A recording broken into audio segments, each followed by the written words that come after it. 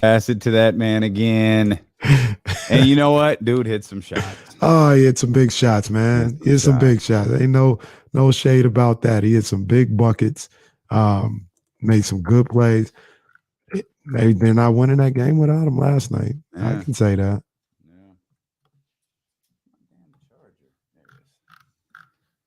Yeah, all the people are asking for. We do have them bars.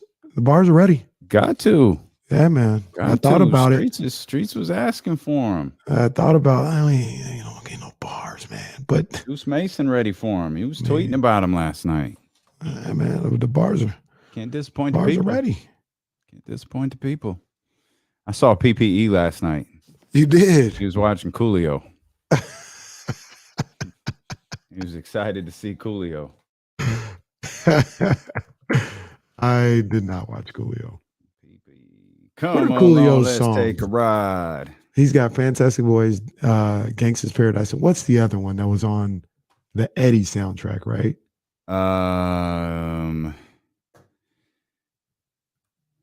Shoot, you're gonna make me look. It's a Fantastic Voyage-ish. Yeah. Like record. Does Coolio even have an Essentials? Yeah, he does. He has Coolio the Collection, Gangsta's Paradise, Fantastic Voice. I see you when I get there. I remember that. I don't know what the record from Eddie is. Oh. Yeah, I don't know what the record from Eddie is. Yeah. Coolio's greatest hits and remixes. Oh, 1, 2, 3, 4. That's the one. Yeah. Gotta get up and get down. Got something brand new for that ass. Maybe that wasn't on Eddie. But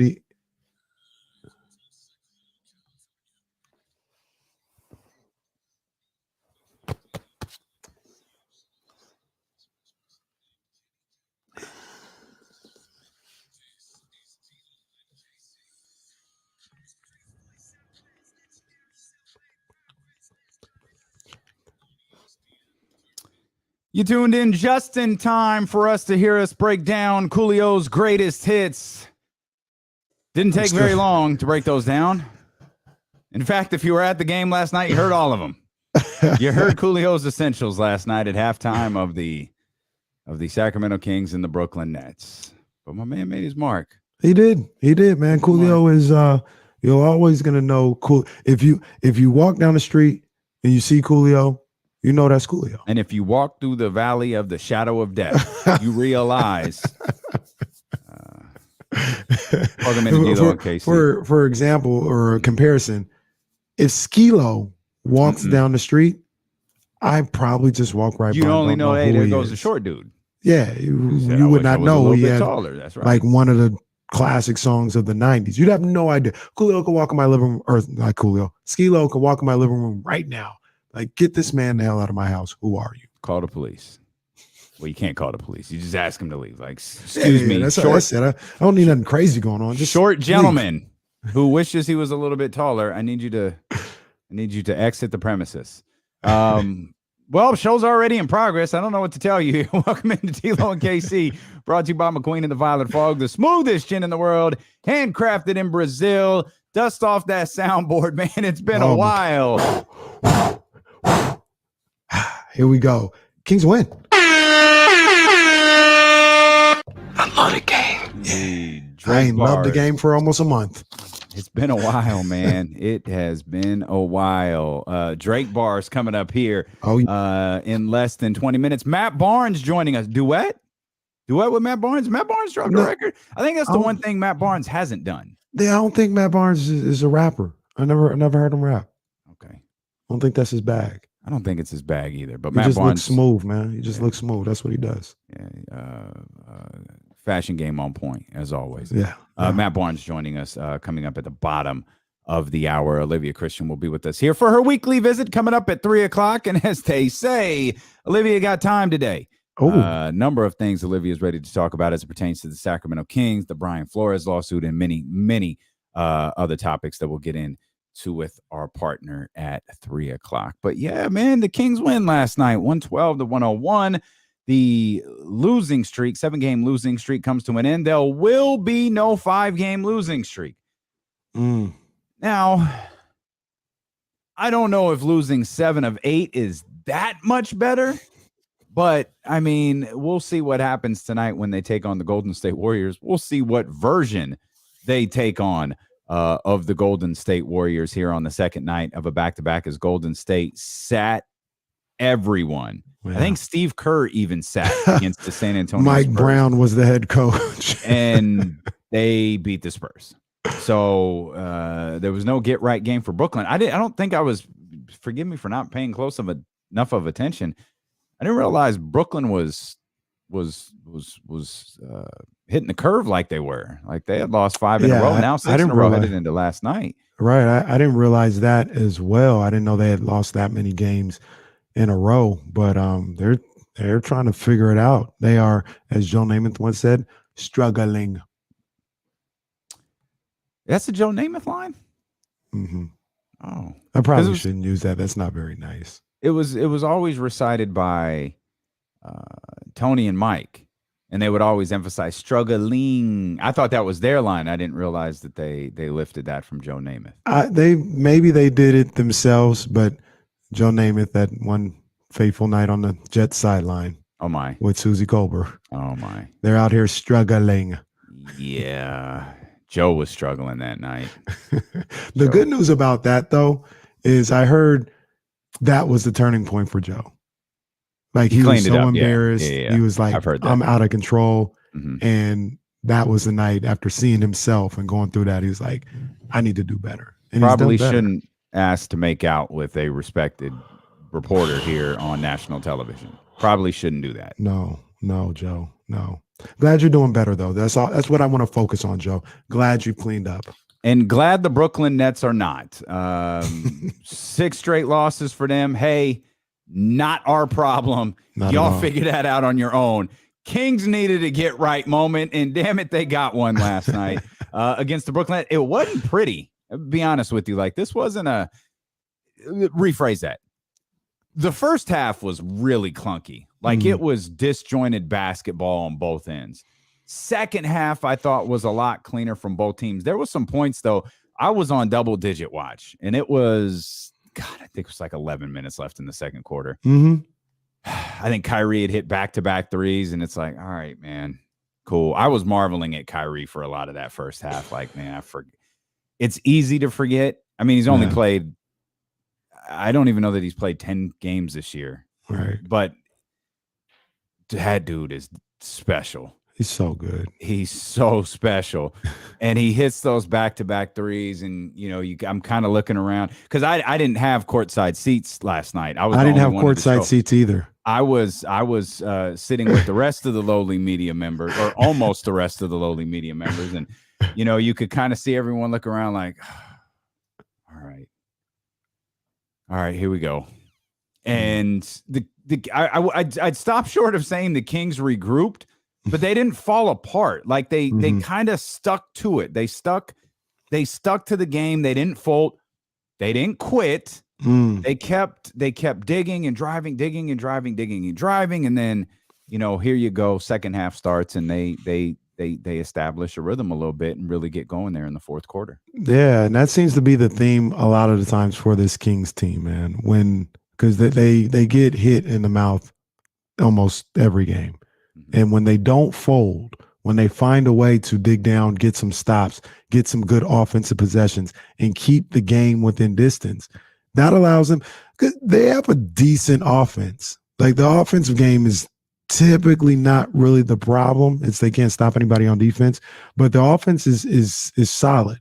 So if they can hang around, their offense gives them an opportunity to, possibly steal one or win a game or something like that. And typically when you see them win games, it's when they get hit in the mouth, they don't fold. They stay right there. They stay standing. They stay strong. And they hold off until around that second half when things calm back down, and then their offense starts to get in gear. And I think that's a lot of what happened last night. Well, and you're also, that was a overview of the Kings last night specifically, Mhm. I think you're just like, yeah, James ain't gonna play like this all day. Yeah, that's the other crazy Like, part. if Harden, like, even if Harden only hits 3 shots, he's gonna hit him in the final 3 minutes, Right. and that never happened. Like, Nah. he never got into that flow. I was surprised Harden played last night. I was actually surprised Harden and Kyrie played. I thought they would take a book out of a page out of the book of everybody else, or scheduled rest. They're not playing tonight. Shoot, we saw Nick Claxton go for 23 last night. Nick Claxton, nice little ball player. Apparently, yeah, it's a nice little hell of a ball player, all-star. He ain't in an all-star game. Is the king. He's a nice little ball player for what he does for his role. He's a nice little ball player. I like Claxton.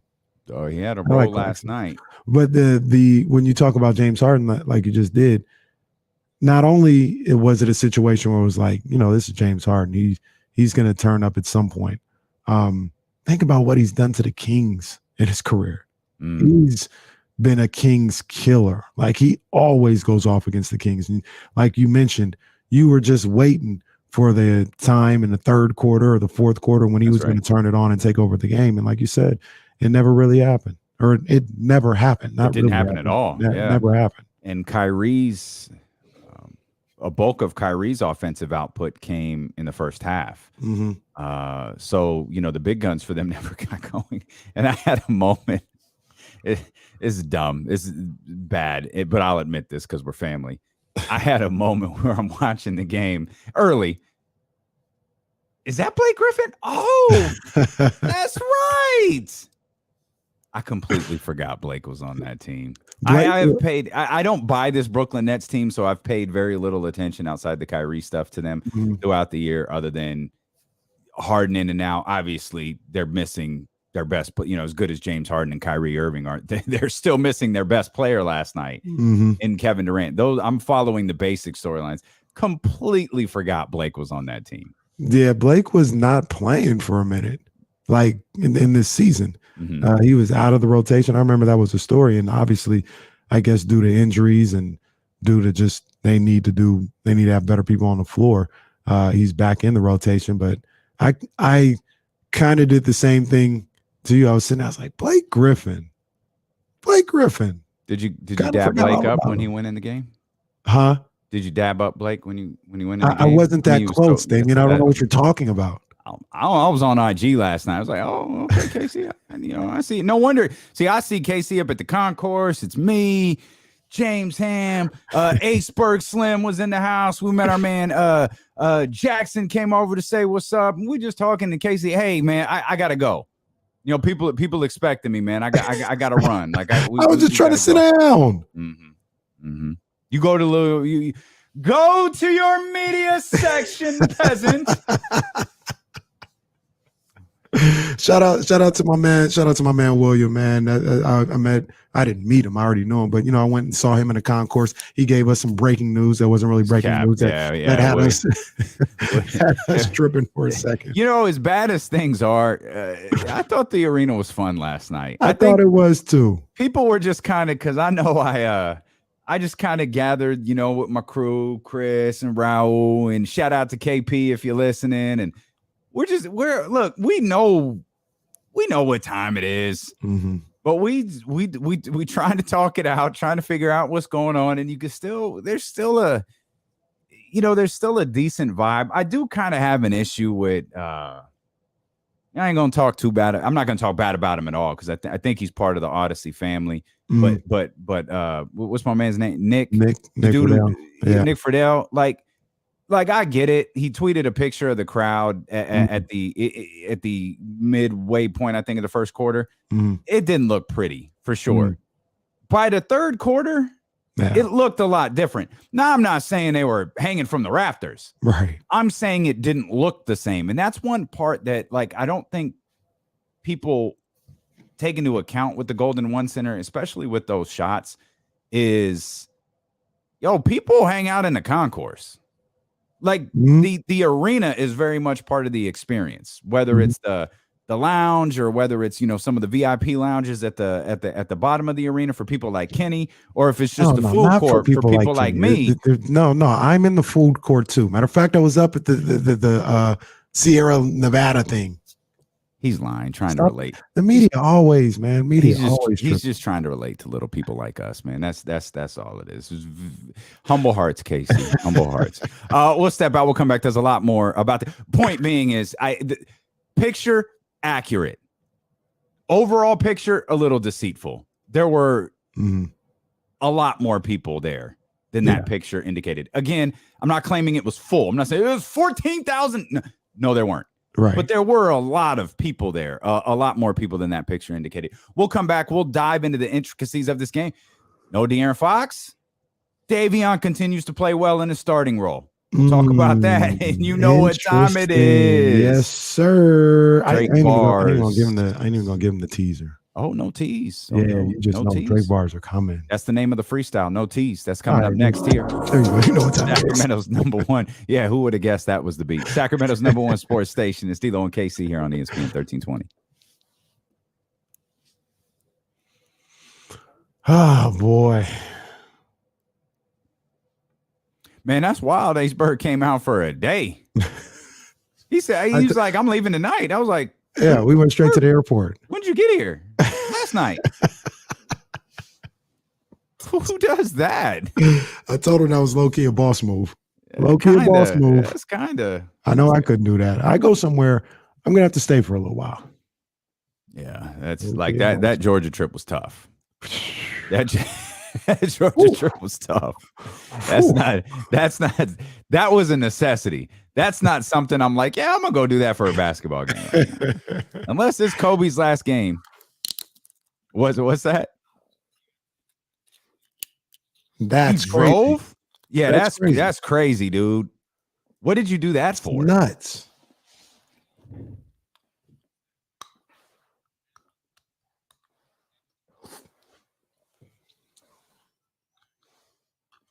And yeah, that's tough. Oh my gosh. Yeah, I couldn't do that one. But yeah, I don't know, man. I know he wasn't on my flight, so you might be right. I don't know. He claimed flight delays and all that stuff. You got back before I did. Well, that's what I'm saying. It's because I flew commercial. No, I flew commercial. The commercial, the jet wasn't available for Kenny until later. I in had the to evening. deal with flight delays. You didn't. It was just boom. I'm there. That says private jet more than me stuck with the common people. That's it. No, that says first thing in the morning direct. That's what that says. That's like, hey, get out before something has a chance to go wrong. You don't want to be working on it, Omar. Working on it, baby. Working on it. A legend, man. Legend. Mm-hmm. I mean, I saw the whole country on my way back. Where we get stuck at? Phoenix. Phoenix. Yeah. Phoenix. Casey hit me. He was like, man, we stuck. I was like, all right, bro. I got you. I'll take care of everything. Just get home. And I think we got on the last flight. You got home at like what, 1? Mm-hmm. You got on the last flight, but that flight was delayed, wasn't it? Yeah, well, it was delayed, and I just remember, I think they kept pushing it back until like the last time they could leave before it would have been like, yeah, you're gonna have to stay overnight. Yeah, so like I always try to get out on the first flight because if something's wrong, you usually know the night before. But the only other flight they'll do everything they can to get out is the last one. So it's like the first and the last are sometimes your best. That makes sense. I always would rather shoot an hour of sleep. Fine, man. It's all good. Let's go. That absolutely makes sense. Oh, we buried the lead. Did we? We didn't mention. Well, no, we did. We did. I take that back. We mentioned Julio 12:30. Oh yeah, definitely. Yes. Yeah. Yes. Yeah. I think I got the. Did I load that banner? Matt Barnes. Serious. Best one-hit wonder. Yeah, Coolio's not on the list. Young MC legit live off one record. Yeah. I mean, I know Principal's Office was a record too, but Bust a Move get played. Bust the Move is crazy. He did the one, didn't he do the one with Jodeci though? Everything's gonna be all right. Was that Young MC? Or was that Father? That's Father MC. Yeah, Father. That's Father MC.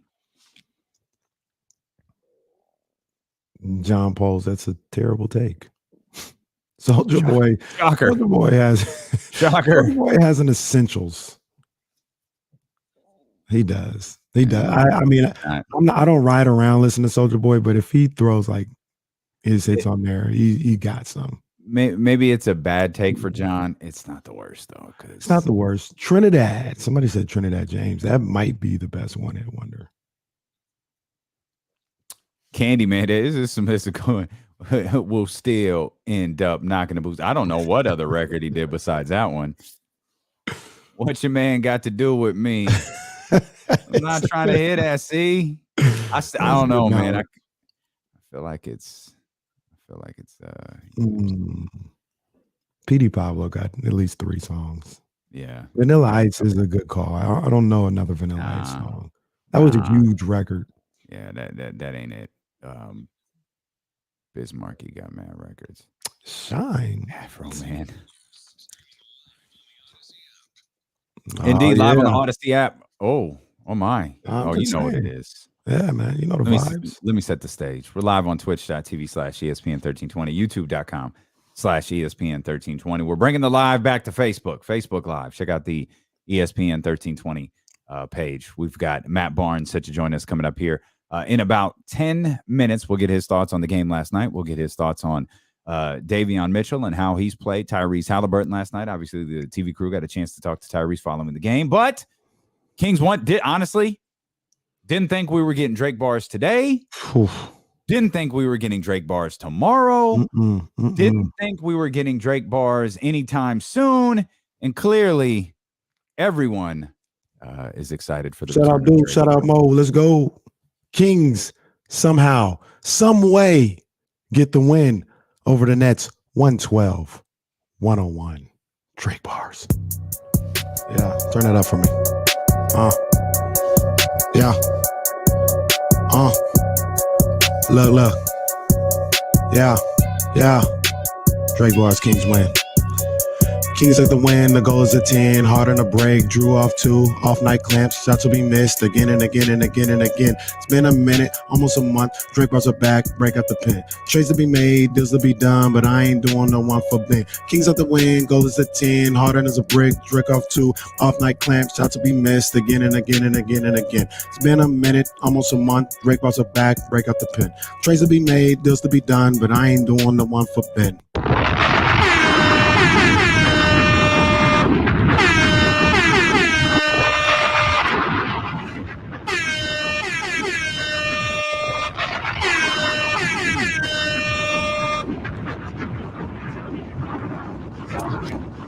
Okay.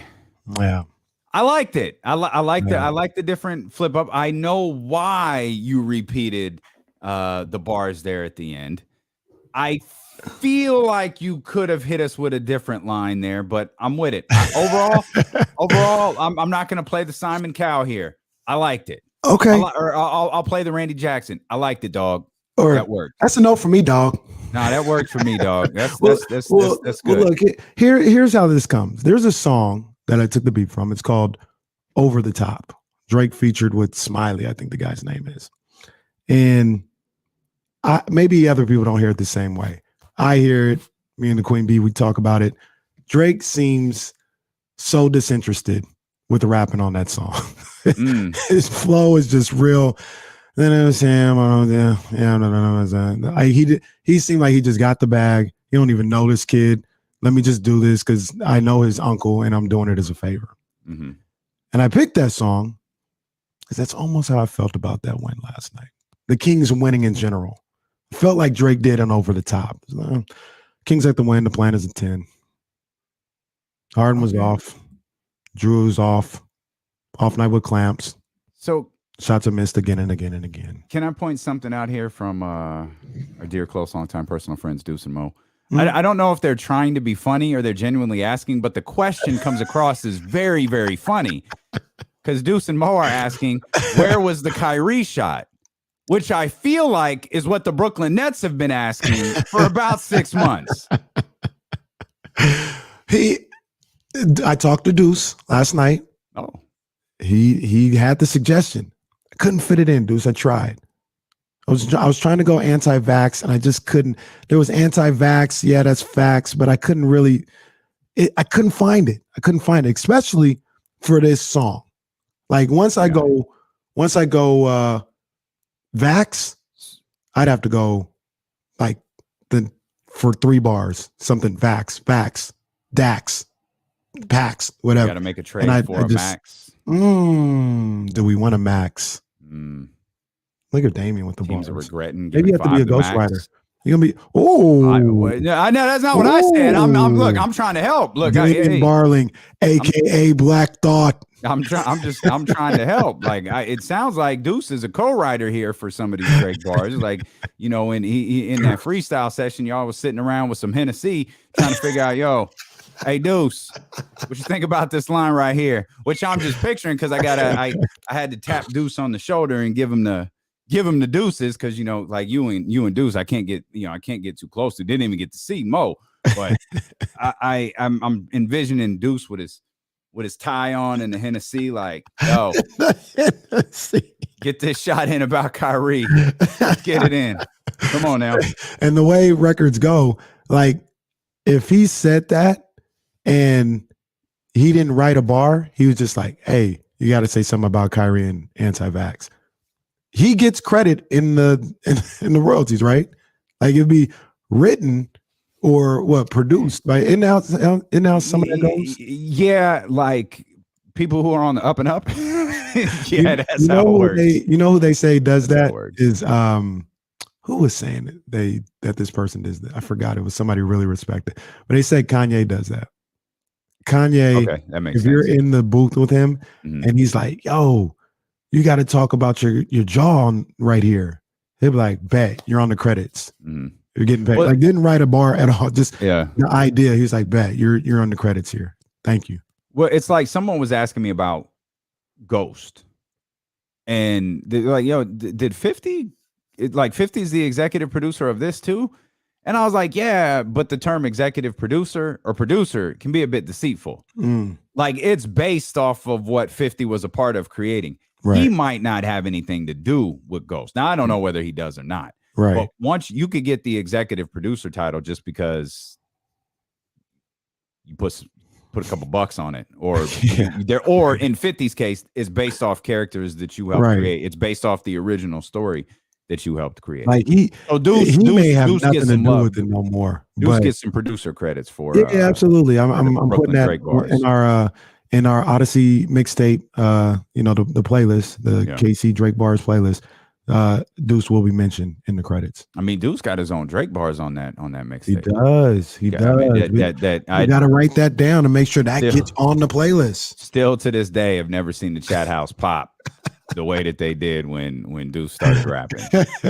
Like that was funny. That was a Hulk Hogan 1988 like real American hit. That was Edge into the Royal Rumble.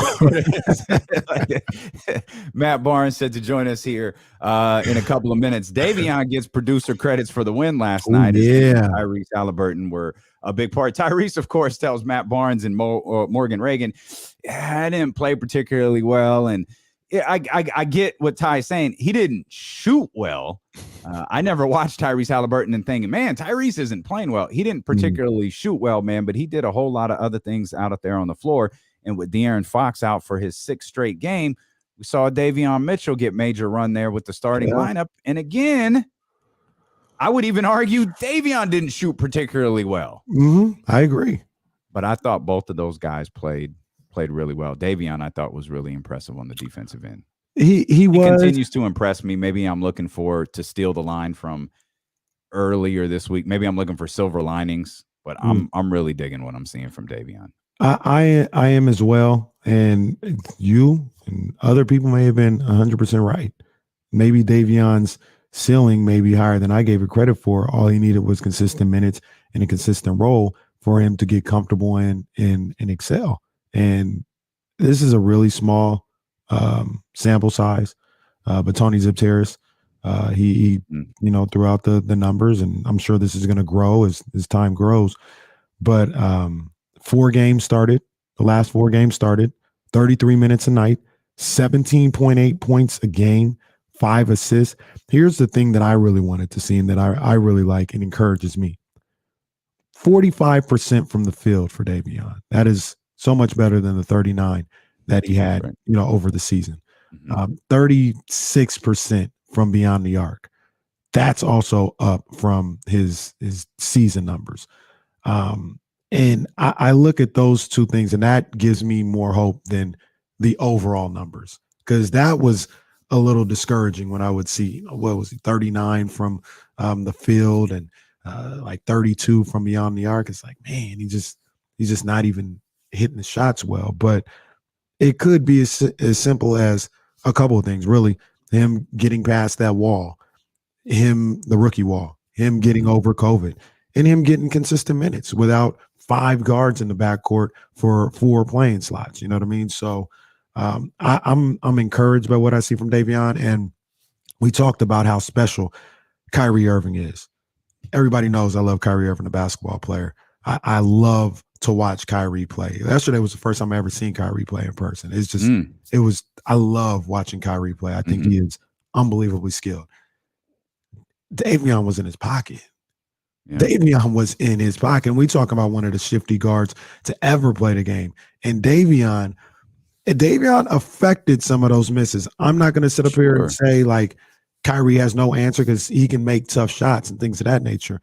But Davion's presence was a clear factor in some of the struggles that Kyrie had as the game went along. Yeah, and I think even with I think Davion got in his pocket. Like, because some of Kyrie's skills that you are so in love with, they were on full display in the first half. Like, he was making some, he was legit making some moves where I'm just, oh, goodness gracious. And the shot may not have necessarily have fallen. It was just, and I think this is one of the, I think a lot of Kyrie's game is underappreciated because he has a lot of stuff that overshadows him now. But dude, his handles, bro, like that dude is sick. That dude is just different, man. Let's welcome in our man Matt Barnes. Of course, he's a Kings analyst, pre-post, and halftime. Matt, we're talking about Davion Mitchell. What has been your takeaway from Davion over the last handful of games with De'Aaron Fox out? Very impressive. A young player to have that kind of defensive mindset and attention to detail on the defensive end. This is a guard-driven league now, so every night, last night it was Kyrie. Every night it's going to be someone different. But what I like and what I heard early on was, my brother Rico Hines, who's a coach over there, told me obviously like, this kid's attention to detail on the defensive end is something like I haven't seen for his age, but he's got a lot of offensive skill too. And once he gets comfortable with this NBA game, don't be surprised if he's, 18 to 22 point a game scorer. And I think, the more comfortable he's getting and understanding that everyone misses shots. I think he was a little gun shy early in the season. He missed 3 or 4 shots in a row and take them more.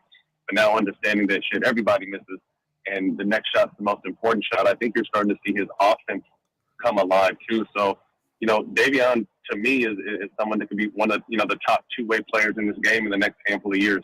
Man, that's interesting, Matt, because coming out of Baylor, I thought the same thing, just kind of watching. I was like, oh, I know a lot of people talk about his defense, but he's got an offensive bag as well. And I was looking forward to seeing how it would translate in the NBA.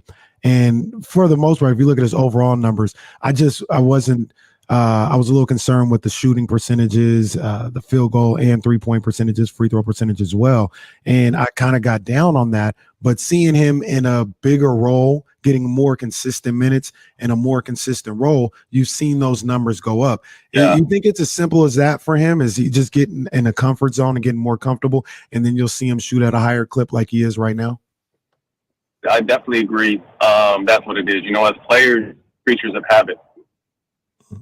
12 to 15 minutes and getting 3 or 4 shots, I know those shots are everything. But if I'm playing 25 to 32 minutes and I'm getting 12 to 15 shots, I know that I can miss my first 6 shots and have a good night because I can shoot, another 10 shots and shoot above 50%. So, numbers can be misleading at times because how players are yo-yoed out and minutes are limited. But when as a player that the coach believes in you first and foremost, and that at night in, night out, you're going to get a consistent amount of minutes, at least 25 minutes, the shooting percentage will differ because, like I just said, you can miss, your first 5, 6, 7 shots and hit, maybe 5 out of your next 8 shots and still have a fairly decent night. So I definitely think that, him just being more comfortable with this NBA game, more comfortable with his minutes. And again, like I said at the beginning, understanding that who cares if you miss, this team needs your scoring. So keep shooting. I think his mindset is starting to change a little bit. I like that. And it sounded like Tyrese's mindset was starting to change a little bit last night, too, when he talked to you and Morgan on the postgame show. He was like, yeah, I didn't play particularly well last night. And I know a lot of us walked away from that like, yo, Tyrese, maybe he didn't shoot well, but it certainly felt like he played well. And him and Davion seemed to have a nice little chemistry already together. And that's not a shot at De'Aaron. It just seems like these two seem to work well together in the backcourt. Is that out of necessity, or is that just like these two have games that complement each other?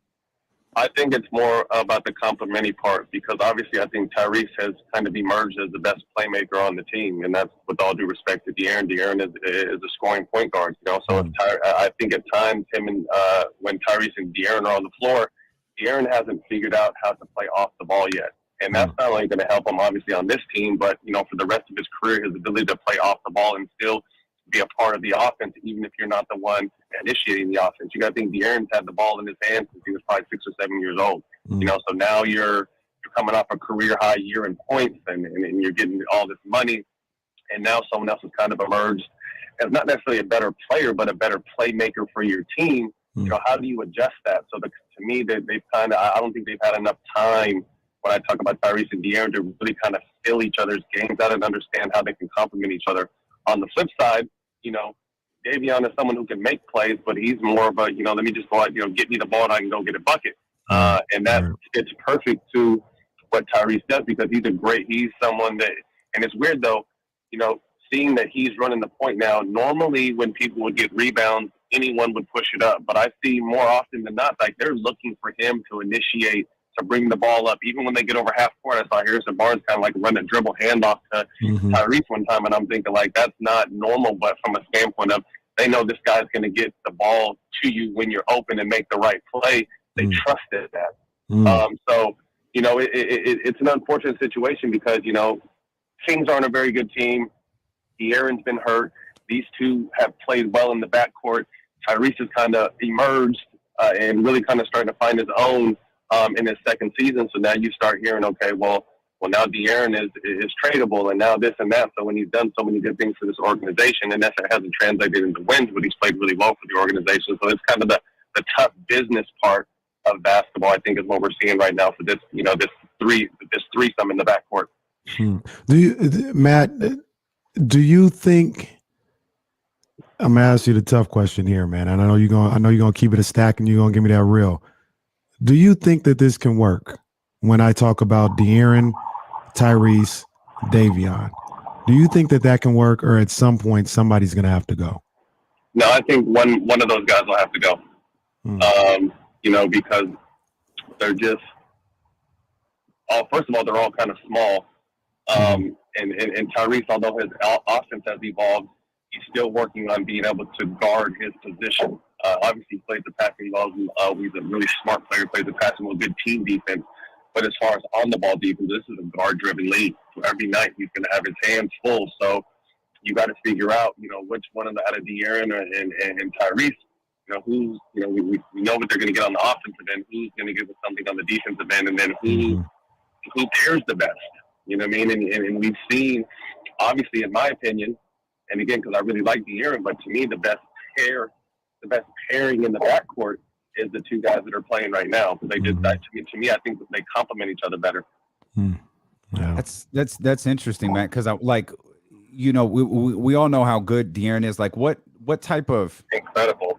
Like if this team needs a playmaker and you've got to move on from one of those three, like, is there a good fit out there for De'Aaron? And I'm not asking you to trade him by Thursday or even in the offseason. I'm trying to figure out, like, who benefits from the way that De'Aaron Fox plays? I mean, I think there's a lot of teams that can use someone who can give you 20 points a game from the backcourt. Off the top of my mind, I would have to really sit and think about the team. But Sure. I love De'Aaron's game. I love how hard he plays. I think he got off to a slow start. I heard that he tried to put a lot of muscle on, and I think he was really trying to find his body at the beginning of the season. He's worked diligently on his outside shot and his free throw making. So you see him steadily improving. So there's always obviously going to be a market for someone like him. And I'm not even saying he's the one that's going to go. But I just think, 3 is kind of a crowd. And I think management has to figure out, okay, who are we going to move forward with? Because, if you happen to have to trade any of those 3 people, you're going to get someone quality back because all 3 of those players are real young quality. Yeah, no, I feel you on that. I want to talk a little bit about a guy that is starting to catch my eye more and more, and that's Damian Jones. And when we saw him last year and even certain times this year, it was like, that's a nice little story. He had some promise coming out of college, didn't really reach that potential, but now he's getting the opportunity to be, a role player in this league or somebody that comes off the bench. And it seems to go up and up, my thoughts about him as a player, every time I see him. I mean, last night with Claxton going off, Damian comes in there, kind of cools that down, and it also gives 12 points, 8 rebounds himself. Do you think that Damian Jones is the type of ball player that can be a starting center in this league? Has he kind of surprised you even in that respect? Well, I got a chance to obviously see him with Golden State.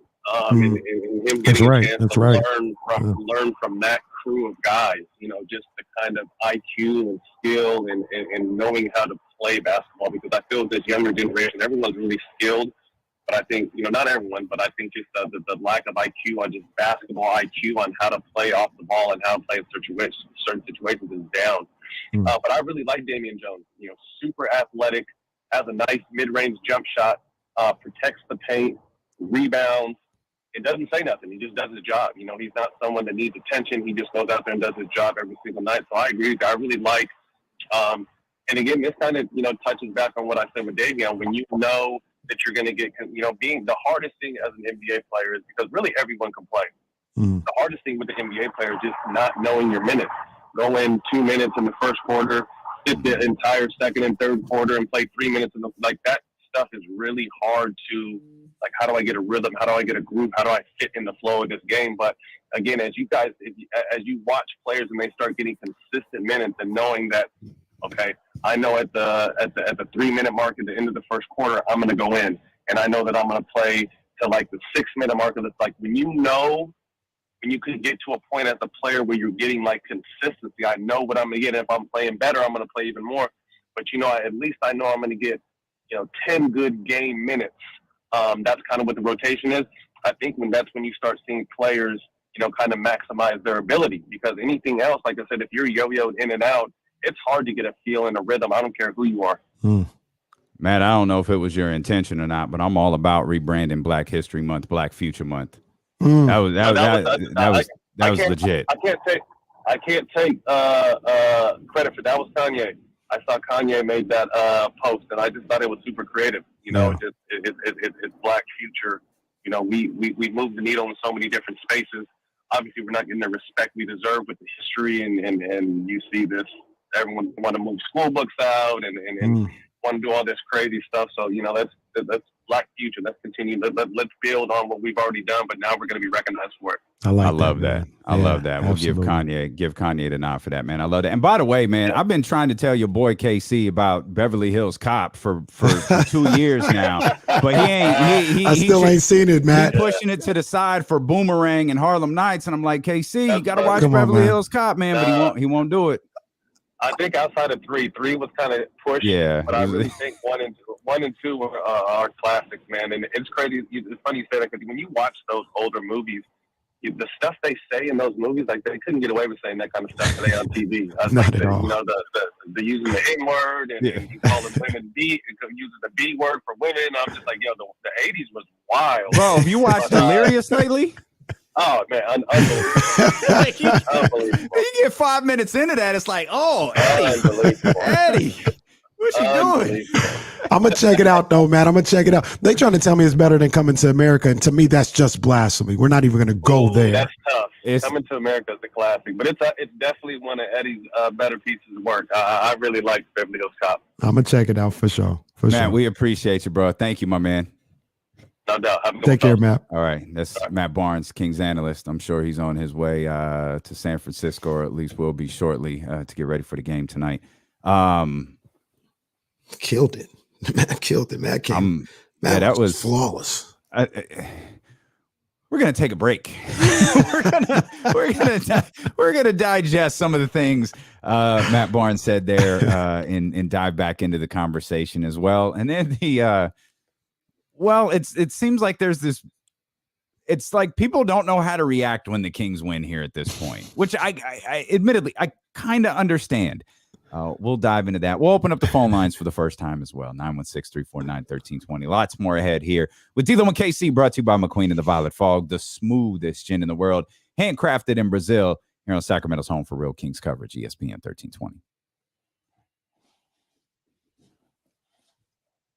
Let me move this door real quick. Smoothie came in. Push this open.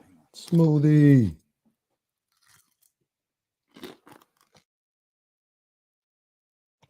Y'all don't mind me. I'm having shrimp. Hey, what happened? Yeah. No hesitation. No hesitation.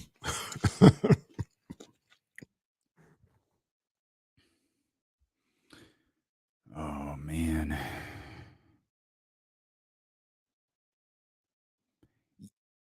Yeah, just Kenny's question and then Matt's answer. Yeah. That'll work. Just for the show. That'll work just for the show.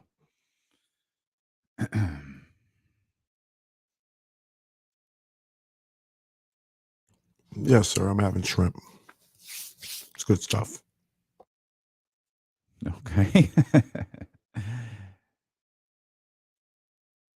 Yeah, I still think Coming to America is it, but I agree it's really, really close for me. I love watching Beverly Hills Cop. There's too many people who have said Beverly Hills Cop is just so great for me to be like, nah, y'all tripping. Like it's obviously got to be one of the best. But the weird thing is, I really love Beverly Hills Cop 2. Also, you like 2 better than 1? No. No, but it's real. But I thought Beverly Hills Cop 2 is really good. He's right. Everybody, the 3 is terrible. So the funny thing is that last night was almost a perfect opportunity. I came home from the game and took Ace back to the airport, got home at about 11:30 or so. And I knew I was kind of tired, wanted to go to sleep. There wasn't really too many sports I wanted to see. I watched the end of the game, like the fourth quarter or something like that. I was in this transition period of I probably should go to sleep, but I want to watch something. I don't really want to watch sports. What can I watch? I'm probably going to fall asleep on something. So what can I watch? You know what I started watching that I need to go back and watch? We need to talk about Bill Cosby. Ooh, you seen that? Yeah, not yet. I know it's there. I just haven't gotten to it. Yeah, and I got about 15 minutes in, and I was like, nah, I don't want to fall asleep on this. Let me just stop it because I don't want to fall asleep on this. I need to sit down and watch this thing. This became a debate in the media room last night, believe it or not. I don't remember how Trading Places came up. I think one of the young reporters brought up Trading Places. And well, I mean, I know people that love Trading Places. Oh, Trading Places is fantastic. It seems a little wild, though. I just acknowledged it as my introduction to Jamie Lee. Claude. True Lies. Oh my God. And that's Jamie Lee Curtis, what, like 10 years later? Yeah.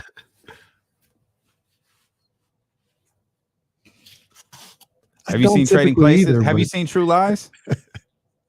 I don't typically either, but you still don't see her like that after True Lies? Man,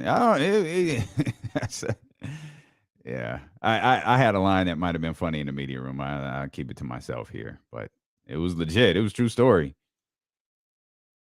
I think so. Yeah.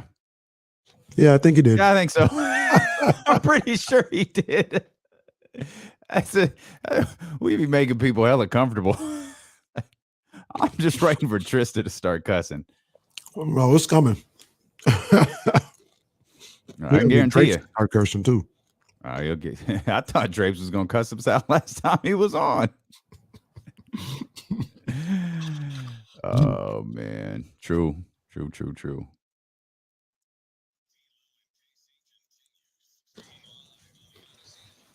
Appreciate you for being with us here on Twitch, on YouTube, Facebook Live, of course, on the Odyssey app, and on 1320 AM. Appreciate Matt Barnes for being with us as well. If you missed that conversation, it's available in podcast form wherever you get podcasts, whether it's on the Odyssey app or on Apple, Spotify, Google Play, whatever it may be. Just search D'Lo and KC, hit the 5-star rating if ratings are available, and hit the subscribe button as well. There's a million ways you could catch up with D'Lo and KC, Twitch, YouTube, podcast, whatever it may be. We've got you covered, man. Even if you can't be with us from 12 to 4, you can always catch up on conversations like we just had with Matt Barnes, and you won't miss our conversation with Olivia Christian when she joins us coming up at the top of the 3 o'clock hour. Lots of interesting notes from that conversation with Matt Barnes, particularly, the Kings play tonight. So, we're on De'Aaron Fox watch again. James told us yesterday as we were wrapping up our ham bars, as James was spitting yesterday on the Sacramento Kings franchise. He was like, they didn't rule him out, but after listening to De'Aaron, I wouldn't be surprised if he didn't play tonight. And in fact, he didn't play tonight. Now, I don't know if that means he's going to play tonight. And I'm obviously referring to yesterday. I don't know if that means he's going to play tonight. If he's going to hold off till Saturday. There are people like, oh, he ain't going to play till the trade deadline. Man, that's 5 games. Man. De'Aaron's going to miss 11 games because he's sore? Man. And Paul Pierce missed less games and he got stabbed. Actually, I don't know if that's true, but it's just that seem. It's like if we're talking De'Aaron missing games till the trade deadline, man, we've got to get that brother. We got to get him an X-ray, an MRI. We need the super extra ankle brace, like something. Send him to Mars and get him looked at, man, because we got to figure out what's going on if it comes to that. And I mean, we have to bring it up because whether people like it or not, it's true. It's a fact. And we can talk about why people like it or don't like it or want it or don't want it or whatever. But the Blazers lost last night. I know. The Kings won. I know it. And this Kings team has been terrible this year. And regardless of all that, the 2.5 back of the 10th spot. And I say that to say, not to get on them or pick on them or nothing like that, but like, man, it's not like they're 12 games out of a playoff spot. They're like 2.5. And man, I still feel like it would help if we had De'Aaron Fox there. We had the full team there. I hope he can get well soon and get out there. Like we are like in it. We are knee deep in everything. And we get so frustrated day in and day out with this team. Mm-hmm. But if you look at, we'll talk about it. We'll talk because I know there's some things we want to talk about with Matt Barnes. But I want to say like the goal is still there. Let's go. I mean, we here. We might as well talk about it. Well, I don't want to. I know people don't want to hear it though. Like right. I know, and it's not even. It's almost so bad at this point. It ain't about the Kings. Right.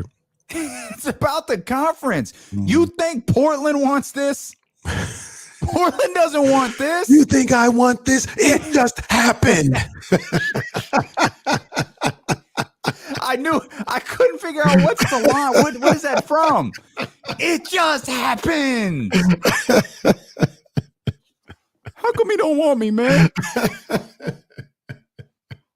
That's what the Portland Trailblazers are like. How come the Kings don't want this spot, man? Yo, Portland don't want that 10 spot. San Antonio don't want that 10 spot.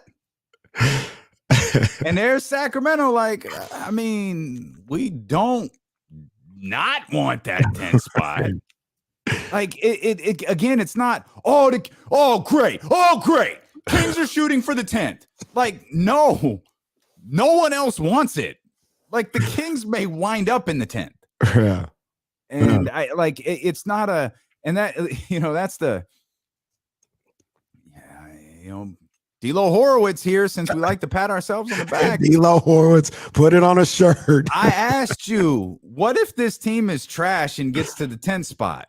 Well, now all of a sudden, and it may not be, it doesn't matter as it pertains to any other franchise, but the team that gets the 10th, with all due respect to these NBA players, team's probably kind of trash. Team certainly had a season that played like trash.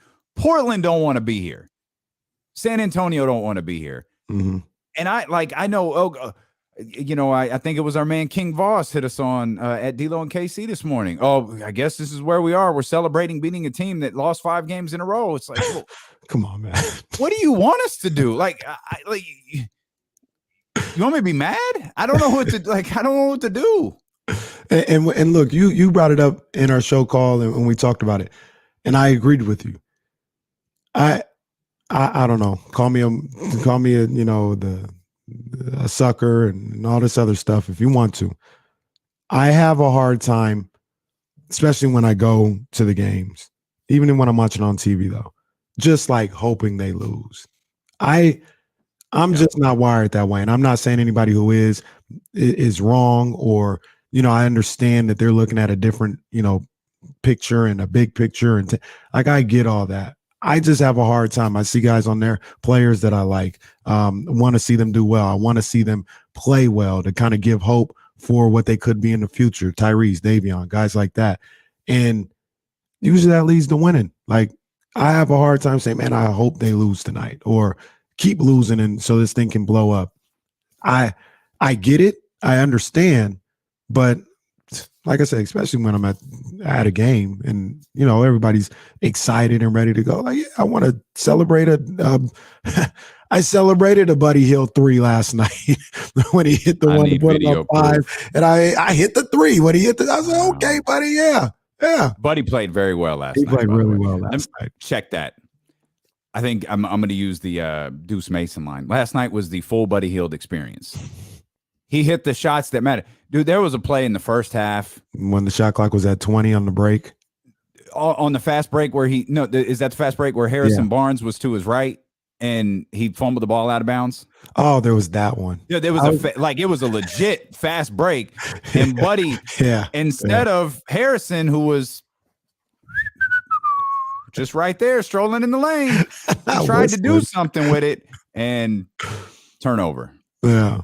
I was referencing they got to stop. Tyrese passed it to him like at half court, but he took one shot and shot like a 30-footer with 21 seconds left on the shot clock. Clank. That's when I told Tyrese to stop passing to him.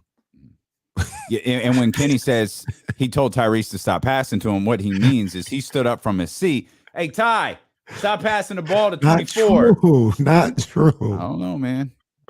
But after that, Buddy made a lot of big shots. He did. He hit a lot of big threes. He took the ball to the basket a couple times. The full Buddy Hield experience. Yeah. The roller coaster that is 24. He played well last night. I had no problem with his game overall last night.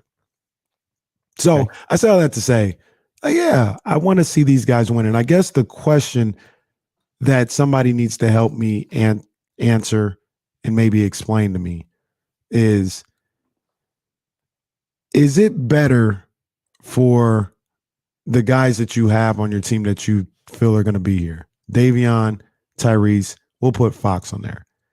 Is it better for them to have a completely lost year where you're once again kind of quitting as a franchise and saying, this is done. Like, let's not even compete anymore. Let's bring Jemias Ramsey out here. Is it better for them to do that in hopes of getting a top 5 pick, or get to that 10th seed, play some meaningful basketball, and maybe even get a taste of that and see what that's like to trying to propel them or prepare them in their careers with the Kings? I don't know if I don't have the answer. I'm literally just asking people what they think would be better. I don't know how losing helps anyone. You know what I mean? Mm. Like, and I understand this conversation is going to draw the ire of a lot of people. Mhm. I just don't understand how that helps. Davion, Tyrese. Right. I just don't understand how it helps those guys. And not even, hell, I don't understand how it helps anyone. Even if you don't want to be here, if your buddy Hield or I know he didn't play last night, not trying to pick on him, but like if you're Marvin Bagley, losing don't help your cause. Mm-hmm. Because they're looking at you like, dude, you on a sorry ass team. Right. What am I gonna do with you here? You can't play like that here. You're 30'3" with 21 seconds on the shot clock. That gets your ass on the bench for the rest of the game. Mm-hmm. We don't do that here. So but everything else Buddy does. Like, Buddy's game last night was good for everybody. If you smell what the Rock is cooking. You know what I'm talking about. Yeah. It was good for everybody, for Buddy to play involved. like that. That's right. And so best for business. exactly. It's best. He was an A+ player last night, and that was best for Sacramento Kings business. And I just don't. Again, I know a lot of fans want them to lose, and maybe that's there are a lot of people who think there's. You guys just want them to keep, doing what they've been doing. Like, no, I'm not saying that, but some of y'all have the ability to stop going. Some of y'all have the ability to turn off the TV. Some of y'all have the ability to put the Office reruns on. We don't. We may joke about it, but the fact is, we always watch. We're always watching, man. Part of the reason I hate going to games is because normally it means I have to watch them twice. Because I'm chatting, I'm visiting, I'm doing all this other stuff, which is the main reason I go to games. And I know when I get home, I gotta watch it back. It's a whole lot easier to watch back when you know some good stuff happened and you can point it out and you can start to put that stuff together rather than, all right, let's pinpoint the part where the game went to hell. Right.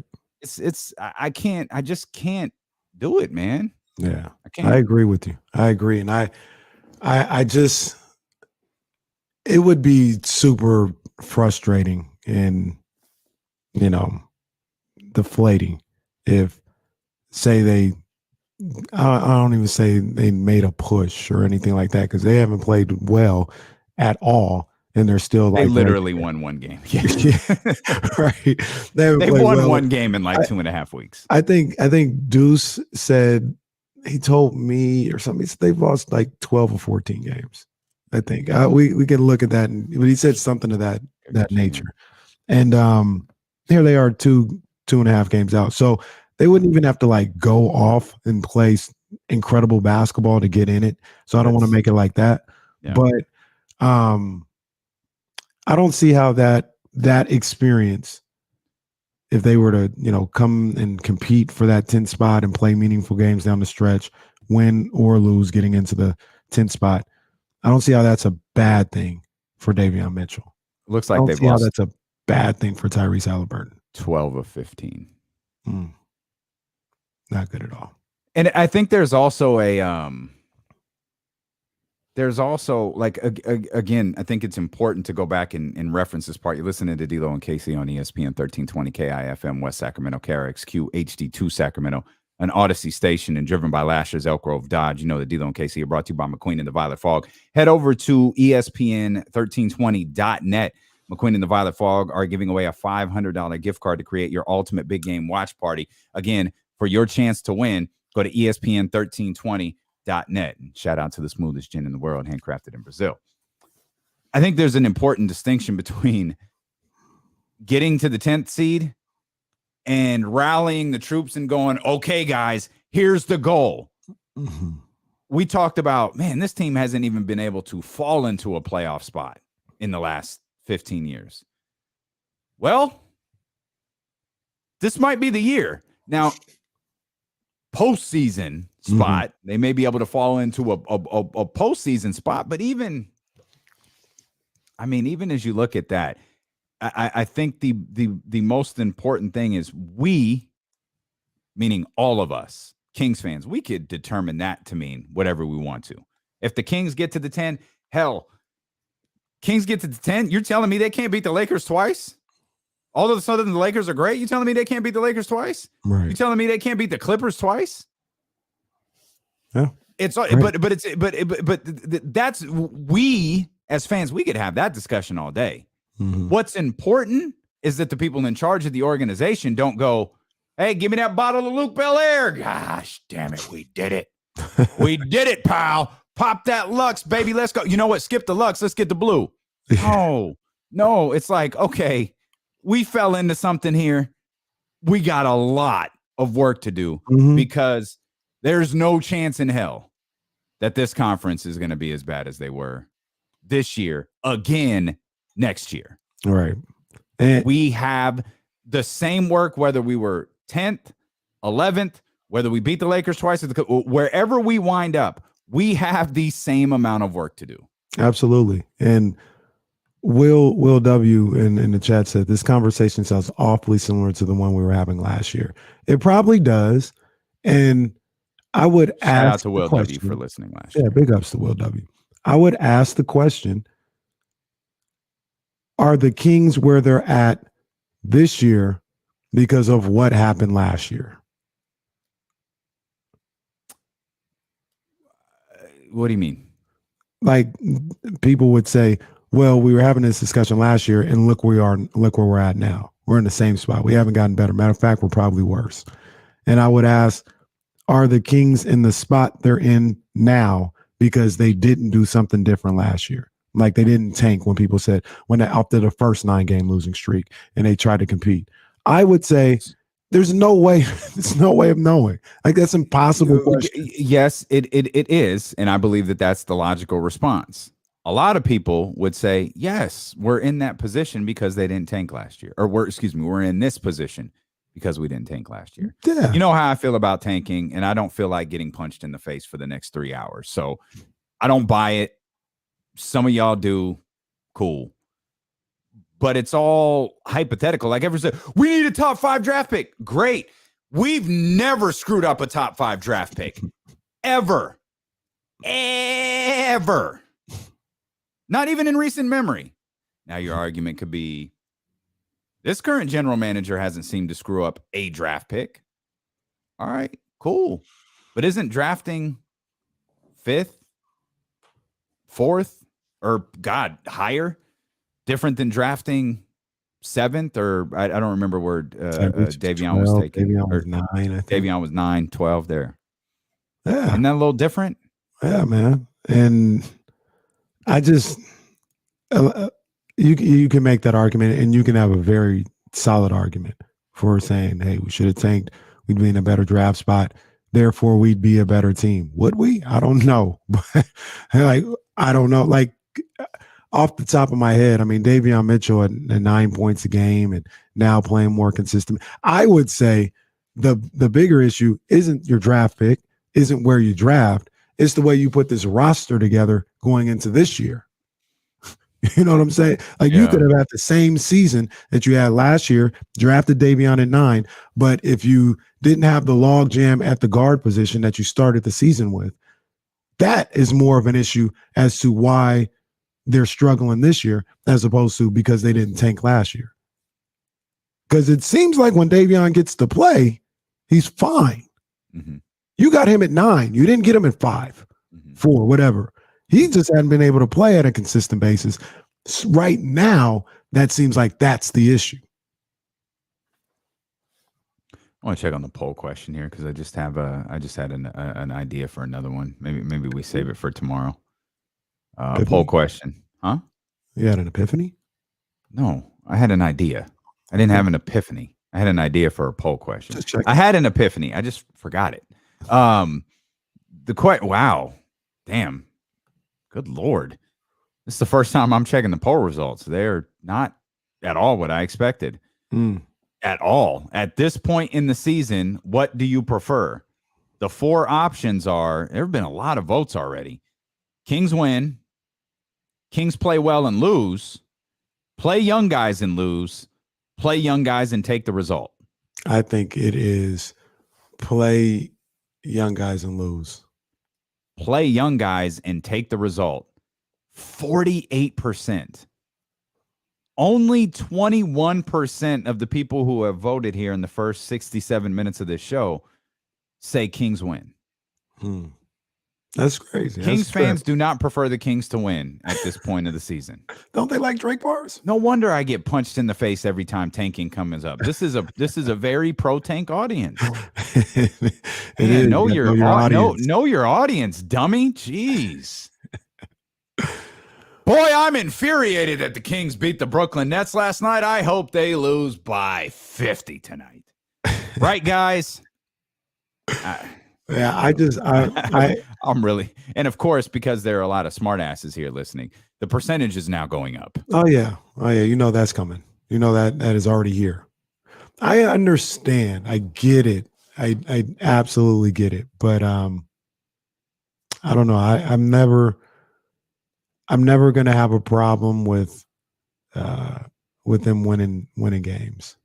Just not, because the bottom line is you have to make the right draft pick no matter where you're at. You have to make the right deals in the offseason. You got to make the right signings, the right trades.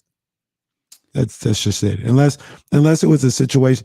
The only thing I could think of is it was a situation where last week of the season, if you lose 2 games, you can be guaranteed a 1 or 2 draft spot. And if you win them, you're 10 or 11. Then I'll be like, okay, yeah, let's go for the 1 or 2. But that's not how things work. That's not how things work. You're not guaranteed anything with any losses. And even then, even if you got 1 or 2, you still got to make the right pick. I'm looking at the standings. So maybe let me straddle the fence here and try to appease everybody. We're not catching Detroit and Orlando. Like, they're bad. That's like top 2 out of the question, right? Or bottom 2, or however we phrase this. Then you got kind of in the, Houston. We're a lot closer than Houston in Oklahoma City than I thought. Like, there's a 4-game difference, but a 4-game and a 3-game difference respectively between the 2 teams, which, hell, maybe the game on Saturday against Oklahoma City is huge for the pro tank crowd. But it 4-3, that's not a big number. But when you realize, okay, it requires the Rockets to win some games. It requires the Oklahoma City Thunder to win some games. Again, they're close in number, but they have to. I mean, Oklahoma City has won 2 in a row. That's usually, hey, they might get 3 in a row. That's usually followed by like losses of like 9 straight, right, 8 straight, or something like that. And then you have like San Antonio, New Orleans, and Portland is still, pretty much in that conversation. Realistically, I don't think you can crack the top 4 unless you're willing to start Bob, Neemias Queta, Jamias Ramsey, Lou King, and Chimezie Metu on Saturday and play them about 40 minutes. Yeah. And Oklahoma City will absolutely sniff out what you're doing, and they'll probably do it better than us because they got a whole different type of squad over there. Yeah. So that, like, catching up, getting into the top 4 is difficult. So as it, once you start factoring in San Antonio, New Orleans, and let's throw Indiana into the equation, that's not a decision you've got to make today. You can't throw the next 30 games away. You can still, I think Monty, and James said this yesterday, Monty's a numbers guy. He knows what time it is. You could probably get through the next 20 games and allow Davion to work and Terrence to work. Then you get to the final 10 games of the season and maybe make some subtle changes there. Because I really don't think you're competing with those 4. I think you're competing with the Pelicans, Spurs, and Pacers. All right. I agree. Now, of sort, I mean, sure, Oklahoma City goes on a win streak. Maybe you change your mind along the way. There's no reason to believe that's going to happen. Same thing with the Houston Rockets. But, I understand. You might be able to accomplish both. Again, looking at the numbers for the top 4 and for the numbers of everybody else, you don't have to blatantly quit right now. You can quit later. You can absolutely quit later. And the other thing about that is, like to your point earlier, to reach OKC, Houston, they're closer than we realize, but you got to hustle to beat them in losses, right? Yeah. To beat them, not just catch up to them. Because, like you mentioned, it's not like, oh, we decide as the Kings, we decide that we're going to lose, that they're going to be like, all right, we're going to try and win now. No, they're going to be A-okay with continuing to lose game after game after game. So you got to hustle to catch them. Really what it comes down to is you're either going to the spot is really between 5 and 9. That's what you're looking at. I don't think you get any higher than 9 or lower or whatever. And I don't think you get any lower or higher than 5. And I mean, and remember, this isn't the NFL. We're talking about odds. Mm-hmm. That's what we're talking about. Let's step out. We'll come back. We'll continue this conversation. We're going to be ripped through the entire commercial break, which that's fine. If you want to call and rip us on the phone, you're more than welcome to do that as well. 916. It's always nice to put a voice to the mean words. 916-349-1320. We're coming back with a lot more Kings talk here on Sacramento's #1 sports station, ESPN 1320.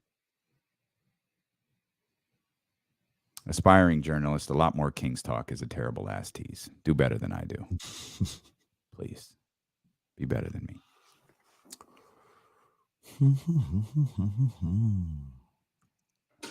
Yeah, and that's what I think you missed the carrying. I think you missed Kenny's overall point, and that's we're not getting top 5.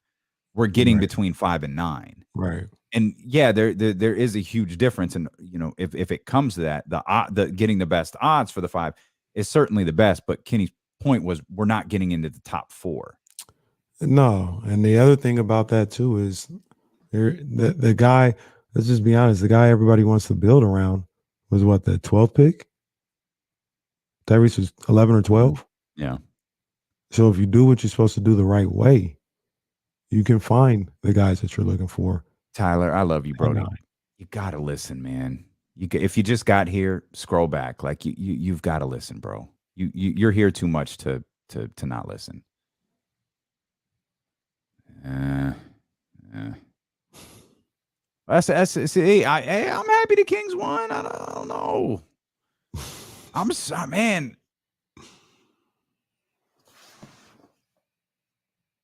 For what? Watch out for New Orleans. With New Orleans. For Ingram? Let's do it. Huh. Okay. Is it on the it was on the TV show, or he was on the okay. Tyler, I didn't get it. I heard about the results. It's on because I went to the game last night. I didn't get a chance to see it. I probably won't get a chance to watch it till tomorrow night. I did hear it was really, really good though. MJF is really good, man. He's really good. Is that the guy that I always talk about who did the promo? Yeah. That I like. Okay. Yeah, with the Burberry scarf. Yeah. AEW, they're getting people that's getting my attention. This guy that you just talked about, my boy Ricky Starks. I like Ricky Starks. I did a little deep dive. Yeah. I like him. Kenny's an AEW guy. I still haven't watched Raw yet. I don't know what happened. Did I miss anything? The Raw after Rumble. Shane got fired. That was on Raw? No, that wasn't on Raw. No. No, I don't actually don't know what happened on Raw. All I know is they set up the cash grab show. One. Yeah. And jeez, I wish we Brock could Mania. I don't know why they put Brock in the I guess they probably asked for him. Hey, give us the big Lesnar guy. Yes, sir. No problem. You got it. No problem. Manny, did you get your account back? Did you get your real account? Because I blocked you after like the 10th message. Send me one more crypto message, dog. Yeah, had to go.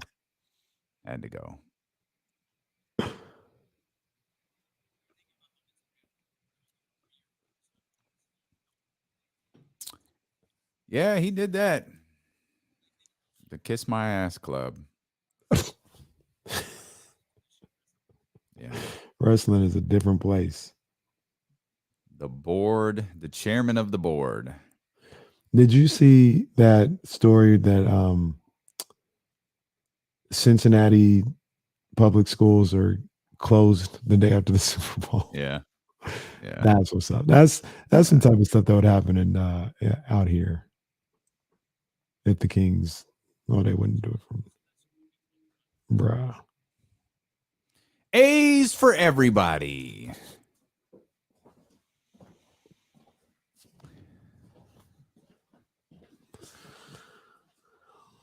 It's tough right now. It's not the. My godson hated it when he was younger. Jackson, he hated it. Yeah. He loved it as he got older. Reese's. JT going in for surgery tomorrow. I don't know if JT listening, but wish you, JT, Brody. man, hang in there, big dog. You be right back. Be right back. If you got to come over here and get some shots up, holla at me, man. We'll get you 15 pounds of muscle. And no, you come over here, get your rehab in, head over to Kenny's, get your shots up. Pull up. We live super close to each other.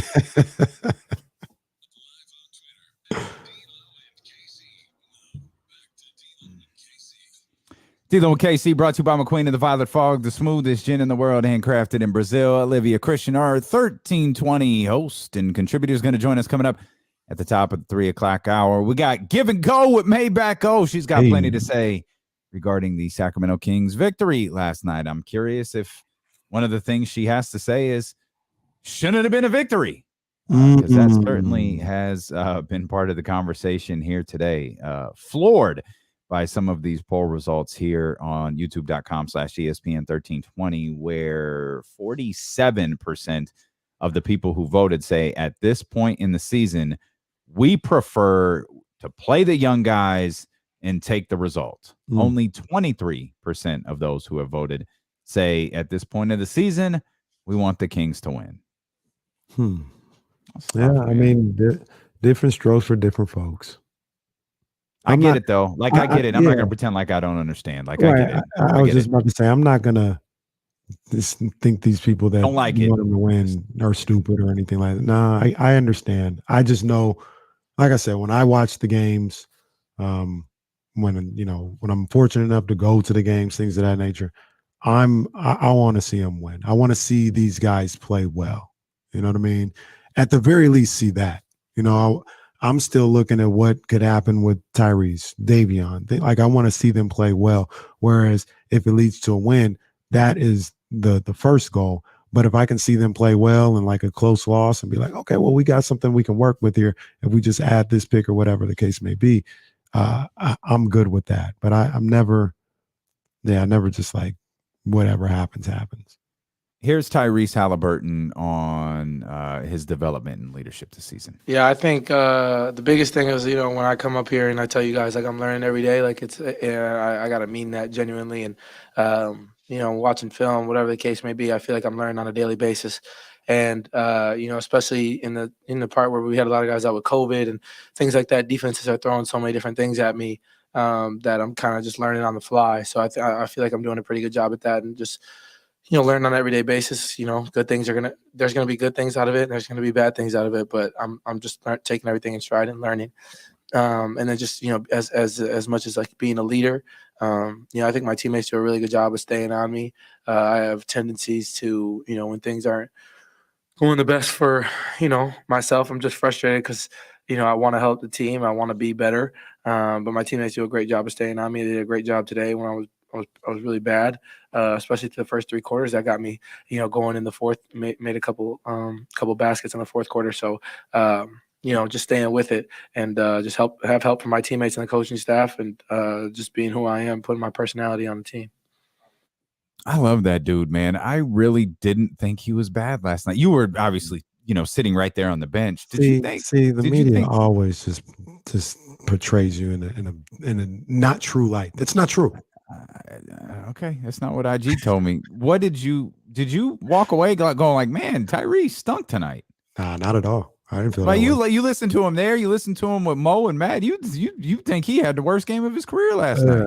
I didn't feel that way at all. I remember, But I one like point, it though. By the way, I like the fact that he's like, "Oh, I was terrible." I like, no, maybe you didn't shoot well, but your game was far from it. You know, in my opinion, in our opinion, the game was far from bad last night. Yeah, and he had some clutch shots, some big shots, later in the game and in that second half to kind of help propel them.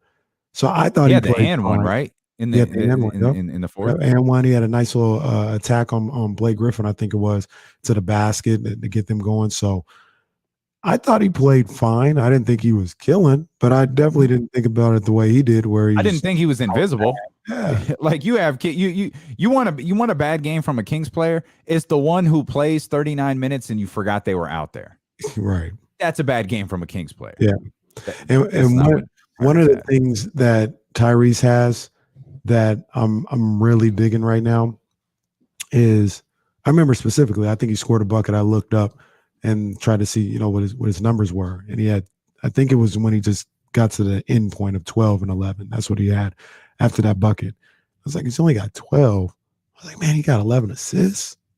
Like, for a roster that isn't that good, or people that can't shoot or can't finish, Tyrese Short gets those assists. Yeah.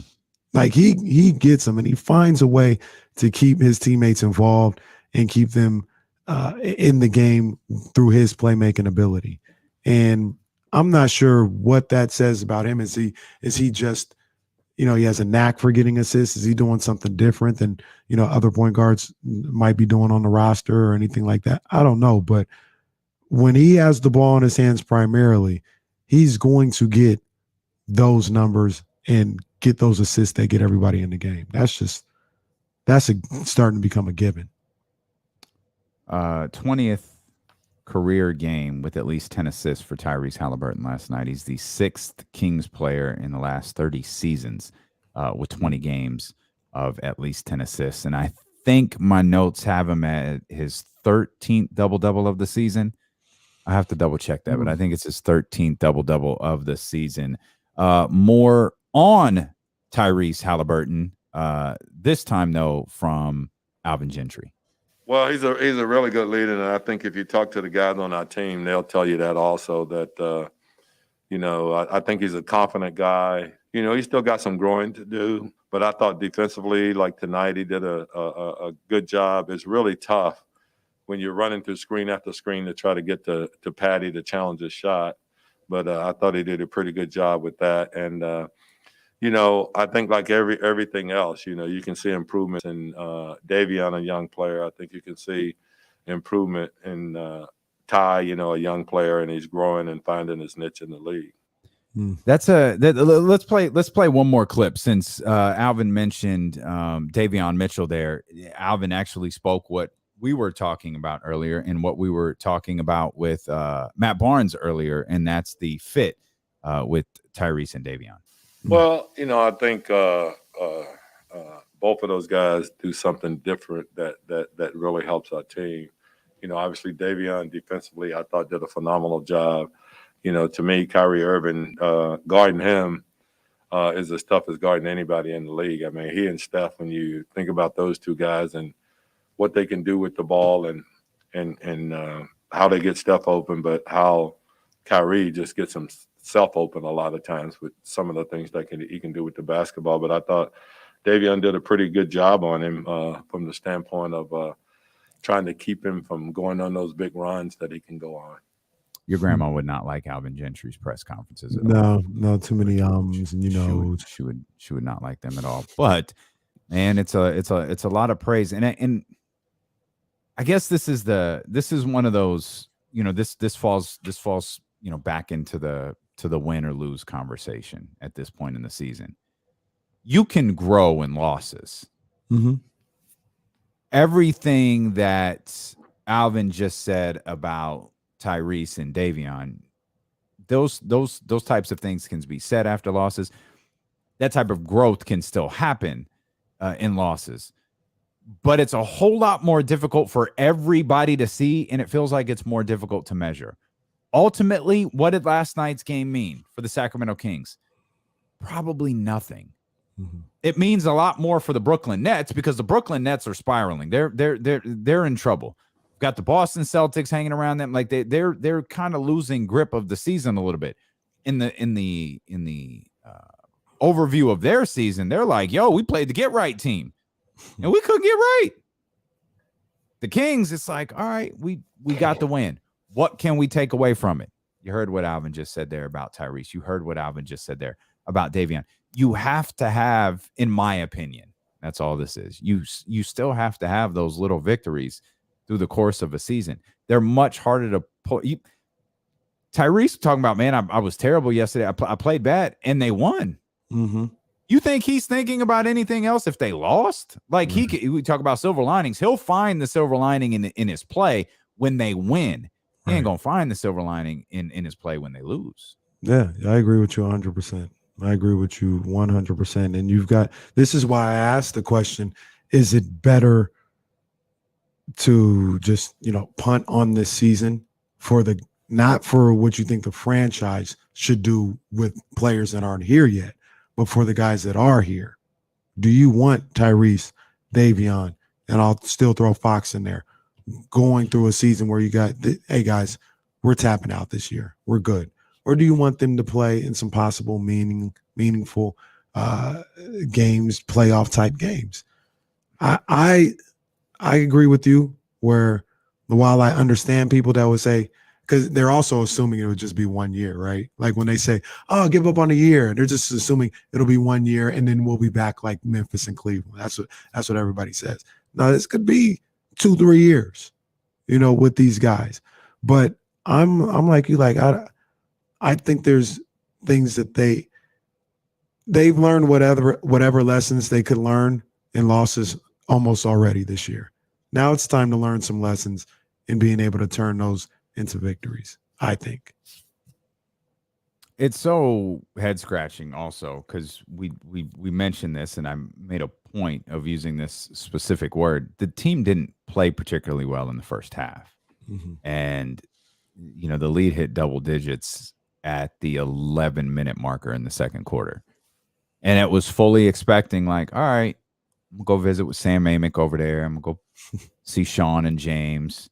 I tried to get to courtside to see Kenny, but I got stopped by security. I'm gonna go say hi. You would have got stopped because I wasn't on courtside. I'm gonna go say hi to a few people, and then I'll make my way to the exit as this thing balloons to 20.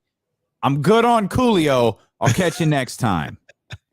And you're like, all right, they're not folding. We've seen them fold so many times. We've seen them fold. They didn't fold yesterday. Now, you can absolutely say, yeah, because Brooklyn played like crap. Absolutely. We've seen other teams play like crap and the Sacramento Kings still fold after getting punched.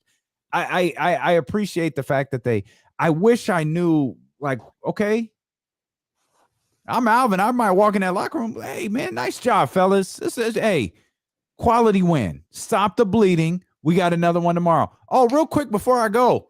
Hey, why now? Y'all got punched in the face by James Harden and Kyrie Irving. Essentially. I mean, maybe they didn't play particularly well. That's still their squad. You got punched in the face by them and you responded. Mm-hmm.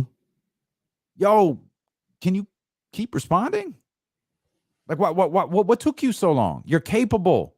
Right. We see it. Buddy, you're capable. You didn't have a 90% 3-point ratio yesterday. Like, yeah, you can take the ball to the basket. You did some other work. Good stuff. And that's one of the regularly baffling things about this team is Brooklyn did not play well yesterday. Mm. But the Kings played well enough. We've seen them lose games where their opponent played bad.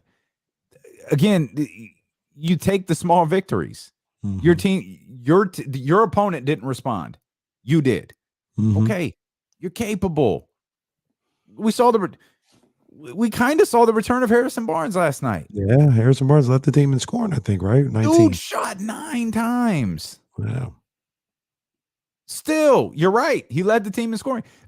Probably the wildest stat from last night is the fact that 9 guys played and 7 guys scored in double digits.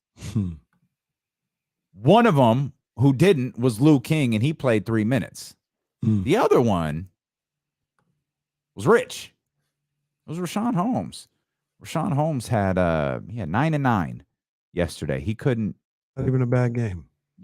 No, he played 20 minutes. They went with Damian Jones quite a bit after a while, but it feels like he can't find the flow of a game. It feels like he's really struggling, and understandable given how much of the season he's missed. But he's struggling to find that flow. Yeah. And I don't know if the matchup was bad for him last night. I don't know what it was, but it just wasn't there for him. Yeah, and Claxton was a tough matchup for him. Problematic. Last night. Yeah, problematic. Claxton was a problem last night. Yeah, Claxton finished with Nick Claxton finished with 23 and 11. Oof. Like Will Z posted the stat. I don't know what Nick Claxton's averages on the year are, but Will Z posted that stat earlier in the week about guys who play the Sacramento Kings and just had score outrageously over what their season average is. I'll look up right now. I don't know that that's the case for Nick Claxton. If he's averaging 23 points per game, I feel like I would know. But Nick Claxton, 9.5 points per game, scored 23 last night. Yeah, he went over the Sacramento Kings. He went. Yeah, take the over, kids. Always take the over. He absolutely went over. Nice little player. I like Claxton. I think he's coming up as like a free agent. He might be like a restricted free agent, but I like Claxton as well. Nickname is The Alchemist. It's a great book. I hadn't heard that before. It's a great book. I got family ties to Nick Claxton, actually. I'm going to need to hear more. Yeah, my cousin, Ace Burke Slim, who was here yesterday. That's his cousin somehow. That's how y'all got courtside. That's how y'all got the treatment. You had player passes. Courtside. Oh, look like it. That works. Nick Claxton. Yeah, he looks like Kenny Caraway. I could see it. I could see it. He looked like a Kenny Caraway. I love the nickname The Alchemist, though. The funny thing about something like that is I have a cousin who is me, him, and Ace. We're all close, super close, like brothers, right? His name is Jason. And we're all related through like a family reunion. There's no like marriage. There's no direct family. Like we met each other at a family reunion 20 years ago. And that's how we're family. We know we're family that way, but you can't trace it. Well, I don't know where it comes from. My cousin Jason we look like we could be brothers. It's very strange. It's very weird. We absolutely look like we're related, but the bloodline, so to speak, like I don't even know if you could trace it. We've never even tried. Like I don't know where this comes from, but yeah, we look like we're brothers. What's that called? 23 and me? Is that what it is? What's the sounds right? What's the thing everybody does? I thought it was 23 and me. Oh, okay. I never done it. I don't want to know. Don't tell me Mario Winans. I don't want to know. Yeah, I don't want to know. Ask my mom. Ask my sister. Say less. I'm good. I'm riding. 916-349-1320. Y'all ain't even talking to us today. Some of y'all yelling at us, but y'all ain't even talking to us today, man. 916-349-1320. If you want to get in here on the phone lines. Kings get the win last night against the Brooklyn Nets. Wrapped up media, hopped on a bus, headed down 80. They're in San Francisco, ready to take on the Golden State Warriors, who I think have won 7 straight. Cooking. Second longest winning streak in the National Basketball Association. I talked to Vontae and Butcher this morning on the morning roast, and I'm all for it. First of all, they were very concerned for you. They're like, we've got to do something for Damian because these Kings are driving him crazy. We don't know if he's going to make it through the season. We've got to do something to ease his mind, maybe a spa treatment, something. But they were very concerned. They said, the Kings are driving you crazy.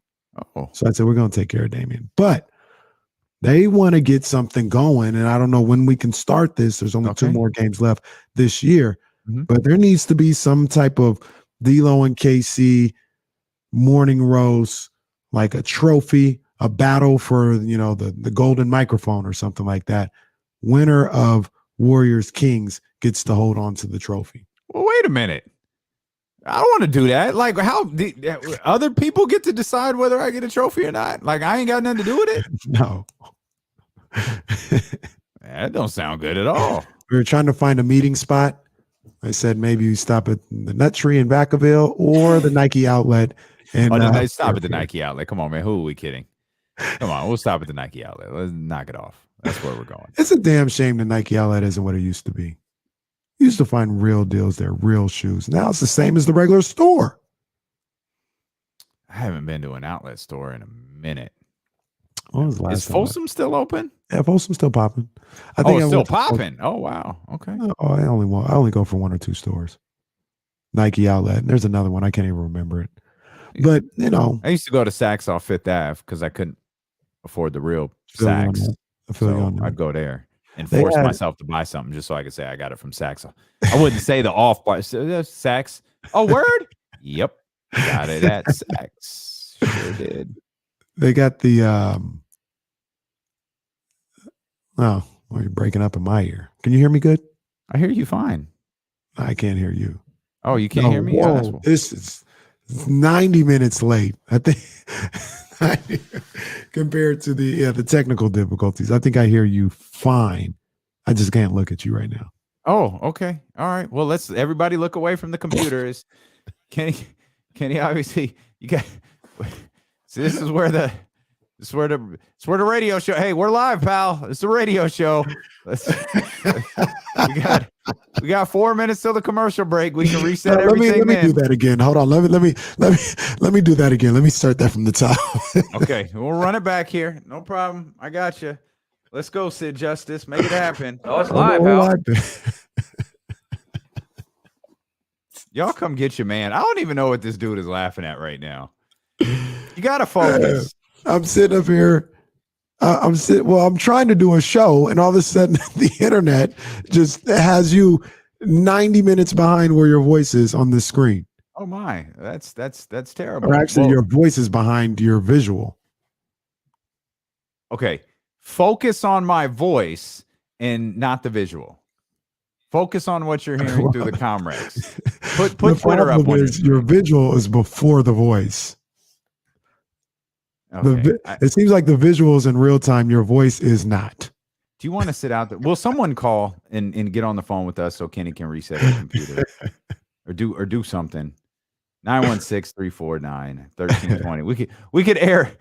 I have some audio in front of me. I have like an original Deuce and Mo interview from like an hour and a half. We could from like a year and a half ago. We could throw that on. What? Well, it's How did here that in the- happen? Well, it's in a folder that's in front of me. Like we got. Oh man, we could get Chris A whole Biederman damn in trouble. interview? Yeah, the whole thing. I got an old Chris Biederman interview in here. We could get Chris in mad trouble by running that joint. We could run that right here and be like, "What you mean, Chris Biederman on with D-Lo and KC? What's the problem? What's the problem?" We apologize. Poor Chris. Kenny can't focus. We ain't trying to. We ain't trying gonna to take- get on your money. I told Sam last night. I was like, "Hey man, I don't want anybody to see us talking. You could get in trouble." You know what I'm saying? We have to refer to him as we got to come up with a code name for Sam so he doesn't get in any trouble. You know what, Jesse? Let Kenny That's reset. Let Kenny reset what he's doing. Run the Chris Haynes interview. Let's just rerun our Chris Haynes interview, and we'll get that. Either that or our legal advisor. The legal advisor who desperately wanted to appear on our show yesterday, and we're like, no, man, that's not going to happen. That's not gonna happen. We're being silly at this point. Let's reset, literally and figuratively. There are other things we want to talk about, some 49er notes we want to touch on as well. If you want to get in on the Kings conversation, please do. 916-349-1320. Also, some strange, I don't understand this Jim Harbaugh thing whatsoever. But I'm glad he's back. I just need someone to explain it to me. That's all. Olivia Christian coming up at the top of the 3 o'clock hour as well. Lots more ahead here on Sacramento's #1 sports station, ESPN 1320.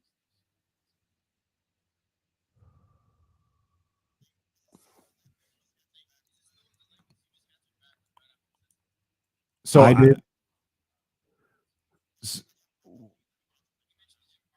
Why don't you reset everything?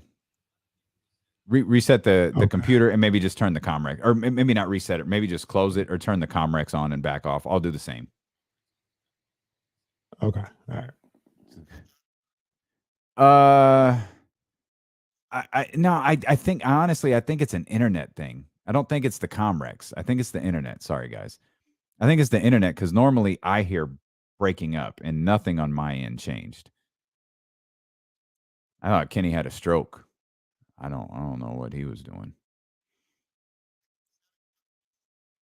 Yeah. Yeah, nothing changed for me. So normally that's just like a frustrating internet function. So when Kenny comes back on, I'll refresh my browser, but I'm pretty sure we good. It's funny when you talk to him, I heard it hella late. Or when you asked about the delay, I heard it through his headphones hella late. So yeah, that's right. That's right. The problems, the issues are back. Indeed. What's up, Lazy? Yeah, but you know what I just talk about behind the scenes? You know what I just found? Where did it go? I just noticed this. This app has like I could play music. What is this? Oh. All good? I think we're good. We could play music. Oh yeah, it is rock music. No chance. That's what you got. Yeah, I never noticed this thing before. Where's that at? It's below the banners that we put up. Like this stuff. It's below that. What's up, Will? Will, you doing some good work. Will, we got to get you on the show, man, to talk about your They do good stuff you're doing. Is that you? Did I do that? No Drake bars. Oh, Yeah. I know. Yo. Did you see that? It's not a meme. It was just a video clip of Drake at the game the other day and him looking at the phone. That was funny. Yeah, I did see that. When people put that in the right context of a tweet, that's some funny stuff.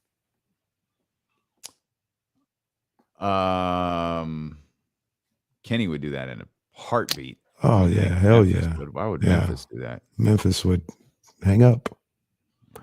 Aldrin, yes, I do have the shattered backboards. That was like I feel like that was the sneaker app purchase. I don't even know if that was like get up at 7:00 and get them. I feel like I might have just got those on the app. It was really weird considering like how big those shoes are. I love those shoes. I had to kind of force myself to stop wearing them all the time. I love those shoes. What shoes did you wear when you went to the when you went to the VIP room with Kyrie? Which I thought I saw that. I thought, yeah. I don't know what you guys are talking about. He was trying to convince Kyrie to go get. Hey, there's a COVID place right around the corner, Kyrie. Let's go get you taken care of, Brody. Get you ready for the playoffs.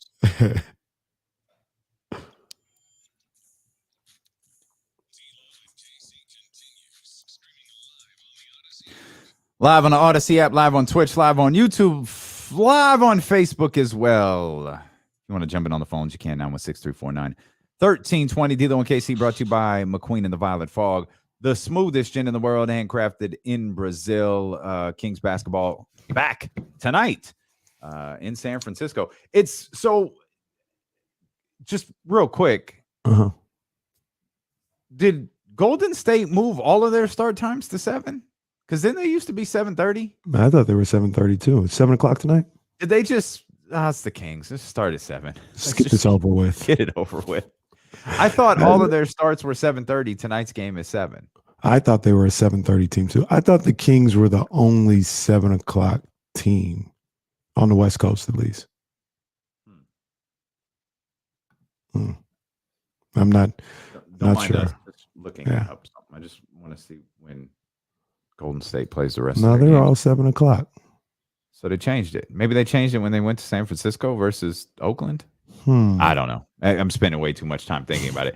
But it stood out when I saw it because my first thought was like, all right, it's the Warriors. 7:30 start. It's like, hey, it's not. It's 7 o'clock start. I felt like the last time they played there was a 7:30 start. But that might have been, was that an NBA TV call or it was 7 though. It was 7? I'm looking at it right now. It was 7 o'clock. I guess they're always been 7 o'clock. I'm one of the rare people. I get it. I like my 7:30 starts. Hated it. Absolutely hate 7 o'clock starts. 7:30 starts, excuse me. Absolutely hate 7. I remember when Sacramento did it. Like, fam, we ain't that. Don't do that. Move it back. And they promptly did. 916-349-1320. He's a bad Dana. Dane, what's good? What's going on, you guys? The last few minutes have been real interesting, so I figured I'd give you guys something else interesting to talk about. Okay. Did you guys see by any chance in the NBA, Mr. Desmond Bain? Did you see his stat line yesterday? I did see his stat line. Yeah. Bizarre. Fill those in the know, not in the know what it was. Okay, so Desmond Bain, who, first of all, yesterday, the second month of the year, on the second day in 2022, Desmond Bain, who wears number 22, was 4 for 18, which is a 22.222% field goal percentage. He had 2 assists, 2 steals, 2 blocks, 2 fouls, and 2 turnovers. And the most important part of all, he is the felonian. He is in fact. Wow. He is 23. Dane, appreciate you, Brody. Thanks That for is that. spooky. Yeah, so I'm gonna be honest. That stuff to me is so stupid. But that's wild. That's spooky. Like, that's crazy. That is spooky. That is absolutely crazy. That's all the more reason. Like I said, sports is fixed. No, I'm just joking with you. Man, that's a tough one to fix, though. You gotta go 4 of 18. Gotta go 4 of 18. That's tough. Spooky. Yeah, that's kind of wild. That's kind of wild. But again, I reiterate, I think that stuff is stupid. But that caught my attention last night when it popped up. You think the anomalies like that are stupid? I feel like you could. I think there's a lot. You could do anything with numbers. You can make them say anything you want to. That's weird, though. Like that's crazy. The amount of coincidences, like 22, number 22, February 22nd, 2022. Like that's extra. Man, by the way, Memphis like sneaky firmly in that 3rd spot now. Not like, oh, look at that. Memphis Grizzlies are in the picture. No. Memphis Grizzlies are in the 3rd spot right now. They're there to stay. Like feels comfy in the 3rd spot. Wow. And that might be the class. And now all of a sudden the class might be Phoenix, Golden State, and Memphis. Because I don't know if Utah is getting back up there. They're 4 games back from Memphis. I'm not sure. Well, once they make that trade for Harrison Barnes, it'll be all good. Okay. All right. You went there. In exchange for? The Jazz don't have anything that we as Kings fans and the organization would want. I think that'd have to be a 3-team deal. Like, cause they don't, not that they don't have good players. It's like, what, they gonna trade us Jordan Clarkson? No, like they're trying to win with Jordan Clarkson. They don't have any excess people. And if they're doing a trade, if they're doing a trade this deadline, they're doing it because they just lost a key piece. Like they're not throwing in the towel on the season. They're still like, okay, we need to add to this. We've got enough. We just lost an important piece. Let's add to this and see what we could do. And that's absolutely what Harrison is. 100%. Yep. I don't know what's on the other side of that for Sacramento. Right. I don't know what's there. That's why I say I was looking at that last night. I was like, yo, I need a 3-teamer. I need a 3-teamer. I don't want your scraps back. the more I look around the league, the more I go like, yeah, I don't know what's there. It's nothing there. I don't know what's there for Sacramento. Like There's Harrison, nothing there. we've been saying this for a minute, man. Harrison is such a he's a unique player. You know, we constantly talk about him like he's an old man, but he doesn't fit like a timeline of like Oklahoma City.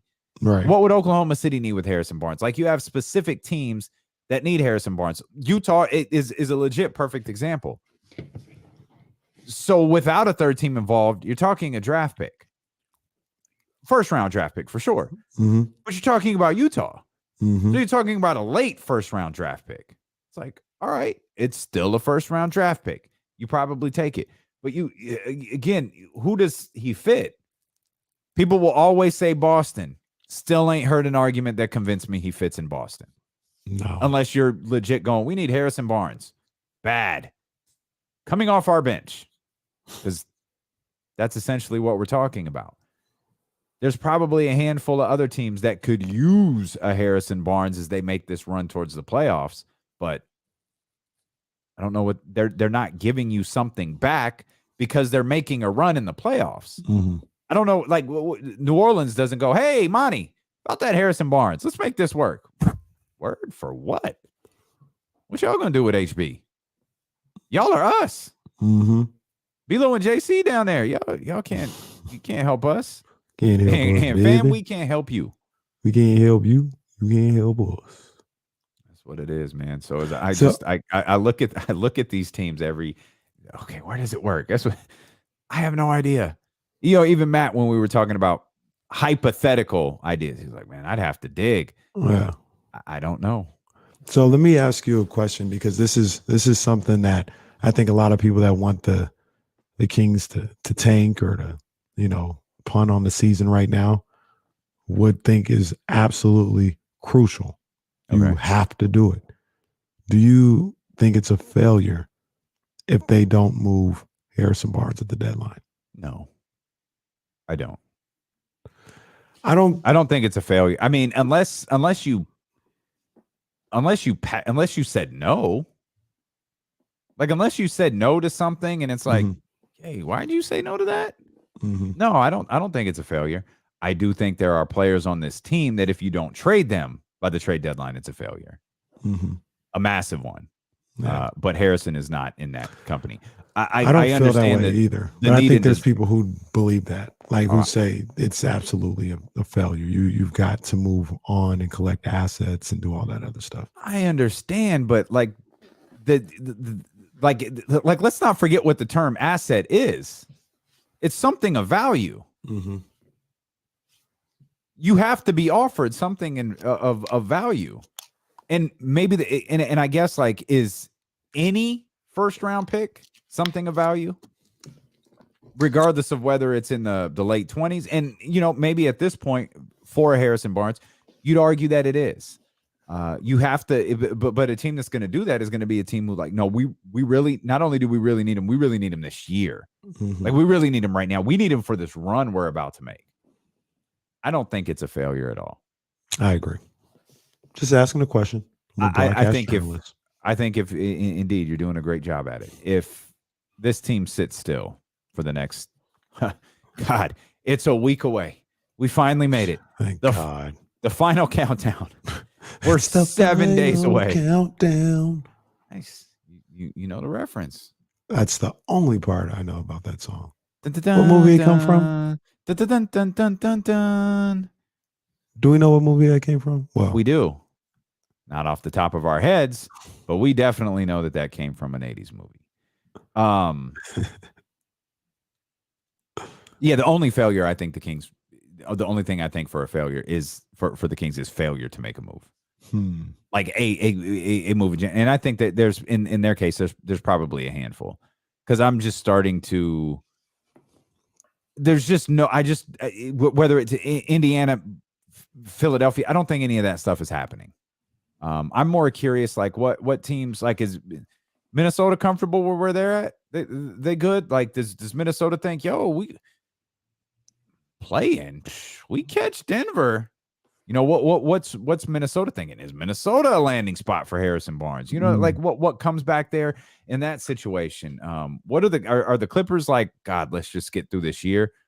The Lakers, we all know they dead to rights. They're still trying to make a deal. I know they are. They're trying. There are a lot of people trying to do stuff that they're failing at. Look, take Sacramento out of the equation. What's out there for the Lakers? Who looks at the Lakers and goes, "Ooh, that's it. Let's trade for that guy." They don't even have draft capital to trade. Was it 2027? Yeah, man, that ain't it. I mean, it's THT. That's really the only asset they have of any consequence, and people are, up and down on him. Some people like him, some people don't like him, but I mean, that's really about it. With Terrence Davis going down for the season, I would look at that one again if I were the. But remember, it's not just THT though. Yeah, you'd have to take DeAndre or something like that. That's fine. It's expiring 1-year deal. They got a bunch of 1-year deals. Probably buy him out. Like he doesn't play. Right. He gets the Jason Terry treatment. Hey, fam, don't even get on the plane. Yeah. But I mean, and a lot of this has to do with the fact that, Terrence Davis is out. Yeah. But that's why we're keeping Buddy. That's why we're keeping Buddy. That's why Buddy's getting 35 minutes the rest of the season. And that's what Monty's going to say in the press conference next Friday. Yeah, no, we just, once Terrence Davis went down, we knew we were committed to Buddy Hield. Like Buddy, he spaces the floor. He does a lot of good things when he's out there for our guards. We're also building a statue. You can't even do that. We're building a statue of 24. I don't think there's a deal to be made with the Lakers. I don't think there's a deal to be made with the Lakers with the Kings. I don't think there's a deal to be made with the Lakers in the league. I believe you talk about all this stuff is silly. This stuff. There are certain things I do believe in, and I think you've pointed this stuff out before. Like you've done it in a hypothetical manner, but I believe this stuff exists. There are 29 GMs, 29 owners, 29 teams looking at the Lakers like, oh well, y'all are drowning. We got life vests here. Yeah, we're the girl. We're the girl on the boat. Y'all are Leo in the water. Y'all about to drown. We're not helping you. No. Yeah, we ain't. Hey, you all made your bed. Especially if I was a Western Conference team. I definitely I ain't helping them. Only teams that would even be remotely willing to help them, and I'm still skeptical as to whether they would. Houston, Oklahoma City, Sacramento, San Antonio, New Orleans. And I don't think that they will. And then, of course, the teams, the Orlandos, Detroits, Indiana. I'm not going to put New York in that category. Washington will be interesting to watch moving forward. But they just did a deal with Washington. I don't. What did they go? Hey, Tommy, never mind. Look, y'all got to return. What's your return policy on Russell Westbrook? Has it been 90 days yet?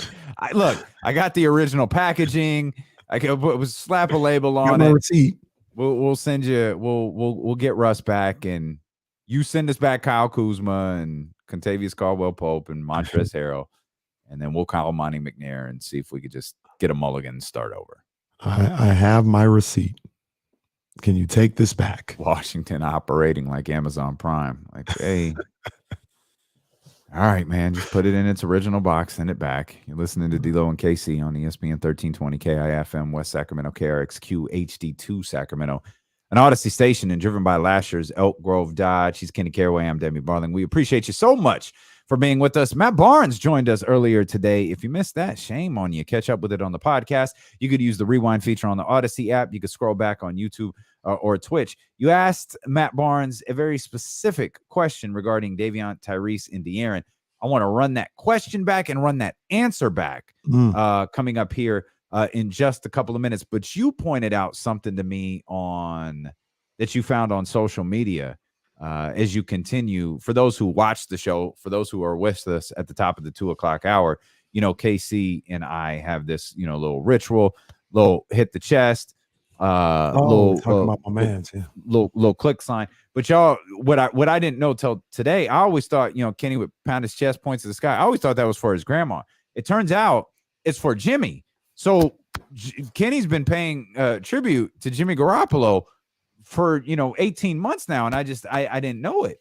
And you continued your long kiss goodnight to Jimmy Garoppolo last night, and came across a Twitter thread you shared with me this morning that I was a bit interested in. Yeah. So now we get into not the dark side of the ring, but the dark side of Jimmy. Okay. We're getting those are never good. I've seen all those. They're not good. And I came across a tweet from Seth Galina. I think he's a contributor, or it says senior football analyst, PFF co-host. So he's a legit guy out here who studies the game. And he had a thread, and he said, Jimmy G versus the Rams in the NFC Championship game. There were a lot of open receivers in this game, and the QB didn't pull the trigger nearly enough. Not all easy throws, but ones your QBs has to make. There were a couple of nice plays, but this thread is about the misses. And he has 1, 2, 3.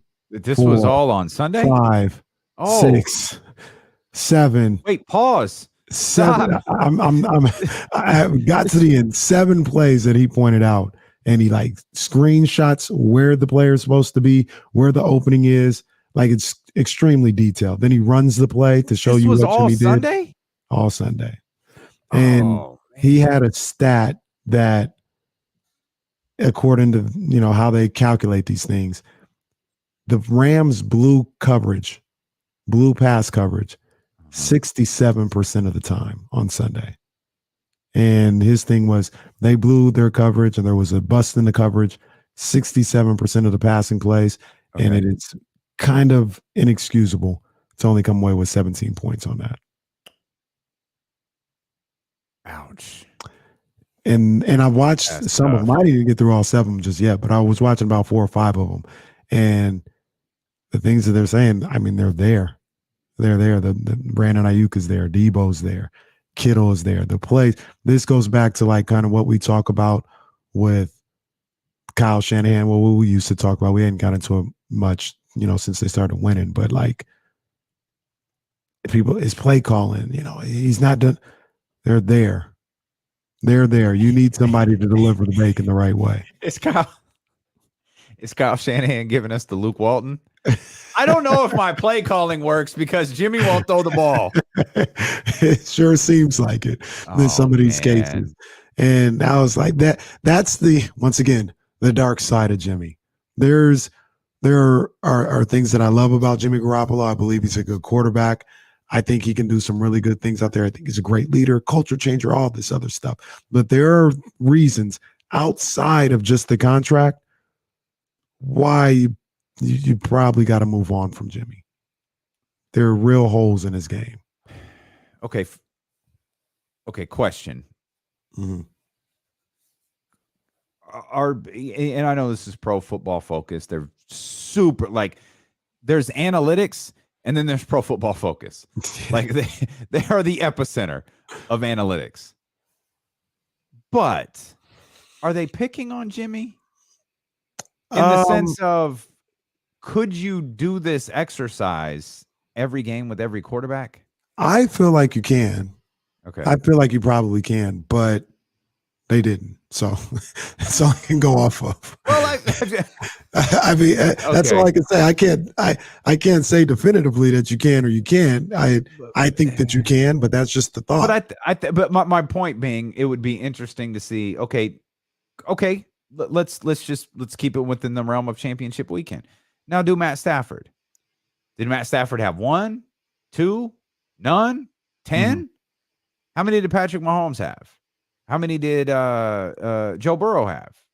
You to just frame it as, oh, Jimmy, man, look at these. But they busted their coverage, and look how many times Jimmy missed the guy.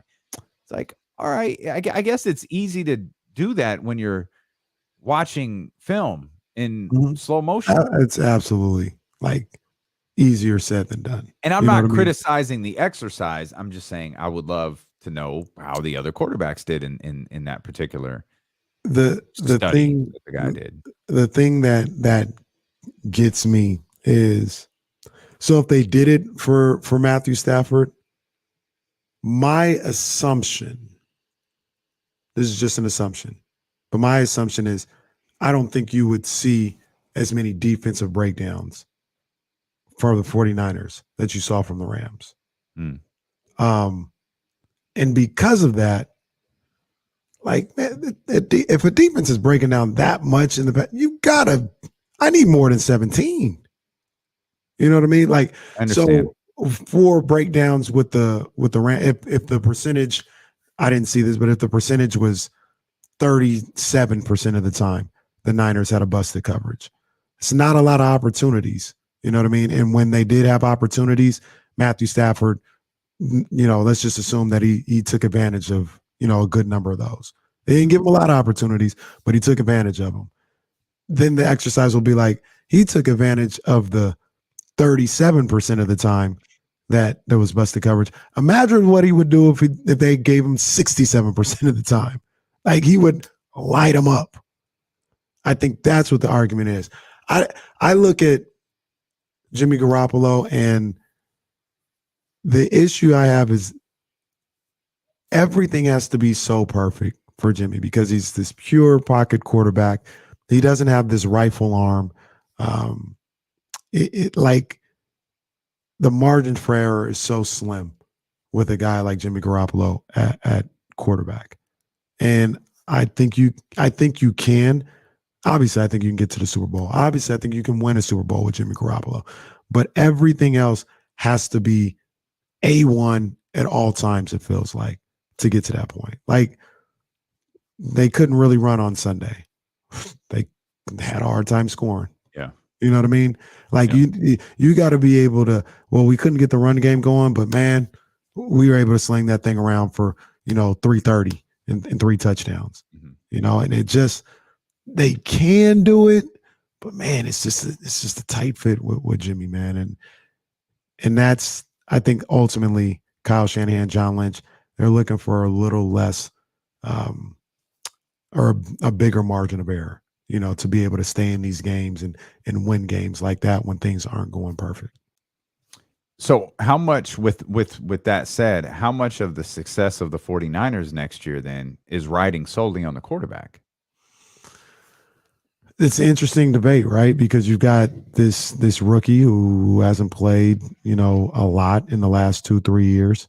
And he's going to be thrust into the situation of trying to lead a team to a Super Bowl. That's what next year is all about. And in one way, you could say, if he just gives you what Jimmy gave you, you're a Super Bowl contender, right? I'm not even asking him. We talk about the Patrick Mahomes plan. I'm not even asking him to be Patrick when he first took over. Yeah, that's an MVP. I'm asking you to just be a little better than Jimmy. And that could be the margin of error right there that you need, or the difference that you needed to get you over the hump. But that's not what you're banking on, because a little bit better than Jimmy doesn't really increase the margin of error for Kyle Shanahan too much. And is it worth asking? I don't care if it's worth asking or not. I'm going to ask it anyway. Is Kyle Shanahan a different coach next year? Is his play calling different? That's also what I want to see. Is the mindset of the 40, because we know what the mindset was this year. It was very run. Oh, coach ain't got enough running backs. Give it to Debo. Just run the football, make that defense honest. Then we'll start the play action, and then Jimmy can be 16 for 19 for 210 yards. Right. I completely understand your point of if Trey's the same. Trey's a little bit better. But that's not the idea. No, I think they want to be more explosive. And the one thing that I talked to you about this, I think I said it on air. I know I talked to you off air, but I might have said it on air on Monday, is think about that Texans game. And the play that really broke it open was that play action post, or whatever they're calling it, where Debo comes all the way across the field, deep down the field. Trey hits him, touchdown. That really broke it open. We never saw that with Jimmy under center. Like, I'm not even saying like in his tenure. I'm just taking from that Texans game to the rest of the games they played. We never saw that. And what we're going to find out is, did we never see that because, it just didn't come up in the play calling and in the scheme that they were trying to do? Or did it not come up because Kyle doesn't think Jimmy can make that throw, but he believes and he knows that Trey can make that throw? Link back to the preseason game. Remember the first play from Trey, or the second series where he hit Trent Sherfield on the 75-yard bomb. We don't see that from Jimmy. Mm-hmm. You know what I mean? So we'll figure out if it's simply the play calling and the trust that Kyle, or the lack thereof, that Kyle had in Jimmy Garoppolo, and he's willing to air it out a little bit more for Trey, or if it's just a coinky dink, as Cameron Giles would say. Okay.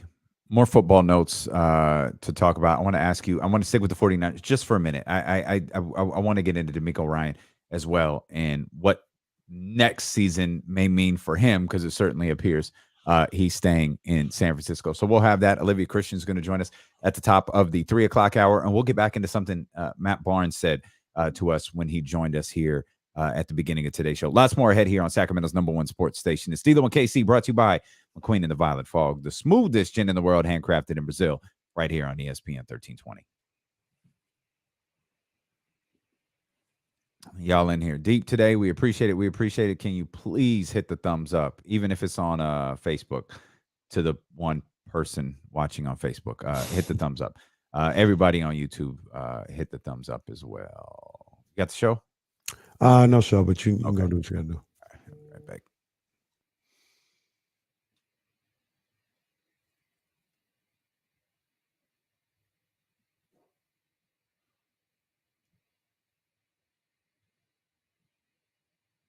For the record, PFF, I always take their stuff. Not that they don't do good work and they don't do detailed work. I just don't always look at their stats and take them as gospel. Like I said, not that they're wrong. It just, sometimes I feel like their numbers don't necessarily tell the whole story. It's a lot of analytics stuff. Analytics definitely can help you understand the game and understand what you're seeing, but sometimes it's just like it's the exact opposite. It doesn't tell you everything about a play or the game that you watched. So you just see those numbers and you just kind of, you see them, you take them in, and sometimes it's like, oh yeah, that makes perfect sense. Sometimes it's like, oh, okay, well.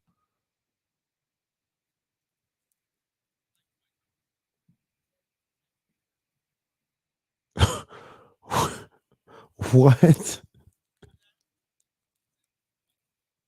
I don't remember No White saying that.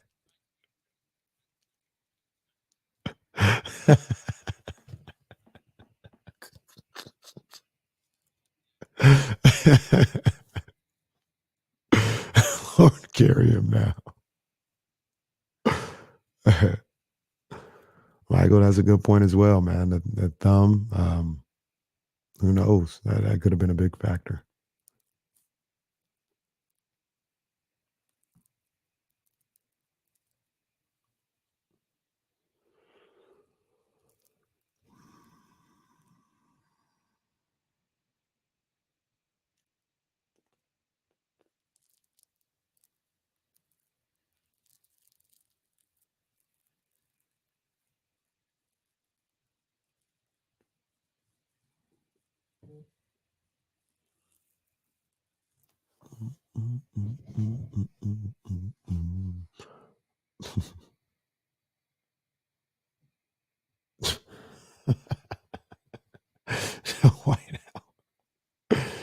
The White Hour, man. That was a funny dude. Hey, OKC, if you can pick any Pac-12 school your son gets a scholarship to play for, what would you choose? my first thought. It also depends on the school or the sport, but my first one that came to my mind was USC, which is such a drastic change from where I was maybe 15 years ago. I also I think about Arizona State and Arizona.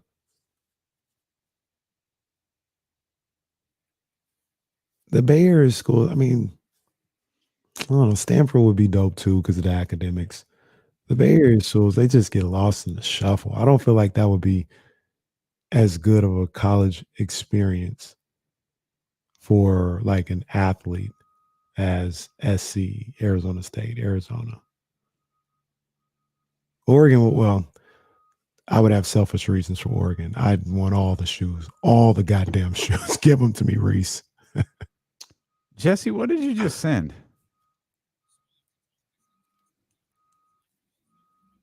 Oh.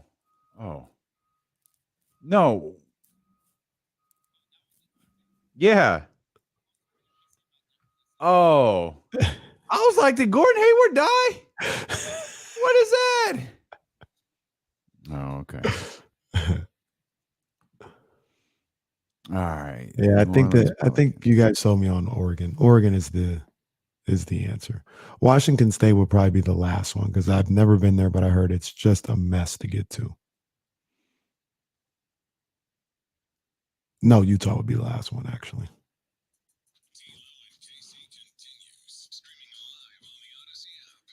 You leave for 5 minutes and your team kills Gordon Hayward. And they came up with a good question. Our guy Aldrin J came up with an interesting question. Okay. Let's just assume, you could take JT or Reese or whoever you want. And he asked me, and he said, if you had a choice of what Pac-12 school he could attend for a scholarship, which one would it be? I'd really like to think about it. The first one I thought about was SC, though. SC was the first thing that came to my mind. Then I thought Arizona State and Arizona.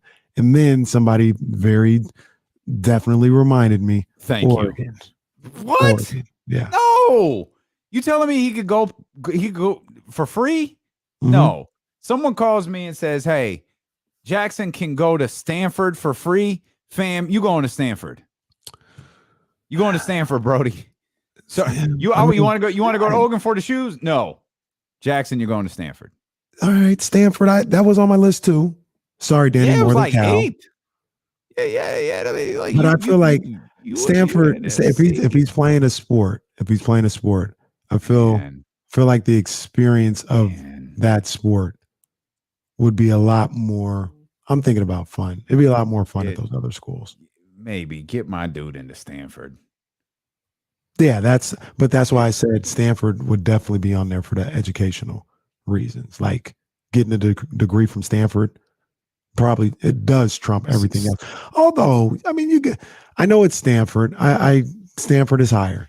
You get a degree from SC. Come on now. No, it's not bad. No, absolutely. That's not crazy. No, absolutely not. Is a degree from SC, is that third in the Pac-12 behind Stanford and Cal? Is it above Cal? I was gonna say, I think USC is above Cal, aren't they? I think if we're fired tomorrow, it's because Danny in San Francisco went to Cal. Not that he listens to us anymore. Like we're peacocks and he's let us fly. He's a Cal guy.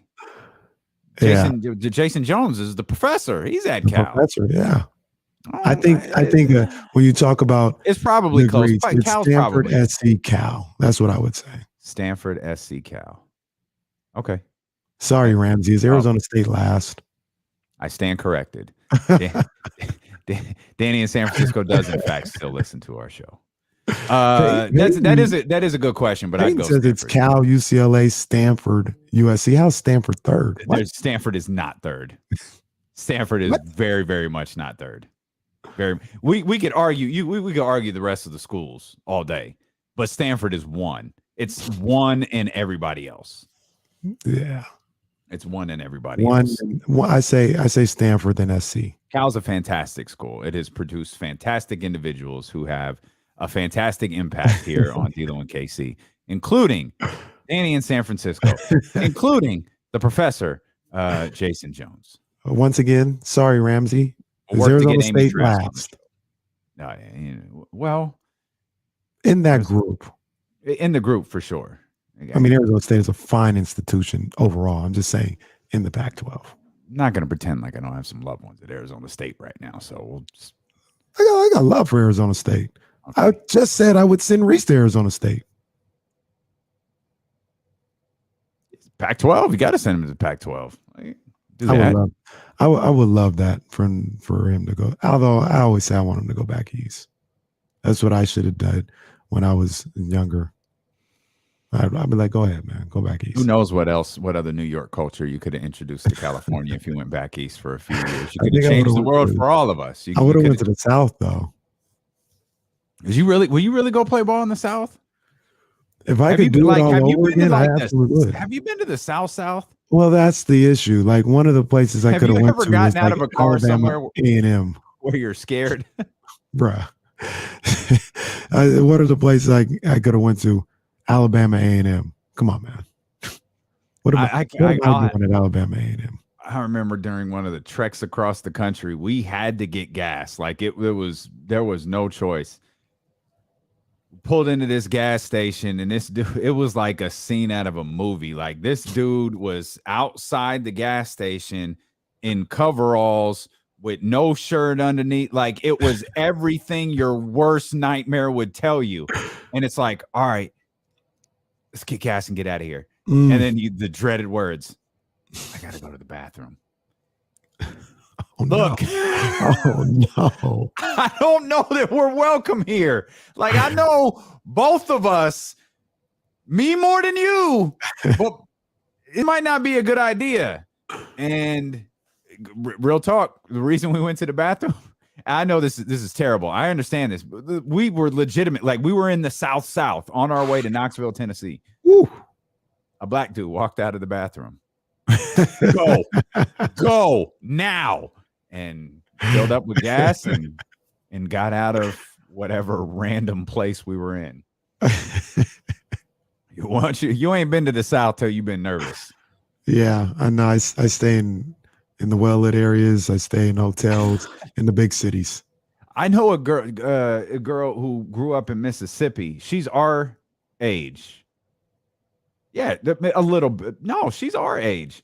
Mm-hmm. So prom 98, 7, somewhere around there for her. Mm-hmm. She went to the first desegregated prom in her town. This was in the late 90s. I'll have to text her and ask her what town that was in Mississippi. But yeah, dude, there's like we think that South doesn't exist. No, it's still there. Oh, it's still there. It is alive and well. It's still there. NFL owners have vacation homes there. Telling you, bruh. Yeah, those guys are wild. Don't think we don't have a legal expert. No, seriously, legal expert Kamara Williams is going to join us tomorrow. Legal expert and frustrated Kings fan. He's reading through the Brian Flores lawsuit as we speak, and he's going to relay some important notes from it to us tomorrow. Yeah. Olivia Christian's going to be with us coming up here at the top of the 3 o'clock hour. A couple of quick notes here, real quick. Shout out to Eric Armstead. One of the 5 finalists for the NFLPA Alan Page Community Award. Eric Armstead, he walks the walk. Mm-hmm. Like 100%. he gives back. I mean, like every week you're reading something about Eric Armstead doing something for the community here, the community in Santa Clara. Like he walks the walk, man. He is that dude when it comes to serving this community. 100%, man. So proud of him. So happy to see him making this type of impact in his community, being acknowledged for it with the entire NFL. This is not just anything that, it's just a team-wide recognition. Or they're in the entire NFL. They're saying you're doing it as good as anybody can right now. And that is somebody that is born and raised here and, loves my city of Sacramento. I love to see a guy like Eric Armstead who made it to the pinnacle of his profession represent himself and his city the way he does in the community, man. So big ups to Eric Armstead. Matter of fact, man, just, you know, big ups. Indeed. Yes, indeed. Big ups to Jim Harbaugh, I guess. Mm-hmm. He's going back to the fantastic academic institution of Michigan. And it is. Okay, that's fine. But what do you think what happened there? What is he doing? I don't know. This is a circus. What is he doing? What do you think happened? What do you think happened there? Because I'll tell you, I don't know what happened. This was all I don't understand. So here's the two things I don't understand. So Harbaugh goes to interview with Minnesota. Fine. Question 1, why? The hell is appealing about the Minnesota Vikings? You want to flirt with the NFL? Fine. You looking to get a raise? Didn't you literally just get one? Like, is the AD, is he really going to fall for this? Right. I want to answer your first question, though. Okay. I think, once again, I get our conversations confused between air and on air, but if I repeated it, forgive me. I think there is something appealing about the Minnesota Vikings. I think if you're Jim Harbaugh, you could look at Minnesota and be like, this is not far off from what I took over in San Francisco in 2011. They have very good veterans on the defensive end, playmaking veterans on the defensive end. They have a guy in Dalvin Cook who's a playmaker. Jefferson's a playmaker. Thielen is still there. Okay. And you could look at Kirk Cousins, if you're Jim Harbaugh, the same way you looked at Alex Smith. Like, this guy isn't great, but if I manage him the right way, he could be super effective and we can win. I could see that being an appealing job for Jim Harbaugh. Absolutely. Okay. So he interviews allegedly all freaking day. Says he's going back to Michigan.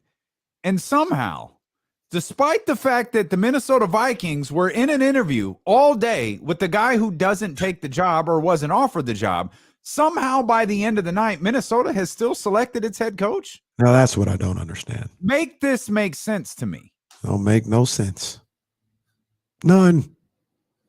I don't know what they're talking about. How did we get here? This whole the NFL, like and it's not just because of what Brian Flores highlighted. This particular hiring cycle feels like a circus. Like what are we doing? I think organizations who fire a coach have most of them, maybe not all of them, present company excluded. I think most organizations who fire a coach have an idea of where they're going next. Maybe they haven't pinpointed it exactly, but they have. Hey, they've got coaching rankings. This guy's the leader in the clubhouse before we do any interviews. This guy's close behind. This guy probably would really have to wow us, and we might even have to be turned down. But we want to talk to all three of them or all four of them or whatever it may be. Mm-hmm. And then you throw in the Rooney Rule and the nonsense that comes along with that. But this year it feels like, oh yeah, they just concluded 4 interviews. The New York Giants just look at that. The New York Giants is named a head coach. They don't even sleep on it. Why are we even going through this? They don't even allegedly sleep on it. It's dumb, man. It's dumb. Yeah, I don't know what's up with that. I really don't. You know, doesn't make any sense. You know, someone asked me last night about Becky and Becky Hammond. Mm-hmm. And I don't, again, I'm much like you. Some conversations are on the radio or on the live stream. Some conversations are just happening somewhere in the universe. Becky Hammond, women coaching in the NBA are the equivalent of black coaches in the NFL.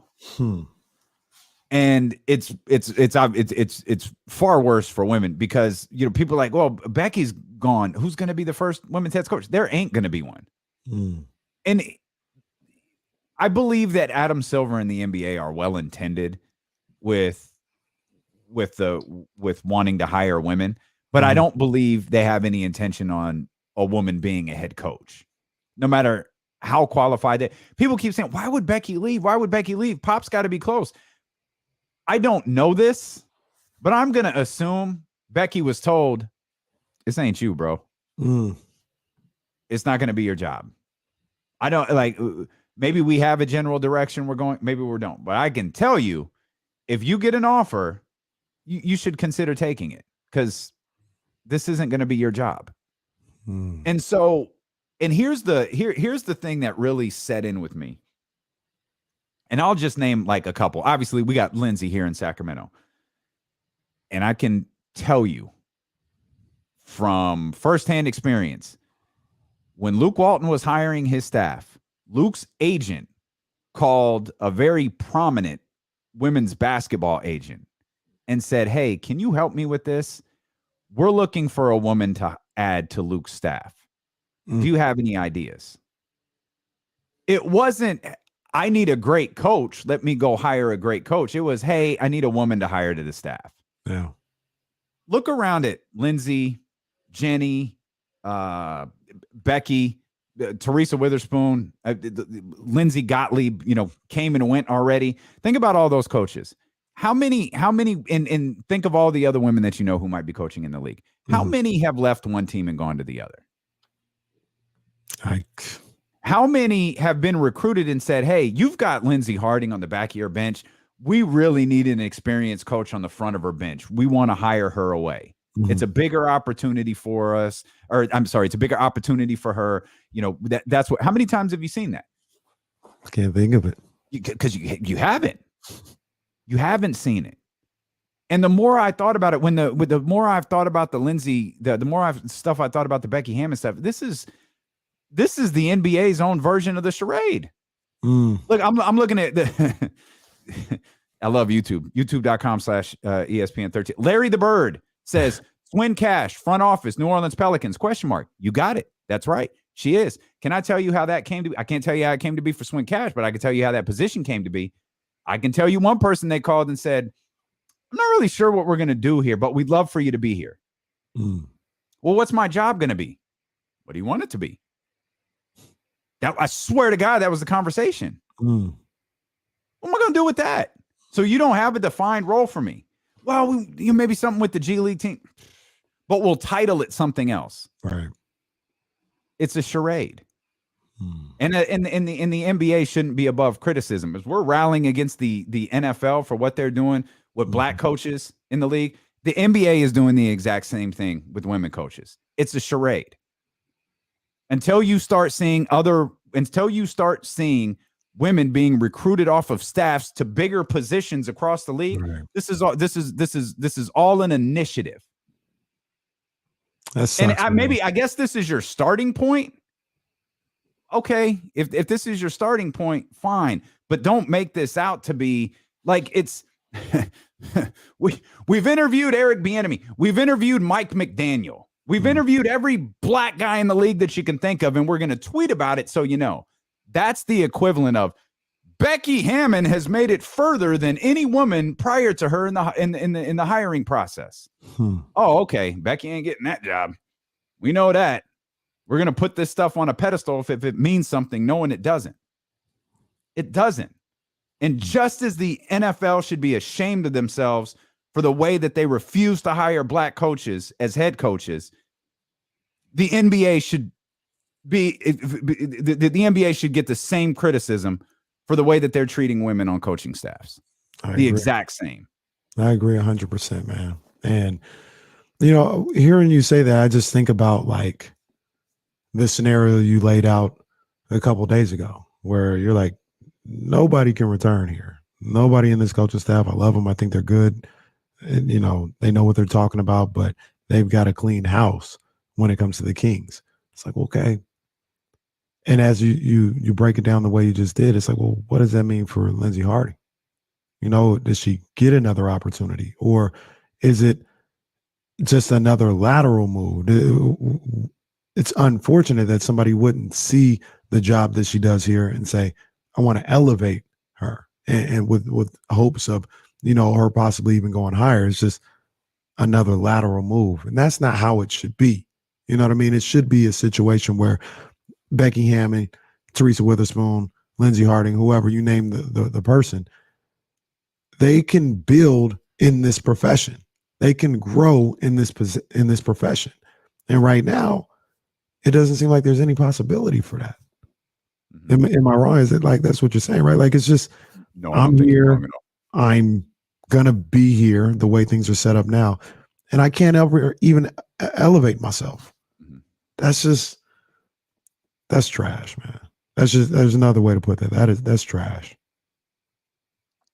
I just hate that it feels fake. Like, and she, I mean, I don't know whether she does or doesn't. Becky was always, they do those GM polls. Who's the best, coach on the court. Mm. When Becky was around, Becky was regularly on that list. Kara was on the list. It was always the top two results on the list every year were Kara and Sue Bird. Mm. Kara and Sue Bird. Becky was on the list before she retired. Like people have always thought of them in high regard. And I guess it's like either do it or don't. That's the way I feel about the NBA. Either do it or don't. Let them have an opportunity to grow in the coaching ranks like so many others have, or stop this whole process that has no forward movement for them to where they're ultimately going to have to leave for. I mean, Lindsay Gottlieb got a great job. Like I understand she left fine. Becky Hammond got a great job, got a pay raise that is infuriating an entire league, but she got a pay raise. I get it. So now what? Like if it wasn't, who's it going to be? I just don't think it's out there. And I think every time I read something, every time I read about, like I saw a comment in up here, didn't the Pelicans give Witherspoon a greater coaching responsibility to keep her from leaving? I don't think so, dude. I don't think that's what happened. Phoenix went in a different direction. The Mercury went in a different direction. Right. And now everything, everything feels like it's PR. It just feels disingenuous. I don't know how we got here. That's my bad. I'm sorry. I was just thinking about a conversation we had last night about Becky, and I remember I'll criticize the NFL a lot, and will continue to. But the NBA they're not above criticism. They should be criticized. And to your point, I want these opportunities. I want, the consideration to just be authentic. You know what I mean? I think that's part of where it's at. Cause I wouldn't want them to be truthful and be like, well, nope, we're never giving them a chance. Like, no, I want them to give them a chance too. So I don't want it just to be that, but I also want them to be authentic with the positions and the opportunities that they give them. You know what I mean? Give women in this league a real opportunity to elevate in the coaching professions, in the coaching ranks, in a real shot, not something that's just token or you fill a quota. Just give them a real opportunity, to grow in this thing. Which is what it feels like the Rooney Rule is, and we are, on the verge of another NFL coaching hiring cycle going through, and Mike Tomlin, the Fresh Prince, Mike Tomlin, Will Smith in the Fresh Prince house on the last episode. He looking around like, it's just me. It's him. It's just me. Mm-hmm. It's like he can. I don't know, man. I don't know. And I know that conversation started with Harbaugh. It just veered in a totally different direction. And our guy, the NBA, oh boy, with the Zim, he says, why not coach in the WNBA? There's two things can be equally true here, because I think it's great for the NBA or WNBA to have Becky Hammond coaching in that league and coaches like her. I think that's great for the WNBA. I don't think her going there is a negative for that league, but I also feel that if they should have an opportunity to coach in the NBA, if somebody wants to have them on the staff, Pop wanted Becky Hammond on the staff, and I thought Pop genuinely wanted her on there and wanted to see her grow as a coach, and have her on there. And then when they get into those ranks, have a real opportunity. That's what I just keep coming back to. A real opportunity to rise in the coaching ranks. You know what I mean? Give them a real shot. And I guess that's where it comes back to. But at the same time, I also do think I think it is great for the WNBA to have Becky Hammond there and doing what she's doing. Yeah, it is and the league still has a lot of growing to do. The NBA still has. In fact, I was reading this morning, like they just got like $75 million in capital to invest into marketing campaigns and a variety of different things. I think they've made a lot of mistakes along the way that I think they're starting to clean up. And I love that league continues to grow. I've heard rumors about Sacramento.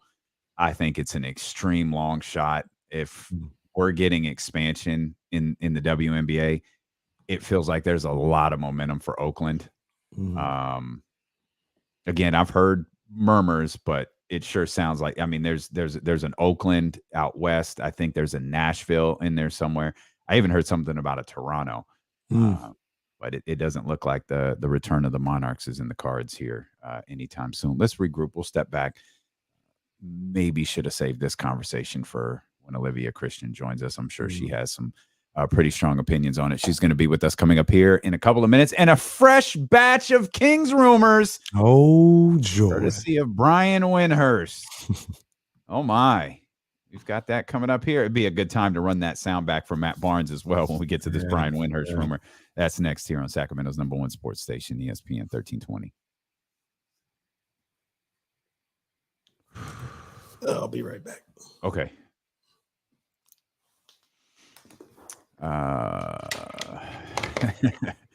Yeah, that's true, Sacktown Tony. We ain't getting nothing. Nothing. I don't think is it San Jose, old boy, isn't it Oakland?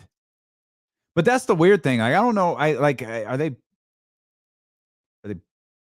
playing in Oracle? I didn't understand that. Like this, I don't know that it's still called the SAP Center, but that seems to make more sense. Is it still okay? Yeah, I think there's some growth on the way.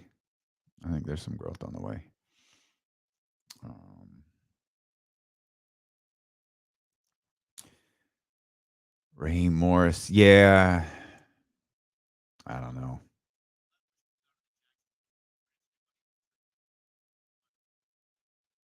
Oh, okay. Jesse just said there's Leftwich. There's a rumor Leftwich pulled out of the Jaguars gig because he didn't want to work with Trent Baalke's. Dude,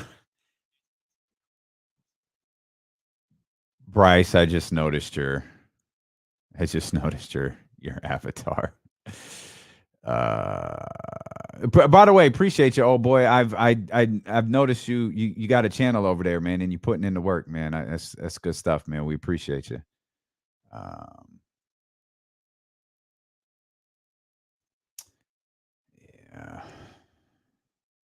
Yeah. Hopefully that changes, man. Because there's definitely not. Good call. Shout out to Robert Saleh and Ron Rivera, most definitely.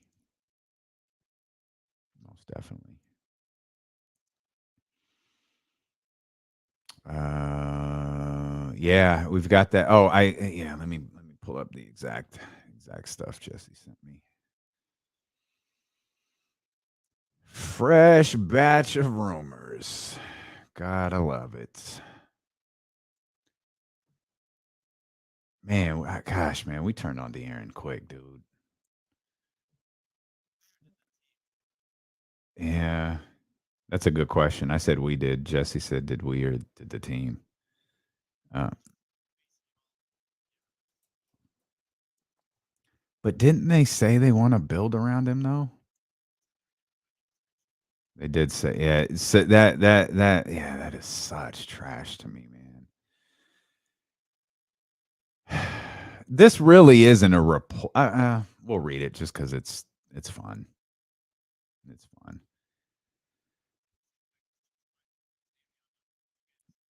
Maybe he does. maybe Vivek likes it, and he still loves Buddy. So keep it rolling. Buddy is a Someone wrote. I know someone wrote that. Buddy's going to be doing pre and post with Morgan Reagan. They put what up? Oh, nice. I'm sad. Nice. I'm sad I missed it.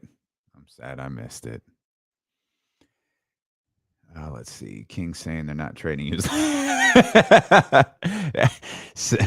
Yeah. Facts. I think I do. Damian all day. What it do, baby? Good to see you back in here, my man. Good to see you. Oh, geez, Big E. Tyrese. That's it. Tyrese. Core.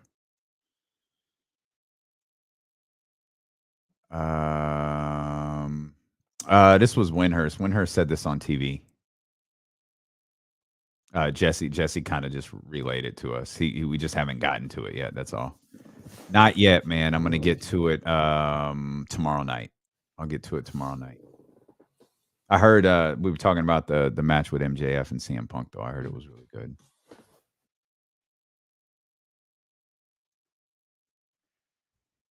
I mean, I think so. I don't know.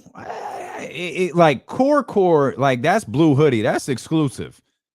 Man, I think that's Tyrese. I don't know that there's anyone in that conversation. I think it started with 3 and now it's down to 2. I'm not saying I want to trade Davion. I just don't know that he's core yet.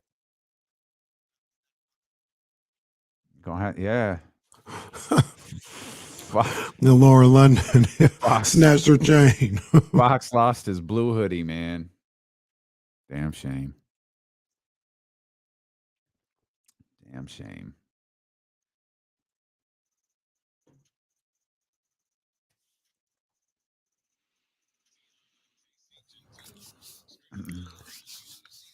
Olivia. Go ahead. Yeah, set that up. My bad. I was just going to say, Olivia Christian going to join us at the top of the hour.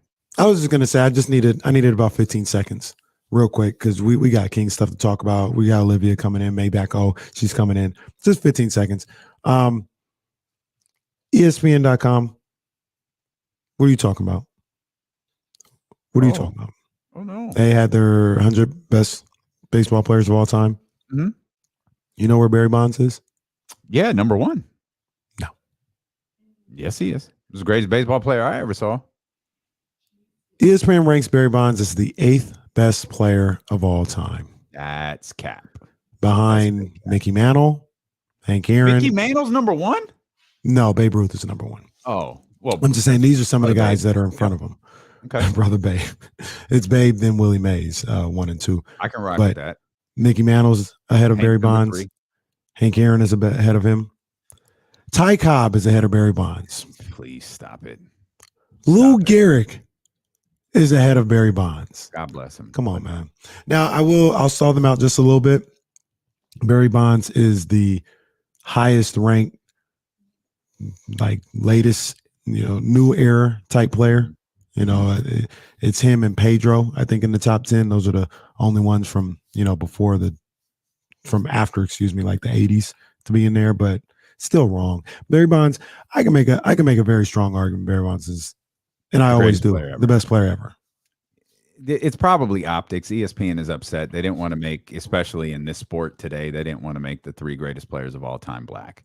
Babe Ruth, Willie Mays, and Barry Bonds. And they're not ready to go there yet. I mean, Hank Aaron up there, right? Top 4. Hank Aaron.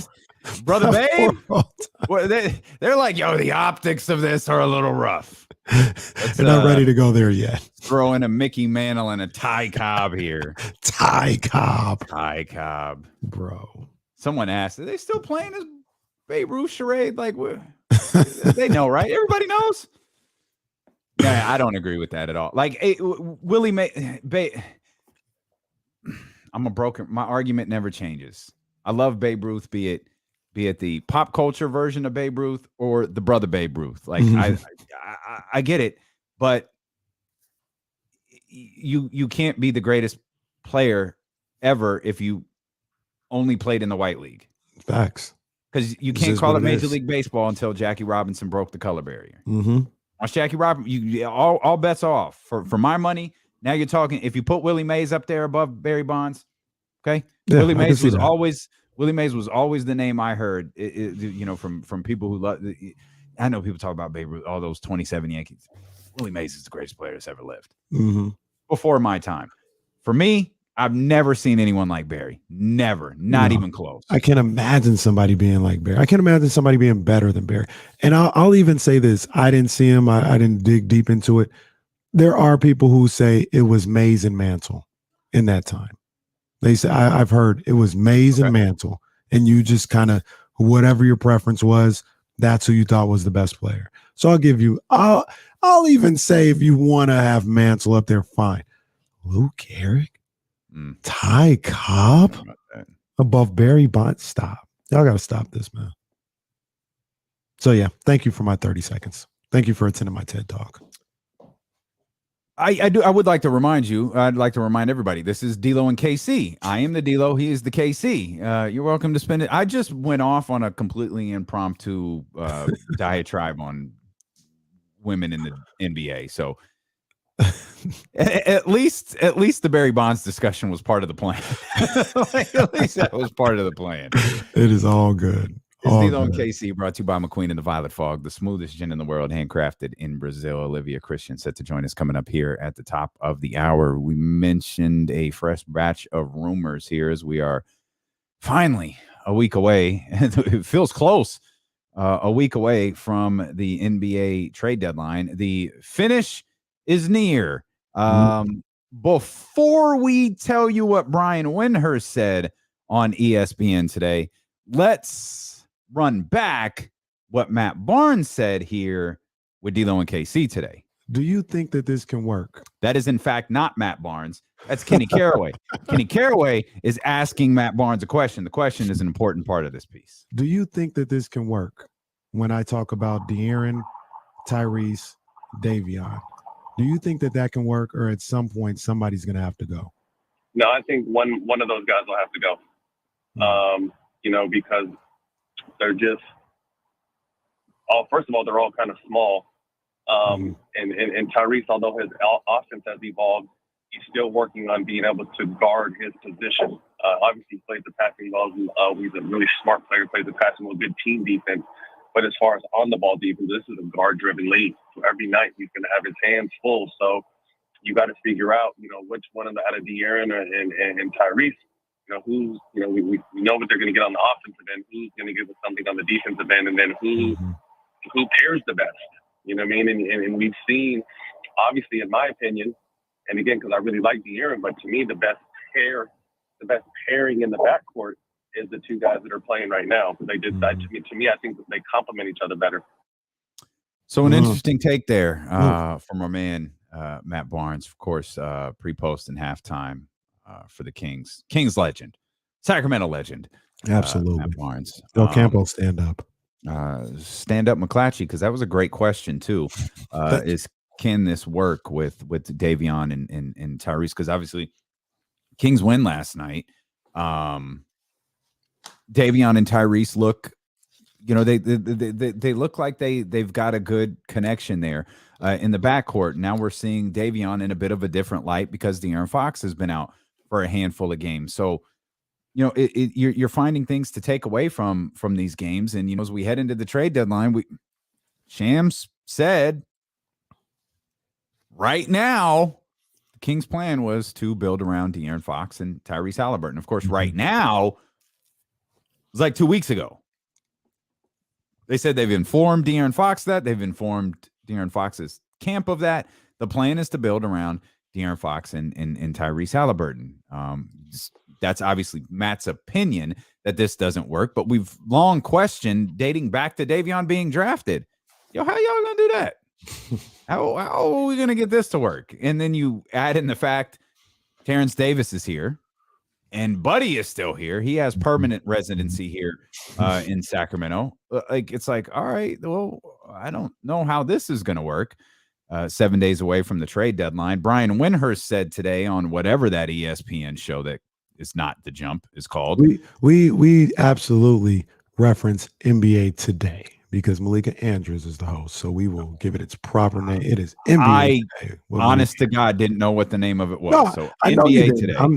I'm telling you. I'm just saying. Malika Andrews host NBA Today. Shout out to her sister, right? Yeah. She's now on with ESPN. She was doing her thing with just the I think she was with NBC Bay Area, but now she's with Warriors coverage for ESPN. Very cool. Did I tell you the story of the time I reached out to Malika Andrews? I think it was to come on the podcast when she was just doing like stuff locally. And she, like we connected, like she was down, and then she hit me. She was like, "Hey, something came up. Can we connect a different time?" I was like, "Yeah, no problem." The something that came up was she got the ESPN gig. I ain't never heard from her since. I ain't heard word from Malika Andrews since.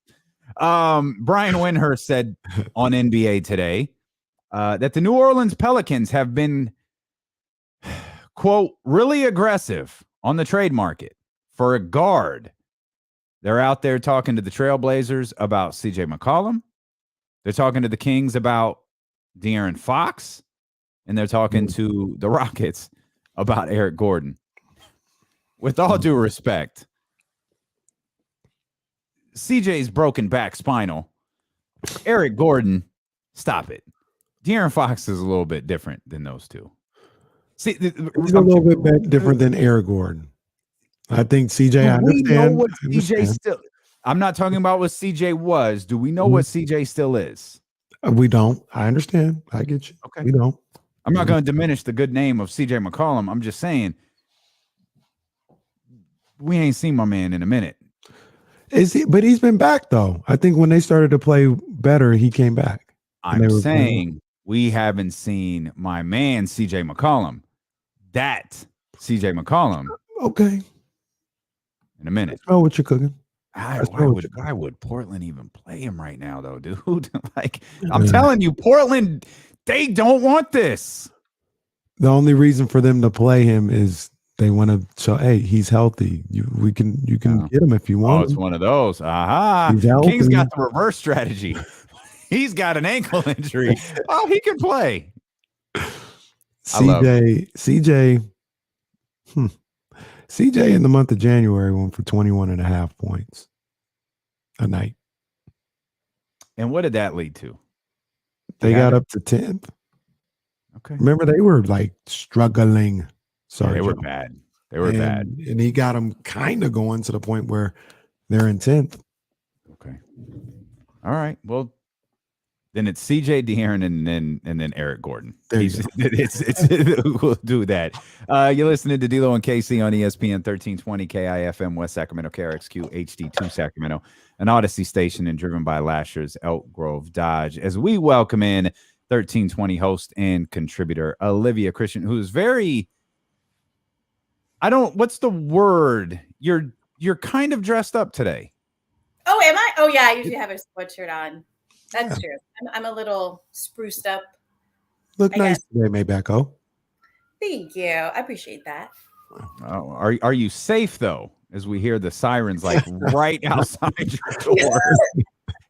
Are you hanging out with Jason Jones? Are you wherever Jason Jones was last week? I was going to say you're likely to hear sirens, helicopters. There was a giant fire on the street next to me. Oh no! Oh yes. This morning, a ton of smoke, and so anything can happen. We'll see. We're live on the radio. No, we're live in South Central. Are you keeping up with all of the different trade rooms? Like we've coined this the longest trade deadline in the history of the NBA. Have you been keeping up with that? We mentioned the rumor as you were joining us here. The Pelicans have been really aggressive on the trade market for a guard. CJ McCollum, De'Aaron Fox, and Eric Gordon being guys that New Orleans is allegedly calling about. Yeah, I've been, dabbling in it. I have to say, I think of myself as kind of a casual fan when it comes to draft stuff. There's so many moving parts, and I just want to know when it's going to land. Just tell me what we're getting, what we're giving up. I have my ideas of what the Kings could use. But all of the other teams that are, wheeling and dealing, it's too chaotic, especially when I think there are, bigger storylines that we could be following. in the world, but it has felt like the longest. We've been talking about trade season forever. It's kind of like when those celebrities get pregnant and you're like, have you had the baby yet? It feels like we've been talking about this for 2 years. Push it out already. That's what it feels like with the trade talks now. Like whatever we're doing, especially in Sacramento, let's get it done and start the rebuild as soon as possible. Please. I'm absolutely ready for it. We've been calling it for 8 weeks. Just move on from some of these guys. Now, the one I haven't been calling for 8 weeks is De'Aaron Fox. And you hear, in the Windhorse comment that New Orleans is possibly aggressive in going after him. You got this situation. He says he's hurt. I'm going to say he's hurt. But, people who are skeptical of the whole thing say, they're ready to move on from him, things of that nature. Do you think that we're at that point with the Sacramento Kings where they feel the best course of action is to move on from De'Aaron Fox? Honestly, I feel like this is wild because we won last night. Yay. And now it's like, well, we won with these guys. Let's keep these guys. We don't really need him anymore. Let's forget about it. And it's because we're so thirsty for signs of life. And last night we saw wonderful signs of life. And so we're kind of, I think as fans, some of us are jumping on this bandwagon of, okay, let's keep working on the chemistry of these guys that we have in the court right now. Tyrese and Davion obviously have been playing well. They come with a certain youthful energy that I think we've been dying for, running and getting into the offense earlier, playing concentrated and consistent defense. Tyrese has been making plays for other people, putting them in a position to be successful. And they seem excited. They're jumping off the bench, they're high-fiving each other, enjoying the game. And that all happened last night. That's it. All the other games, the 7 losses previous to that, I feel like we all, again, as fans, we're kind of like, we don't know what we want, but we don't want this. We definitely don't want the guys who seem like they don't want to be there, that are already kind of, they're out to lunch on it. They show up, they do their time. They jack up threes when we don't want them to. Let's get rid of those guys. But I think right now it's our knee-jerk reaction is because, again, we're on the high potentially of last night, that maybe we don't need De'Aaron right now. And let's move away from him and, again, invest our time and energy and joy and expectations into Tyrese and Davion pulling it together. We posted a question. I actually just closed it. The people have spoken over on youtube.com/ESPN 1320. The question was, at this point, and it ties into what you were just saying, Olivia, at this point in the season, what do you prefer? And the 4 options were play young guys and take the result. Kings win. Play young guys and lose. Kings play well and lose. What do you prefer as a Kings fan? And 44% say play the young guys and whatever happens, happens. They took that over how many? Only 24% say at this point in the Kings season, I want the Kings to win. I want the Kings to win. I want the Kings to try. I want whatever combination of people who need to be on the court to make it seem like they're trying, or if it's the reality they are really trying, that's what I want to see. And I kind of brought this up last week about at this point, potentially, I think the coaching staff is trying to invest good habits and lessons and strategies into these young players. And if they're able to succeed and get us some more wins, yay. If they don't, but they're still getting time and they're getting minutes and developing their game in a way that could be advantageous to us next year, let's do that. So that's where my heart is. Like, let's play the games in front of us.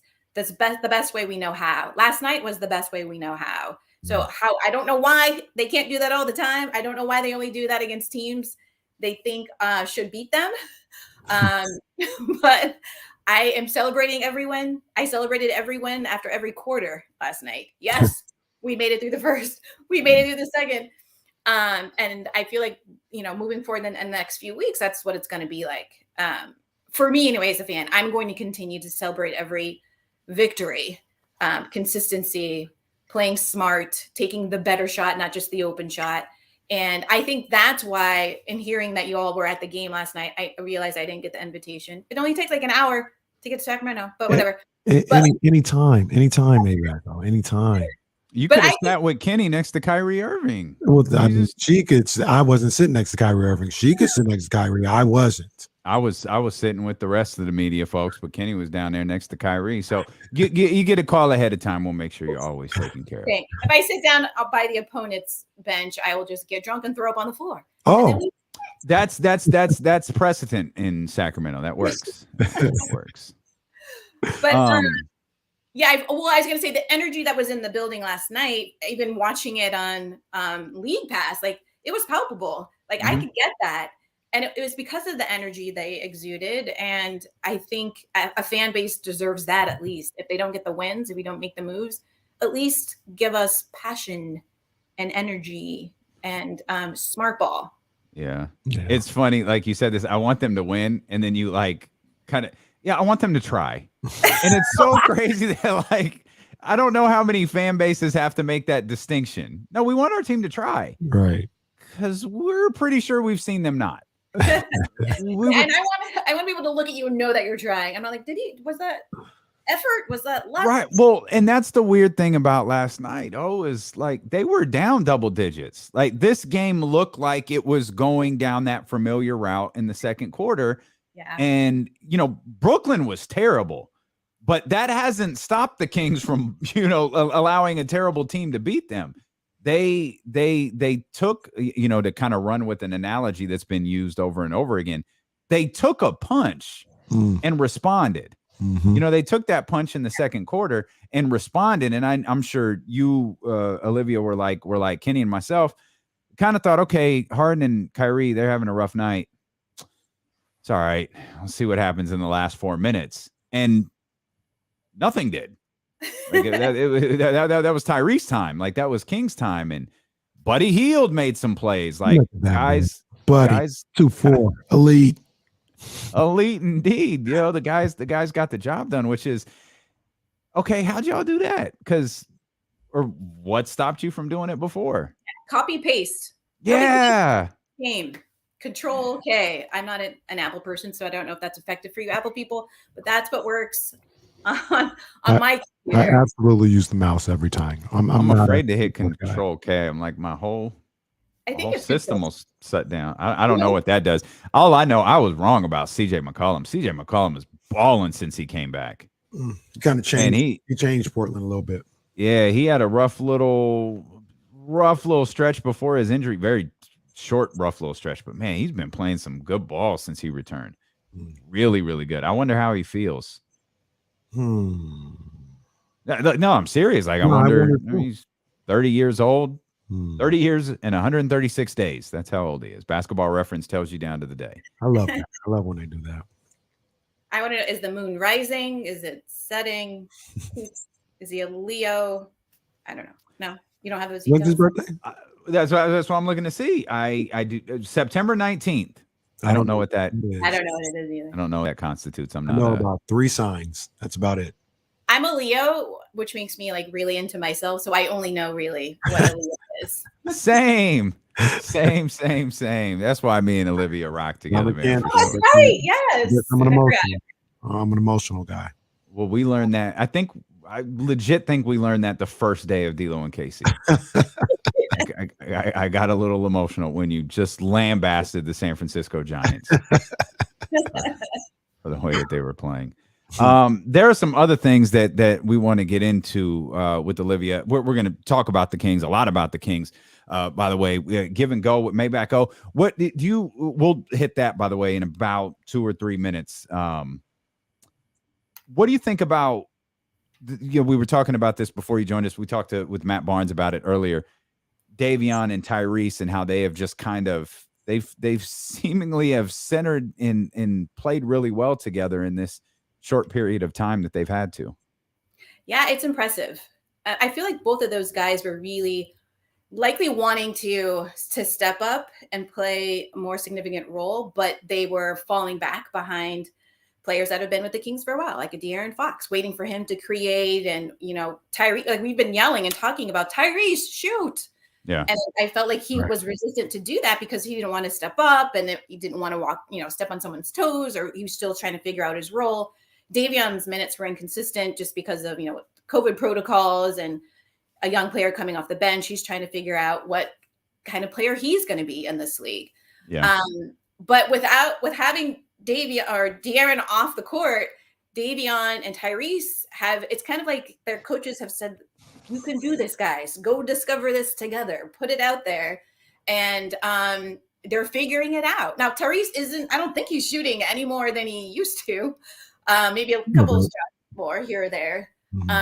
But he, I've said this on previous shows that I believe you have to kind of recognize people for who they are, what their challenges are, what they're resistant to. And Tyrese is not going to become a guy, at least at this point in the next few years. I don't imagine someone who's just going to be shooting a ton as much as we want him to. So let's put him in a position to be a facilitator. He feels best and does really well when he's, calling plays or getting into the offense early, making sure that ball is touched by 2 or 3 different people in and out of the key, finding assists, finding the man. And that's what we need. We need someone to lead, at least in that way, on the court. He's a quiet guy, but he's joyful. And I think that kind of energy is contagious. And Davion, he's clearly a person clearly in my mind anyway, who's been wanting to perform. He's been wanting to step up and live up to expectations. He wanted to be someone to spark a defensive energy in the team. And again, I think because of the chaos of the season, players getting hurt, all of these things, it's been kind of a stop, go with him. And we've, he's got an opportunity to have some games in a row where he gets to start and get the feel of the game early on. And also, again, kind of inspire the defense. When he's playing hard, when he's shutting down people, Kyrie, it's inspiring to the rest of the team. Like, this is one of the best players in the NBA. Davion is a rookie out here, and he's putting it out. He's pouring it out on the floor. Yeah. I'm drunk, I promise. But not yet. It's water in my cup. Anyone be like, he's giving it his all, but like he's leaving it out there. And I think this team especially is a team that is very susceptible to energy shifts. Yeah. And their energy has been, at least last night, was contagious. So, yeah. And you're right. The Tyrese is answers, like the sign, not the disease.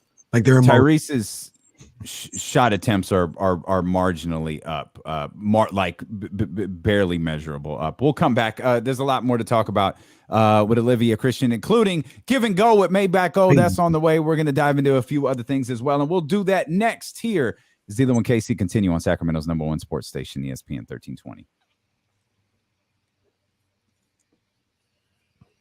Yeah. Yep. Olivia, are you looking forward to the Winter Olympics at all? Meh. I like the Winter Olympics, but I'm not. I don't know. I feel like I don't like the Winter Olympics. I don't either. I'm trying to think. What are the couple of events that I do pay attention to? Got to turn into the luge. The luge. Lock in for the I tried to watch bobsled. curling one time, and no. There's something else I could watch. I still don't get curling is when they're sweeping, right? Mm-hmm. And it's just about smoothing out the ice so it moves faster or slower at certain times. Yeah, and there's like a bullseye or something that you're trying to get the thing into. Like, I kind of get it, I guess, but no. Yeah. There's other things I could watch. Sorry. Although on Xfinity, they have a really cool Olympic channel where it's just nothing but Olympics. So if they're in current Olympics, they'll show like stuff all day long from the current Olympics. But when the Olympics are over, they show like old Olympics on the channel or trials or whatever the case may be. Very cool. Maybe late night. I'll check it. I don't have regular cable anymore, but so I won't be able to see that kind of stuff. But I do like a little bit of ice skating.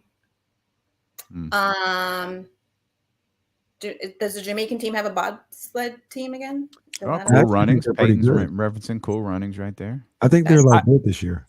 I've seen curling. Like that's coming up here a lot. That it's a fascinating thing to watch. Well, you got to watch curling. Is not anything I think I hear today. It's interesting. It's like, what are y'all doing? I watched curling for about 10 minutes. Right? Yeah, to smooth out the ice and get all. I mean, the strategy behind just because I don't like it doesn't mean I don't acknowledge like what they're doing is a top flight level. Like I understand the difficulty of what they're doing. I just don't want to watch it. I like speed skating and I like snowboarding. Those are things I'll probably check in on. Okay. Snowboarding is cool. Skating and the one arm and they're like go around the corner and they're going 50 miles an hour. Like that seems insane.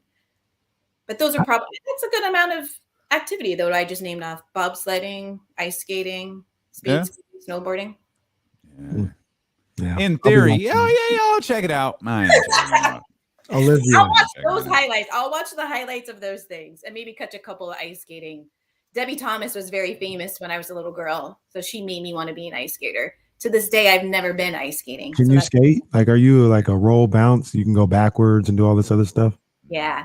Nice. Bounce. Nice. Rock. I'll ask Olivia the question. If you had, if JT got a scholarship to any school in the Pac-12, where would you want him to go? Playing basketball? Whatever. Yeah, basketball. Whatever he wants to do, but it's a full ride, free school. Oh. Here's my challenge. There are like schools that I think their education is amazing. I'd love him to go to Berkeley, but I think he'd have a great time at UCLA. I ain't worried about Jackson's great time. Well, not like great time partying, but also just like being further away from family. He's going to Stanford. Okay. See, I had the same reaction, Olivia. Like, I get it. I understand. Going to Stanford. I said USC. Somebody came in here and said, I don't want to go to USC. I don't want that. Somebody came in here and said, because we were trying to figure out like what's the best degree. We were like, Stanford's number 1. I thought USC is probably number 2, Berkeley. and then Cal. Somebody came in here and said that whatever recent studies or whatever, that UCLA is number 2. I think you're both wrong. I think it's Stanford, Berkeley. And then you can all go to my Oh own. no, that USC degree is pretty heavy. That's a heavy degree. All degrees aren't created equal. You know, some schools have USC. If he wants to be a movie maker, go to USC. Yes, that would be dope. So they have a law program too. USC law, isn't it like a law, pretty prestigious law program? Yes, it'd be quite cute next to your Stanford law degree.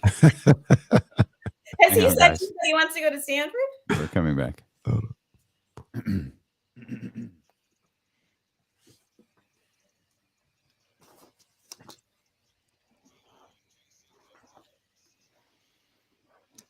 Live on the Odyssey app, live on Twitch, live on YouTube. Is Dealing with KC, brought to you by McQueen and the Violet Fog, the smoothest gin in the world, handcrafted in Brazil. Continues. McQueen and the Violet Fog are giving away a $500 gift card to create your ultimate big game watch party. For your chance to win, visit the contest page on ESPN1320.net and learn more. Again, ESPN1320.net for your chance to win a $500 gift card from the crew over at McQueen and the Violet Fog Gin. The conversation about Pac-12 schools continued now that Olivia joined us, and the conversation only got a little bit hotter as Olivia, you almost without thinking said, "Oh, I'm sending my guy. I'm sending my nephew to Cal. He's going to Cal, or whoever. They're going to Berkeley. That's where they're going." And I'm like, "No, Jackson's going to Stanford. That's where he's going." Well, I'm sending to USC. He's not going to USC. That is not happening. I will not allow it. I'll co-sign that. He's not going to USC. He's not going to USC. Well, I'm curious why you think Stanford is in the running. Like, where's that coming from? In the running? Got the best degree. I mean, it's an amazing. I mean, of course. It's Stanford. No, I'm kidding. I like Stanford. I'm just kidding. He could go to my alma mater, Santa Clara. Hello, Steve Nash, the current governor of California, Santa Clara graduate. I don't know that you want to. I don't know that you want to. Timing is everything. I don't know that you want to hang your hat on that one right now.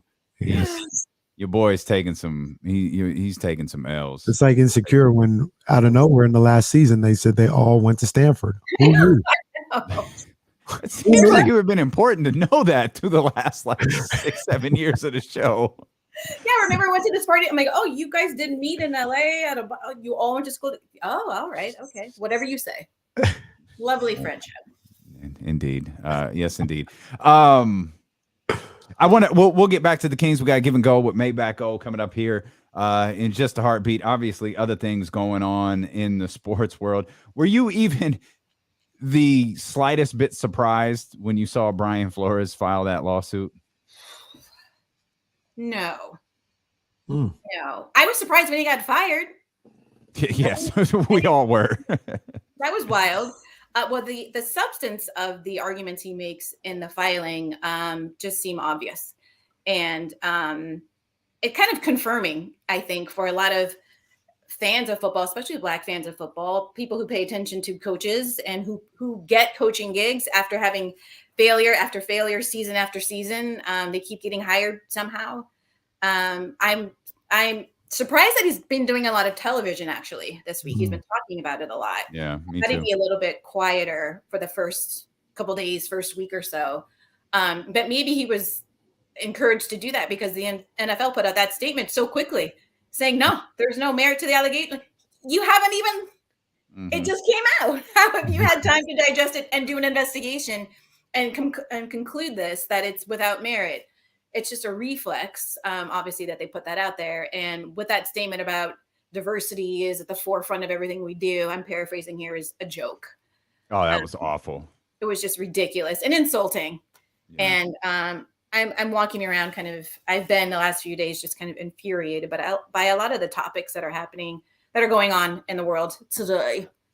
And I really wanted Brian at Chicago because, I'm a Bears fan. I was really hoping we'd get it. They got a Black GM over there. It didn't work out for whatever reason. But I'm kind of thinking, I wonder if Belichick, it was an accident that he sent that text or if it was on purpose. Like, you think he was trying to blow the lid off something? Like, because that's the only reason you do it on purpose, right? Yeah, I don't think I said that the right way. Was it an accidental text? Like, oh, I actually meant to, it was the other Brian, or this is a secret way of letting you know that you aren't getting it. Oh, no, I think he did it on accident.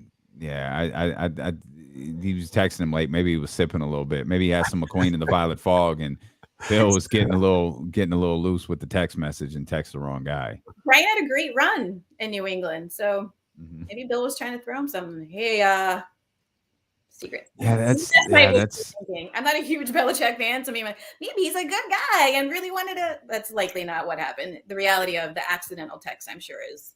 Well, well, the crazy thing, I know I'm probably wrong here. I'm still not convinced Bill thought Brian Flores was getting the job, and he misheard that information. Oh, so you think so? You think he actually thought it was Brian Flores? Yeah. But here, I think you're both forgetting the important part. Brian Flores hadn't interviewed yet. Right, so he hadn't even interviewed for the job yet. That's what I'm saying when he said, and well, Brian, Bill Belichick knows all things, so maybe he was already on top of that. But when he heard that, he was like, "Hey, congratulations! I hear you're getting it." Da, da, da, da.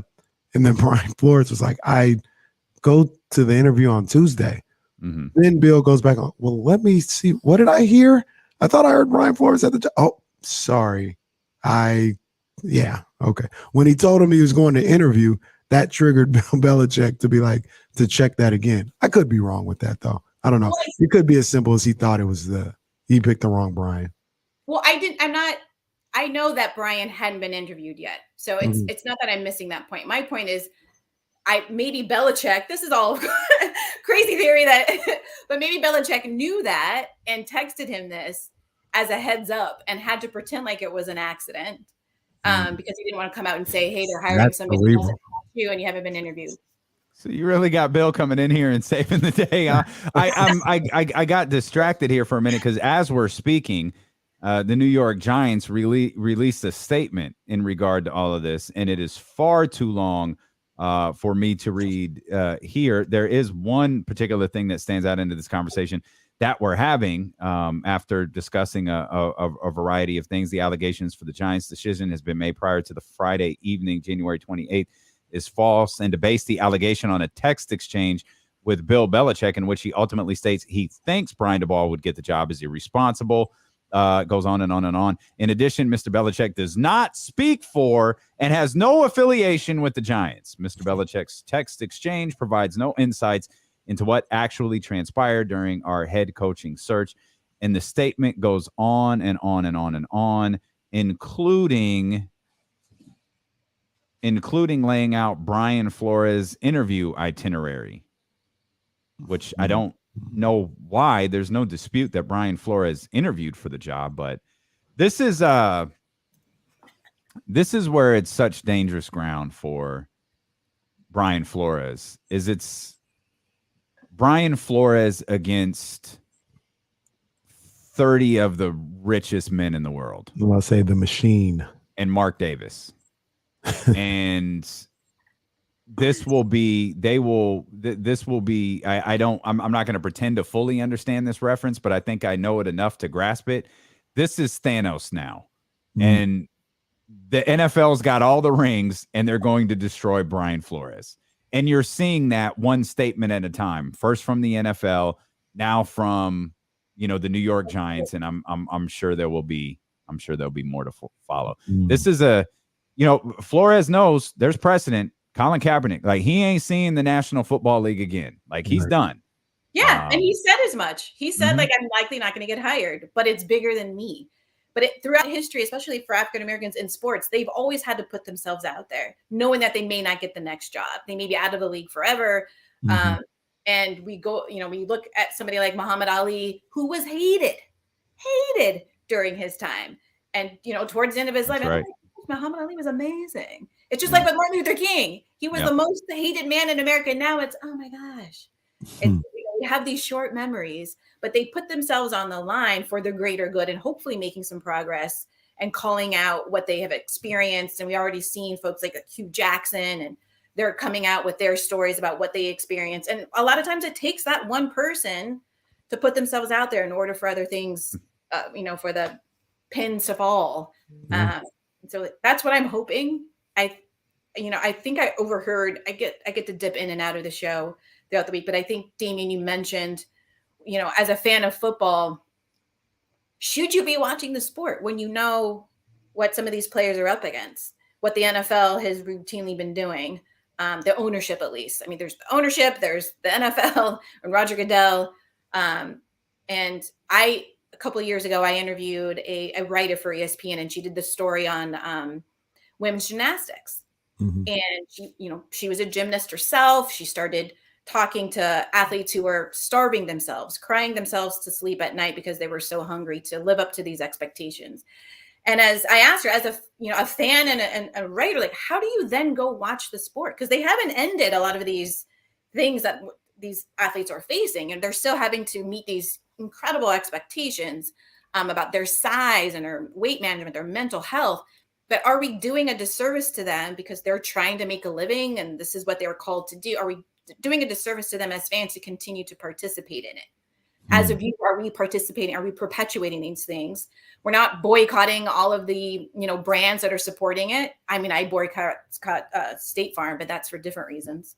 But there are other, brands out there that, they put up the Black Lives Matter during Black History Month or during 2020. And now, the things haven't changed. And I question whether or not I'm perpetuating it by being a fan of sports. And I don't know where to land.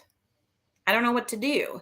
And I think Flores is like, I don't know what to do other than to tell the truth and put it out there. And hopefully it will change and other folks can step up and share their story. And we finally get there. No. We're nowhere close. We're not close at all to what we want. Yeah. No, we're not. And it's like, you brought up Martin Luther King, and that day exposes every phony that lives. Like when you see the people who tweet the quotes and the memes and all of that stuff, and like every fallback for someone who has said something stupid is to use an MLK quote. And it's so insulting to our intelligence. It's so insulting to everybody's intelligence. Like people see through that stuff. But the thing that I do have a really difficult time, especially with stories like this.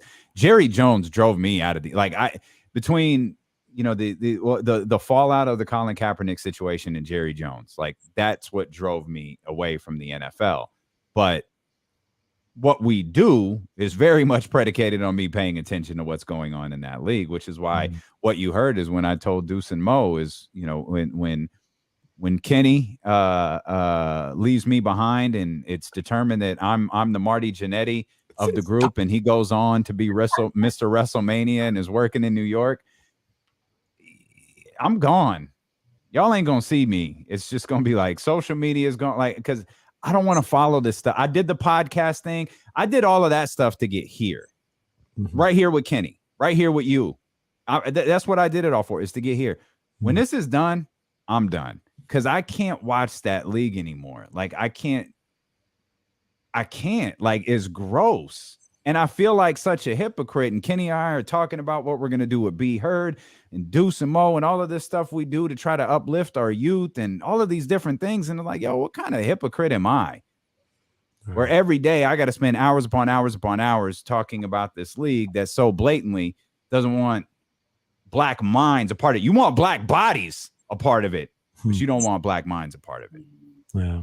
Nah, it's tough. And you see situations like Brian Flores or Colin Kaepernick, and you get so disgusted with the business of it all, and you get conflicted with the business of it all. And it sucks because I don't like the business. I don't tune in to watch any of these leagues for the business of the league. I tune in to watch it because I love the competition. I love to see these guys competing. I love to see the best players in the world compete on the highest level. And I guess kind of separate the two because I'm still watching, but like you try to focus on separating the two. I know the guys who run the league have their way of going about things that I 100% don't agree with. But man, I like watching Fred Warner play, or Debo, or Jimmy Garoppolo, or I like watching them play. I love the competition. I love the camaraderie of watching a team come together. Like, those are the things that have me watching Big West basketball on ESPN Plus every day, because I'd watch that. You know what I mean? And that's the frustration of it all, because at that point in time, you have to deal with business. Hell, NCAA, you're dealing with, crooked stuff in the business. And I'm watching all these college basketball games and college football and things of that nature. So unfortunately, when money becomes involved, it gets muddied. The waters definitely get muddied. Yeah. But at least we got Snoop and Dr. Dre. Ah, yes. At least we got that. Everything is solved. Well, yeah, I was thinking about that. The deal, what was it, like a couple years ago? Was it 2020 that Jay-Z went into? He made it. We're past kneeling now. We're going to move forward with doing these things to really showcase what the league is doing on behalf of marginalized communities. And thus far, all I've seen is halftime shows. I don't know what else. And I wouldn't put it on Jay-Z as an individual to have to change that league, because ownership is ownership. But Jay-Z got to be better than using lines like "we're past kneeling." Right. Yeah, well, I'm going to say, but when you put yourself out there to say, "Hey, we're past that. We're going to do something else," and you've done nothing, you put up some great, lineups together. Yeah, but 2 years later, here we are again with this bombshell, and it's depressing to me. We've got the Super Bowl coming up. It's hard for me to hear these stories, to think of these men, think of their families, think of what they go through and had gone through as they work their way to a position where they should be considered and hired and paid equally in the NFL. And that doesn't happen. And then go and watch something and say, and participate in it and watch it and be a consumer of it, because it is perpetuating it. But it's hard. I'm like you, Kenny. I want to see some hits. I want to see great catches. I want to enjoy it. But I have to say, as African Americans, we never really get an opportunity to just enjoy stuff. We always have this other thing that we're walking around with. Man, we couldn't even wait in line for a chicken sandwich without someone saying, "Why don't you wait in line to vote like that?"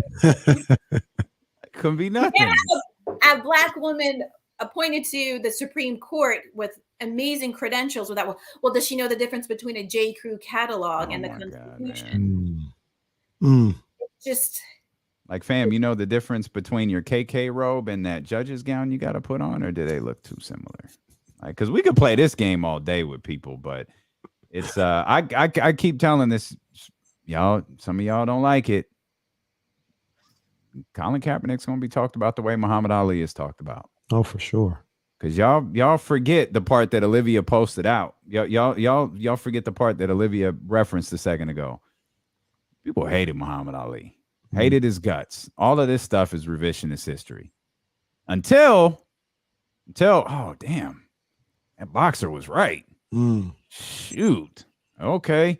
Let's reshape history a little bit. It's going to happen with Cap. Ain't going to happen tomorrow, but that's ultimately what's going to happen. They hated Hank Aaron. They wanted to kill Hank Aaron. Right. They hated, they still sometimes call him Cassius Clay just because I don't want to, that Kareem Abdul-Jabbar changed his name. Who was like, it doesn't, decades later, they're heroes because of what they were just trying to do on the court. They were trying to be excellent players, also stand up for the community, live in the reality of what all African Americans were facing at the time, while also trying to play the sport. But they were hated and demonized, called un-American for days, had things thrown at them on the court. And then decades later, another generation comes and, oh, wow, they were actually really cool. And they were right. Now that we think about it, they were right. That's just infuriating. The more we talk about this Brian Flores thing, man, the more I just hate it because nothing's, and I think everybody listening knows this, or at least most people listening know. I know the three of us know this. Nothing's going to happen. Brian Flores probably isn't winning this lawsuit unless he has some incredible information. And there aren't going to be any ramifications against the NFL. Like Stephen Ross gave him $100,000 fine. So what? Daniel Snyder is still very much the owner of the Washington Commanders. You can't get him out. There was new allegations today. Right. He got more allegations popping up than Bill Cosby. You can't get him out. You ain't getting nobody out. And the saddest reality is you get Dan Snyder out. Okay. You get Stephen Ross out. Okay. There's another Dan Snyder and another Stephen Ross waiting to be approved by the other 30 owners. And real quick, Olivia, so that's something that I heard about today, and you're 100% correct. Does it ever phase out? There's a lot of old money and older people in the NFL. Does it ever phase out, or do they hand it down to their family who thinks the same way, or does their family, because their family is growing up in a different time? Do you think it ever fades out? Because you can make the argument it's not perfect, but it's phased out in the NBA, right? Like there's new money in there. They do things a little differently. Does it phase out ever in the NFL? Only if the players make it. The NBA works the way it does because the players demand it. NFL players don't have the same luxuries. They don't have the protections, the guaranteed money, certain things like that the NBA does. And they don't have the same power. So therefore, they don't have the same power, and they don't demand it.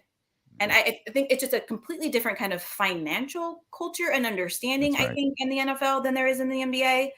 But in life in general, I'm a pretty optimistic person. I'm optimistic about the things I can control. Right.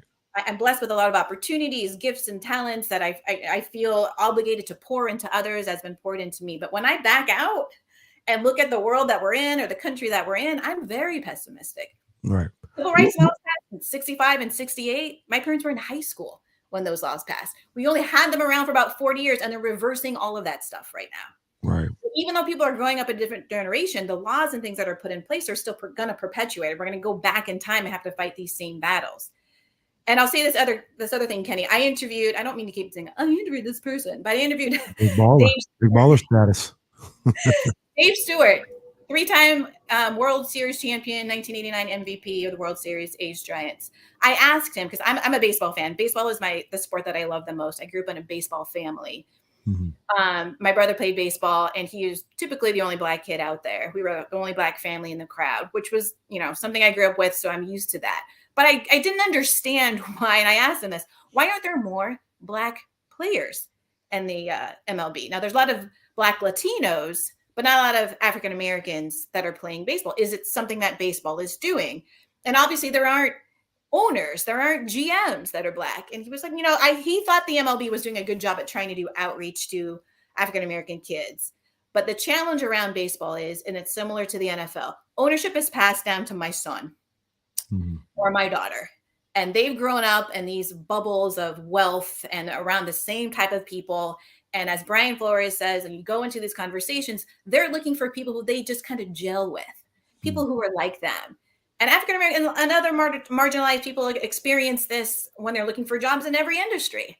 That's the hurdle. Like, you might have the credentials, but do I really feel you like that? Do you get me like that? No. I'm going to hire this guy with a resume that's half as good as yours, but he reminds me of myself. And that's where and that's what the challenge around the MLB and the NFL is. The NBA is, again, they're doing right by their players, and I feel like they feel emboldened.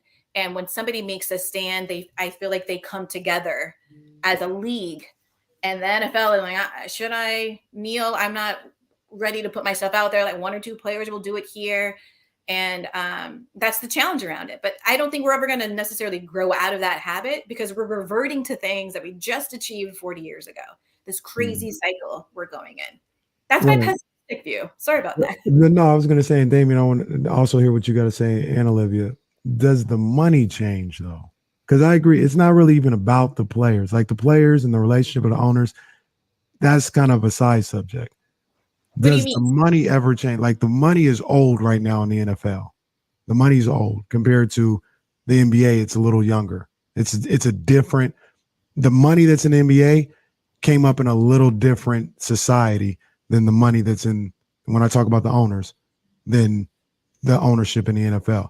Does that ever change? Or, not to get too conspiracy theory on you, is there an unwritten rule or somewhere, like when it's time to sell, it goes to this list of people, it goes to this type of person, they got to check this boxes? Well, I don't think the conspiracy is that deep, but you have to get approved. You know what I mean? Like, it was when, Olivia brought up the thing about Jay-Z and, Roger Goodell coming to the Rock Nation studio. And all of the tweets come, y'all, Jay-Z playing, y'all out there playing checkers, Jay-Z playing chess, he about to buy a team. Y'all think the NFL is gonna let Sean Carter own a team? No, they ain't gonna let a group led by Sean Carter own a team. They approve who gets to purchase a team, right? And money is a small part of it. But do they move on? The gatekeepers right now, Jerry Jones, he's not going to be around forever. But he's going to Steven. Saying that Steven Jones goes the same way as Jerry. That's kind of what I'm getting at. Yeah. So it's never going to change. As long as Steven does the same things as Jerry, then it's never going to change. But if Steven was, and I don't know this guy, I'm just going by a couple things. If Steven was like Jed York, maybe things could change. Right? The perception. Sure. But you would also need, like, because it's not just Jerry, and not that, time gets us all. Like, it's Jerry, but it's Kroenke too. Right. That's my point. Like, Ross, Jones, the guy that was in Houston, they're gonna pass on. That's a lot. That's a lot. But aren't they all on the same? That's a lot of employee turnover that you need there. And that's why I say over time. Like, will we ever see it over time? But if Jerry subscribes to the same thing that Steven does, we ain't never gonna see a change. If we have kids that we send to Stanford and Cal, maybe they'll see it. I don't think we will. The players they're the only ones who can change it. They're the only ones. And as I started this off by saying I'm pessimistic when I pull out and see the larger view, I don't have hope in mankind when it comes to money making the moral decision. It takes a long time. Slavery was 400 plus years. We had Reconstruction. We had Jim Crow. And when we think about the long history of this country, it all comes back to finances. People aren't letting go of that money just for like, let's open the opportunities up for it. It's only when laws change or the people who are asked to produce it rise up and make that change. I feel like that's the only way we're going to see something different. And there are owners who are willing to lose rather than hire a black man who's got a great resume. That's facts. Well, the rising up scares people. Yeah. That's why number 7 is gone. There's a book on my shelf. You probably can't see it, but it's called The Sum of Us, written by Heather McGhee, who's just a genius. But it's basically about how there are people in this country, the majority of them being white Americans, through history, who would rather give up things that would enrich their lives than allow somebody else to also participate.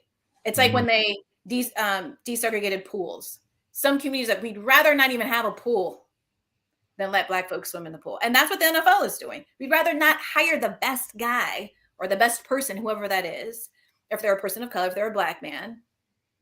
If that means now this guy's in a position of power and we have to open up the opportunities, we'll fake it. We'll have these little sham interviews, but we're not going to open up ownership if we can keep these rules the way they are. I mean, we're willing to lose instead of hire this person. Wow. And I read an article in Deadspin earlier today about Jim Caldwell, and he's Exhibit A in Brian Flores's his argument, his lawsuit, and they just went down the history of what Jim Caldwell did and how he worked magic with Peyton, with Matt Stafford, and turned their interceptions around, and the way and the players talk about it. He was amazing. He turned my career around. I see the game differently, but he can't get a job. In 4 years. They'd rather lose. That is insane. Our guy Jesse gives us a note and says why it won't ever change in the NFL.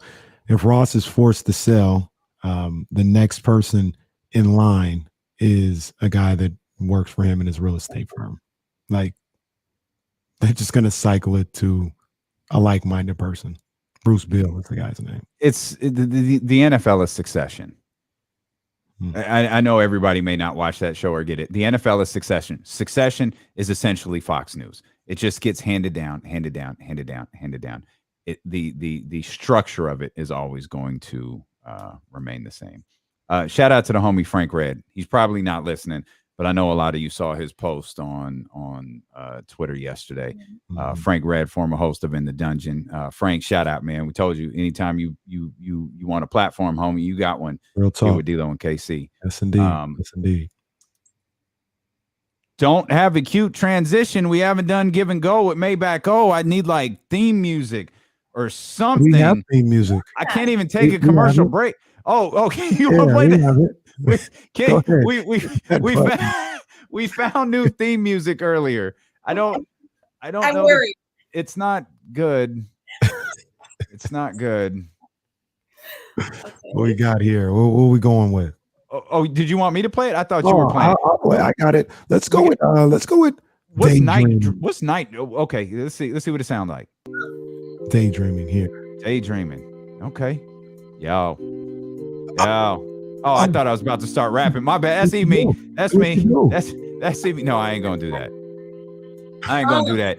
It's give and go. Can you freestyle? I can do that. Lady of Olivia. Nah. Okay, easy, Tiger. The late 90s was a different era. Like, I don't know that fly anymore. Well, that's right. Sorry. All right, let's hit Give and Go with Maybach. Oh, we need to get some theme music. We need to get some theme music for this segment, but it centers around the things. It centers around the Kings, and your gives and your goes. What do we got here? Oh, Well, my first give is what we talked about earlier. Davion. Give me more Davion. I like the energy that he brings to the team. I like that he's getting these minutes. He's figuring out his game. And he looks like he's trying. Like, I feel like he's displaying physically. You can see him thinking it through, really being kind of thoughtful about his approach with each player that he's playing with. And yesterday he got that one. I'm sure it feels really good to him. So give me more Davion. What can go for me is talk about De'Aaron. Even though we already talked about De'Aaron, I don't want to hear about De'Aaron again until he's back on the court. I don't know what's going on with the ankle. I believe people are hurt because sometimes you just don't know. But I think it was that interview. I think he did the interview with James. I was watching it on Twitter. It may not have been James, so I apologize. But he was kind of describing it. It's really hard to like stop and change direction. I'm like, all right, well, I'm not a professional athlete. These are guys with, people relying on them to make a living. He wants to make his career long and successful. So if he needs to rest. But I don't want to talk about it. Go on with that. okay. I So feel you heard it here. Olivia says no more talk about De'Aaron Fox, unless of course he doesn't play tonight and the Kings win. Then we might have to bring it back up. But Olivia says no more. So no more. I'll be more specific about the ankle. Until you're back and ready to play, then we can start talking about the game and trades and all that stuff. But like, is he really hurt? I don't know. Making our job real difficult here, oh. Yeah, we got 4 Making our hours. job really difficult here. I'm praying for a De'Aaron Fox return tonight so I don't get in trouble. Well, I like for tonight, I want them to have that same energy. Give me that same energy. The Warriors are another team that they're not expected to beat. So therefore, they should cut and paste what they did last night and come with 48 minutes of energy. When you get hit in the mouth, and you will get hit in the mouth, probably in the third quarter, because the Warriors love the third quarter. You have to be take a quick timeout. Don't let it run off to a 20-point deficit. Somebody on the court, find some leadership, call it out, redirect, but just come with that same energy. I think they really do feed off of grabbing the ball out of the net or taking it off the board and running it up the court as quickly as possible before the defense has a ton of time to sit and relax and get set. If they can start throwing it up, if they need to throw it up a couple passes to get up the court, whatever it is, get going into the offense earlier and have that same energy. I like that. They got punched yesterday, and I thought they responded. They got punched in the second quarter, a couple of Kyrie Irving threes, and they kept pushing through that. Thankfully, the Nets didn't do anything to have the referee stop the fight, so that worked in their favor. But they can't control that. They can only control their end, and I thought they did a hell of a job. Exactly. I think they did too. I was really worried. I was like, oh God, here we go. They made it through. But what could go is that ISO ball. I saw too many isolation plays last night. They got lucky. They got lucky because they got the Nets when they got the Nets. The Nets were tired. The Nets started off pretty good. That first quarter was competitive, but they didn't have the legs. They didn't have the energy. And the Kings stepped up. Again, they got hit in the mouth, but they stepped up and they continued to play their game through those 4 quarters. But they had some success with that ISO ball, but it's not something that I want them to fall back on because they're generally not good at it. They are not good at dribbling for 15 seconds individually and in and out and passing it around the key. No. Get hands, get some touches in and out of the key to the big man, whatever you can do, whoever's in there, Rashawn, Damian, but get rid of that ISO mentality if you can, as quickly as possible tonight. Hey, can I throw a give in here? Can be give and go with D'Lo? Rashawn, give me Rashawn. I want my Rashawn back. Like, I know that's easier said than done for a dude who's literally had his eye lacerated in a lengthy bout on the health and safety protocol list. But man, I miss Rashawn. Come on, Rashawn. Let's get it going, big dog. Yeah, I miss him too. I think he's skilled, obviously, but I think he comes with a lot of energy. I don't think he ever kind of walks around dumbfounded at what we're going to do. He's ready to go. Like, he gets under the basket, and he gets in position, and he hits people in the mouth every now and then, and I like that. Yeah, he does, man, and that's why he's one of our. Well, he's obviously one of our favorites, mine and yours, Olivia. Yeah, no, all three of us. Calm down. Okay. I never know what temperature you are with Rashawn Holmes. Olivia, tremendous stuff. Is always wonderful to have you spending your Thursdays here with us, and it was nice to get a win last night. Cool, good job, guys. Let's go play the Warriors and see what happens. So we'll be monitoring the De'Aaron Fox situation. Obviously, we'll be glued to James Ham's Twitter feed to see what happens. And Olivia, she will not be concerned about De'Aaron Fox. She's only concerned about the players who are on the floor tonight. Either way, we'll recap it tomorrow. Fridays are always busy. I guess Kyle will be with us for the last time. Oh, man. I mean, Kyle's not dead. Why do you keep doing that? A weekly session, man. I guess so. This Jimmy Garoppolo and Kyle Madsen died this week, according to Kenny Caraway. We'll see if we can resurrect them and bring Kyle on to the show tomorrow, along with Trista. James Ham, we appreciate you for being with us. We'll see you tomorrow on Sacramento's #1 sports station, ESPN 1320. Go Kings. My last give was. You're all right. You're okay. You're okay. My last give was give me more Coolio. Oh yeah. Well, I'm glad that didn't make air. I'm sorry, say that again. You name Coolio's top 3 songs. I can't do that right now. Gangster's Paradise. I don't know. But when he first came out, I was like, oh no, this is bad. The singer and everything. I was worried. Oh, I forget. So you got League Pass. You got to watch the halftime show. Like the people who watched the game here, they didn't get a chance to see the halftime show. Yeah, I have to say, pretty much every stadium does the exact same thing, giving out the little rubber basketballs jacking up t-shirts, hitting people in the eye. They have dogs that catch frisbees, that kind of thing. And then they have really random other singers or rapper performers who just pop in. I was not expecting Coolio last night. I feel like Black History Month. Coolio's been here in the last 12 months. We got to calm down. We got to find somebody else. Well, we could get the Sugar Hill Gang again. What? Can that be my Griffin Go music? Shaggy can come back. Oh yes, Shaggy, Lil Jon. But did it feel energetic in there? When he did Gangster's Paradise? Nah, Coolio. Well, at least he didn't sing "I'll See You When You Get There." Nah, I think people were kind of feeling. I think people were feeling Coolio. It felt like that through the screen. Yeah, I think people were feeling. Come along, let's take a ride. Don't you say? Let's get inside. Coolio.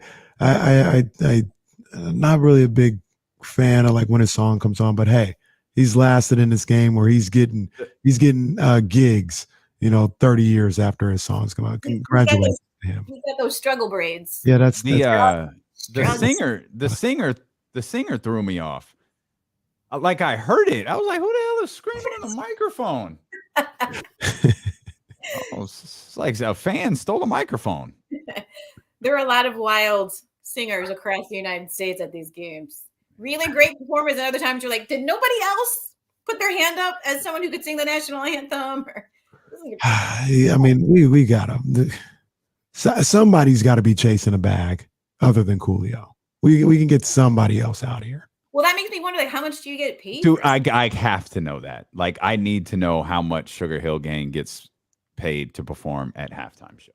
How much does the person who has the stick and they spin the plates on it, or like they support their body? Like, how much? Is that a part of Coolio's payroll?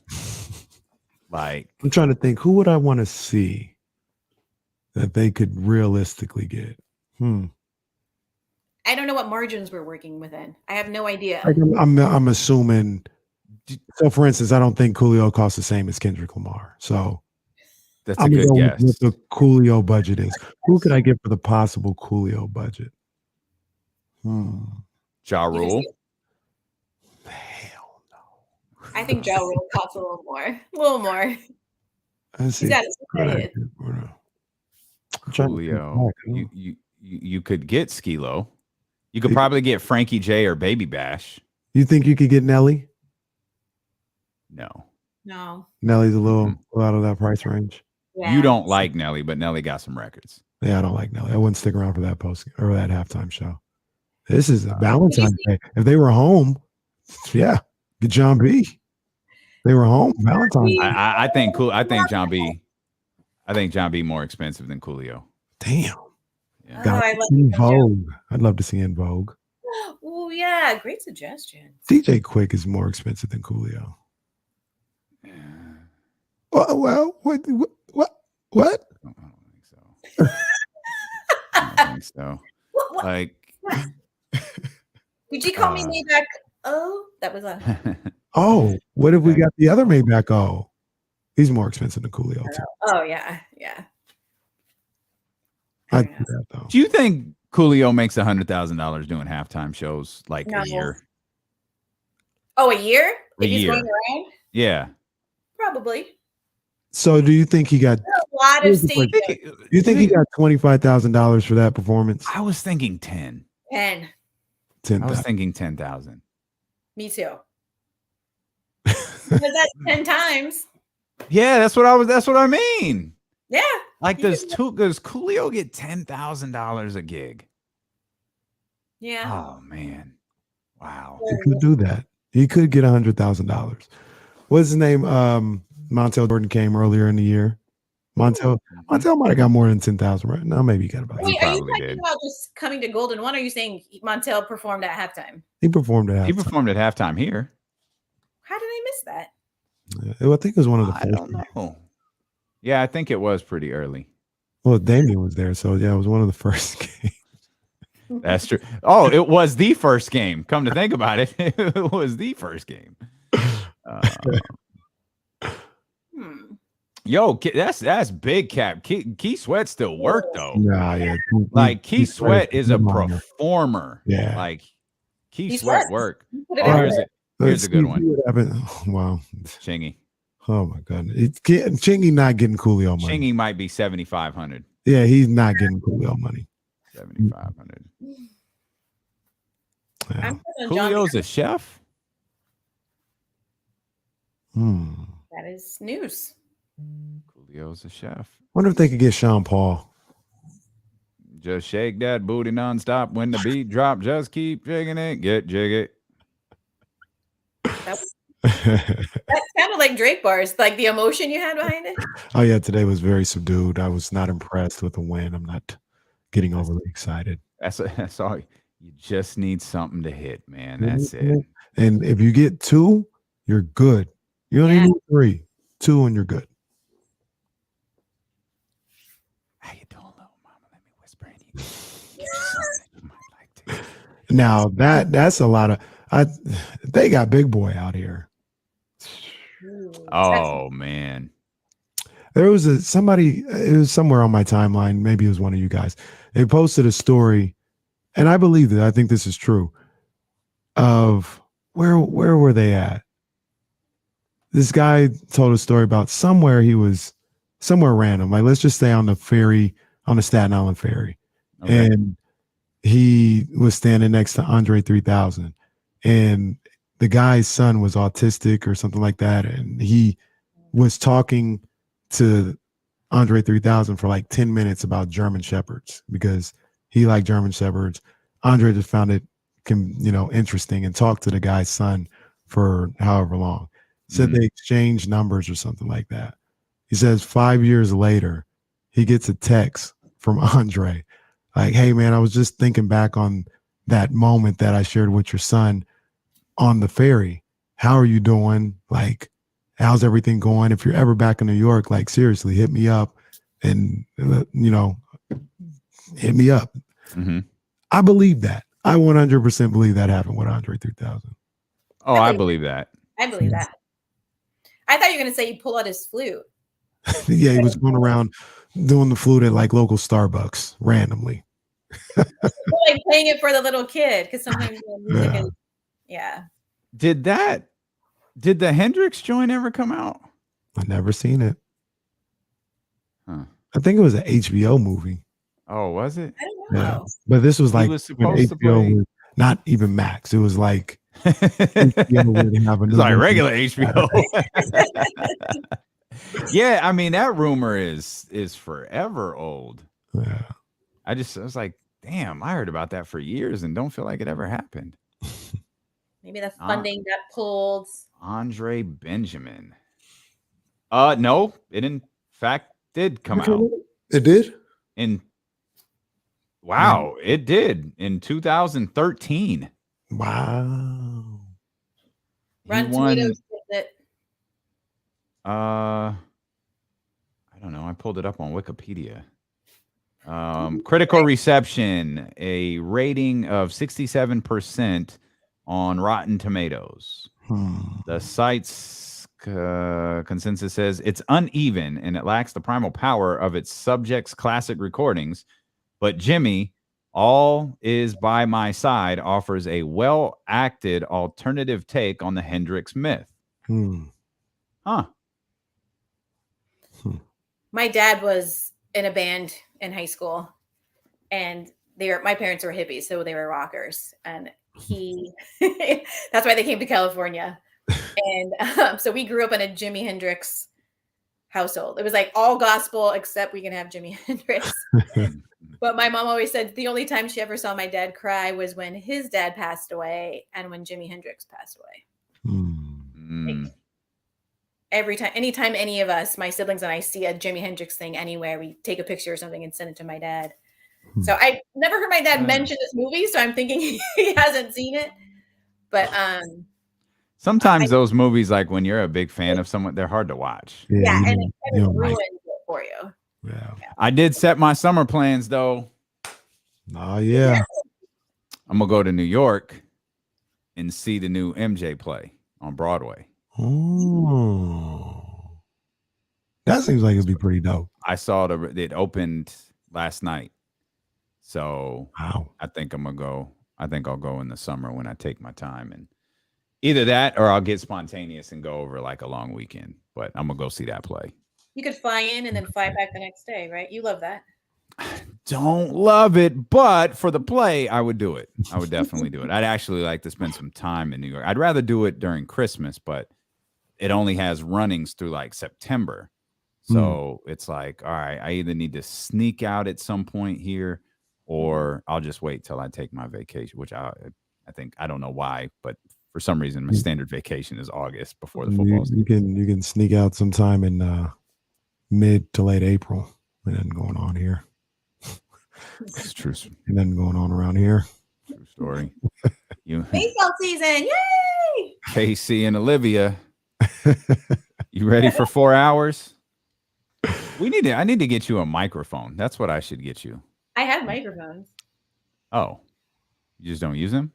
Oh, this is a good one. Who said this? I would not leave my seat if Mace came to the Golden Oh Line. my gosh, yes. I would not leave. I'd do that.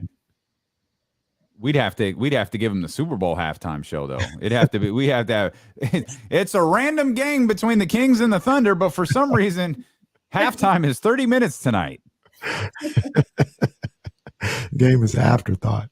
Yeah. I'd leave after halftime. I need he gets the Matt Barnes treatment. I need pre, halftime, and post with Mace. Some people in here are saying Too Short. Too Short's can't. He's been here already. I think Warren G has too, hasn't he? I don't know if he's been here at a halftime. Too Short. I feel like he performed before, like a year or two ago. Could be wrong. Yes.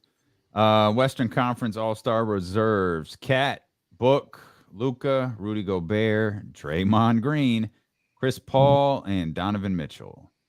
Who I think is back off of COVID protocols tonight. Why did you say Draymond Green? I don't know. You don't know. Draymond's had a good season. I'm just being Draymond's had a really good season. That's 3 Warriors: Wiggins, Curry, Draymond, and only 2 sons. That's right, 2 sons.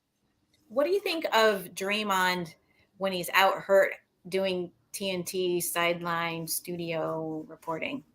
I'm good with it. Do you think? Well, he's not on the sideline like he's in the studio, right? Yeah. He doesn't do sideline stuff like he's a studio. No, analyst. he's not interviewing. Yeah, I'm fine with it. I'm fine with it. I wonder if that's going to become a thing with more players. I'm hurt, get in the studio. Well, Greg Olson did it in the That's- NFL. This is fascinating. This is causing my iPad to do something. Greg Olson did it in the NFL.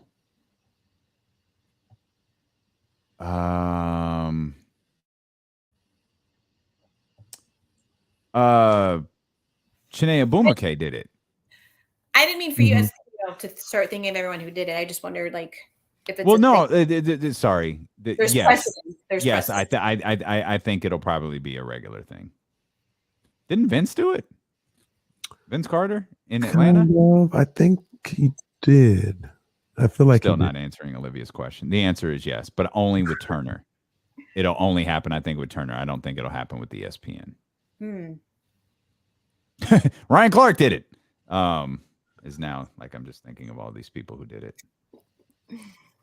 Who did it? Who did it? I don't know why we still sitting here, man. We'll let y'all go. We're sitting here just doing post show What's work. the game? Got 7? Yeah. 7 o'clock. Thank God. No 7:30 start. 7:30. I'm old. Can it start at 4:30? Are you gonna go back down to the what is it, the Dublin? Dublin's. Yeah. No, because they won't have the game on. They won't have the game on. Even is it on like national television? No. And the Lakers play today, so they definitely won't have it on. Yeah. No, that's right. Clippers. Yep. I'm trying to stay away from Dublin's because I will eat the things that I'm not supposed to eat there. It's like so bad. And or you can have a Caesar salad. I'm like, I'm not getting that Caesar salad. Stay away. No, I will not suggest going to Dublin's anymore. I remember in Vegas, I don't know if it was the ESPN zone or where I was, but I was trying to eat healthy. So it was like, hey, you Caesar salad, but could you put the dressing on the side? And they're like, yeah, no doubt. So they bring the Caesar salad over. It's a pretty big salad. The dressing, I swear to you, was in a cup about this size. And I'm like, y'all really put all of this on the salad? Like, dang on. Might as well order 2 cheeseburgers and some French fries. They were just like, Man. this guy with his on the side. Just give him the whole thing. Just give him the whole jar. He's slick. All right. We'll let y'all rock. We'll say goodbye to the stream, man. We love y'all. Thanks for hanging out. As always, another huge day in the stream, man. We appreciate it. If you haven't hit the thumbs up yet before you go, please do. And we'll see y'all tomorrow. Oh, they could do